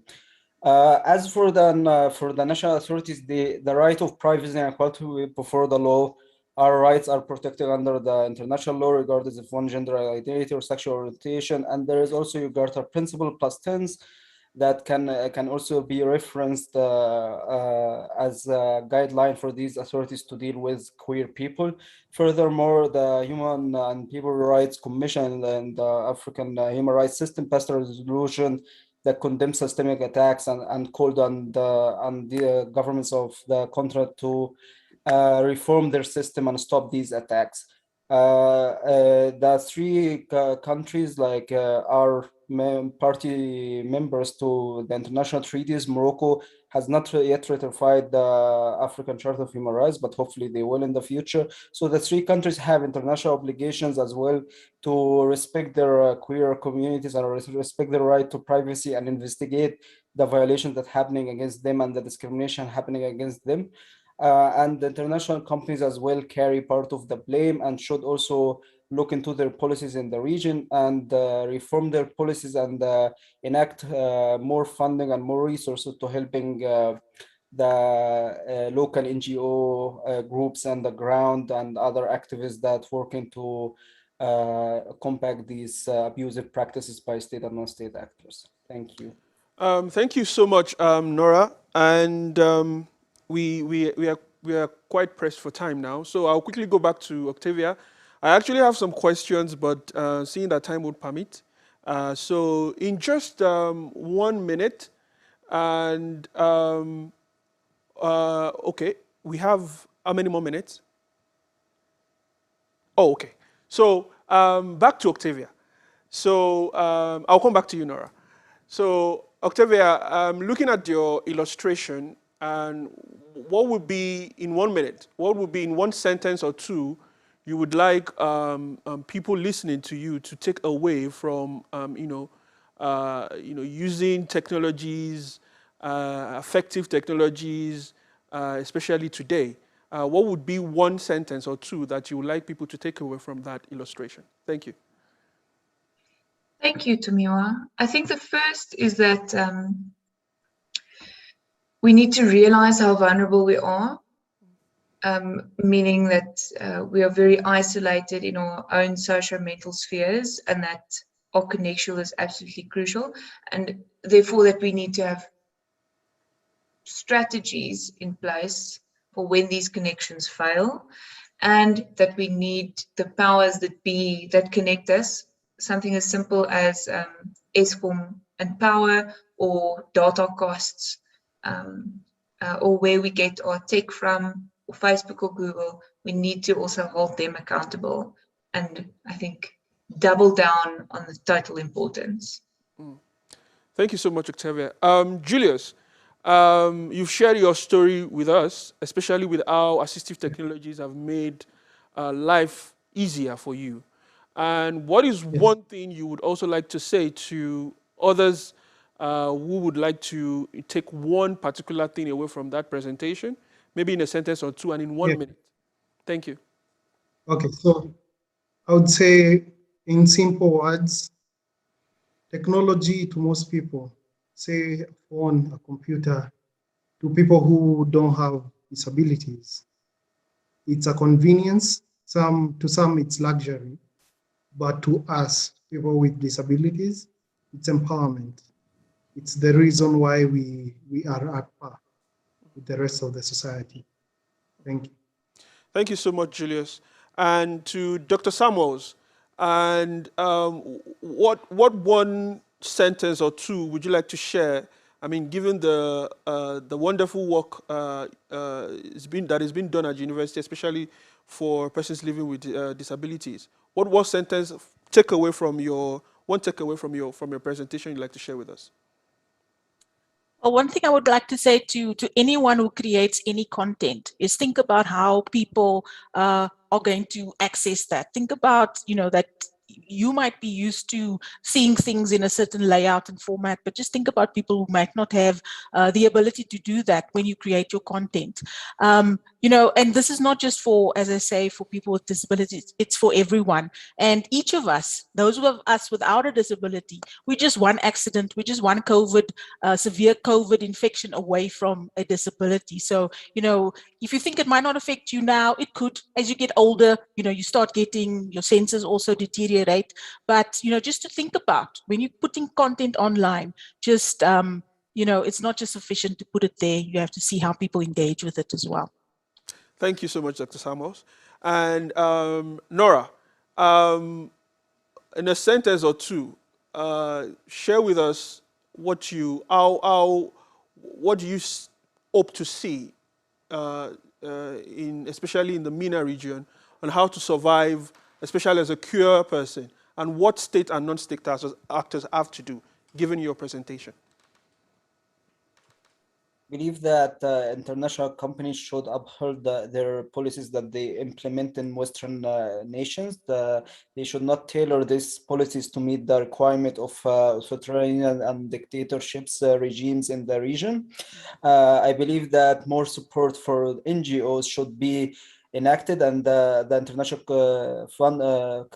global digital companies should also listen to these NGOs and hear their thoughts about how to advocate for the rights, as they are working on the ground and know better on how to proceed with these actions in a matter that understanding the context on the ground. Thank you so much, Nora, and thank you to each and every one of you for joining us today. It's been an interesting conversation so far, and all morning up to this point, we can find a golden thread all through the sessions that have been presented, especially on the importance of technologies and how it appears to different people in the society. So considering that also, I think that will, like I said earlier, this is going to be the last session for today. We will intend to continue tomorrow. And from my colleagues, Mary Stella Klengue, and also all our colleagues at the center who have made this possible so far, we want to say thank you, and we will see you again tomorrow. Thank you again to our panelists, and we'll see you again. Thank you. Thank you.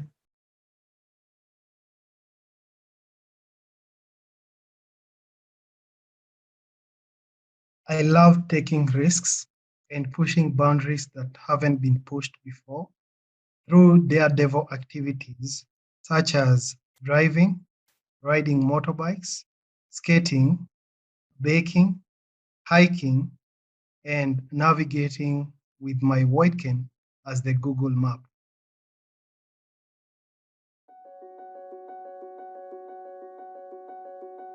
I have a passion for automotive. I review cars by touch and feel on my YouTube channel called Julio Supercharge. I am a motivational speaker and a mentor to differently abled and those that have lost hope in life. A spoken word artist and a break dancer. My name is Julius Mbura and I am from Kenya. I am a husband, a father, and a man who's in a constant, perpetual process of becoming and discovering who he is and his potential for ultimate growth. I have lost my eyesight twice in my lifetime so far, The first time being when I was 10 years, and the second wave coming in just before my bar exams in 2019.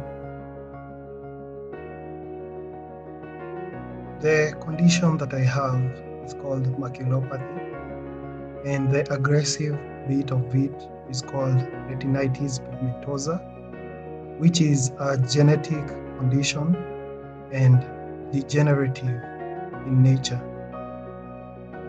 that I can only perceive light, telling a difference between dark and lit environment. The first time I became blind, everything changed. A dark cloud befell on my mom and me. We didn't know how to handle the whole situation. And the most difficult part of it all was dealing with stigma, especially at such a tender age. The hardest thing that I did, which was also the easiest thing, was accept myself and the situation, which in turn liberated those around me. I was given mental preparations by the doctors that the possibilities of it getting worse were higher than it getting better, which helped me prepare for the inevitable, which was utter blindness. And this made me position myself to be at a vantage point or when it struck. I always strive for independence, my mantra being to change mindsets towards disability.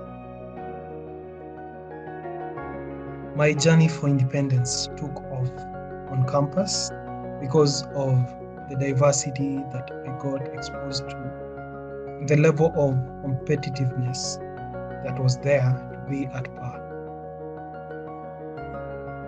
I started conquering my fears one by one and reviving crushed dreams or lack of sight and connecting with my passions like my love for cars. Trying all sorts of activities with my friends to understand my capabilities and skill set.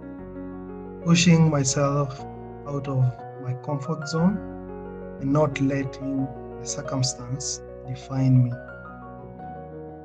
I consider myself privileged enough to have been in both worlds, the sighted world and the blind universe, maximizing on the little sight that I had of 1 meter for almost 18 years. I consumed a lot of information on the automotive industry during my low vision days and familiarized myself with different ways of telling cars apart using different body lines and distinct features, how to walk on the streets just using my white cane without a guide, how to skate even if I could just see a little bit, how to measure ingredients and cook without looking, how to listen more and not look as part of my sheer training to transition into the blind universe. I use the mental visuals that I got in the sighted world and the training that I have gotten and put myself through in the blind universe to bring out authenticity and uniqueness. I now blend best of both worlds to come up with what most people marvel to as fiction. We live in a dominant culture that is designed to destroy our sense of self and belief in ourselves, so much so that stigma towards disability hasn't completely faded. From accessibility to people flat out avoiding to interact with, to looking down upon people with disabilities. I only feel sorry for the misguided, and my aim is to demystify the myths and misconceptions that have been fueled over time, bring down the walls to promote equality and ultimate inclusion in the society. That runs through everything that I put my mind and hands on. I am a lawyer, an advocate of disability rights, working with a non-profit organization called Enable as the advocacy and legal officer, empowering blind and visually impaired through assistive technology. We are not disabled. It's people and the environment that impairs us.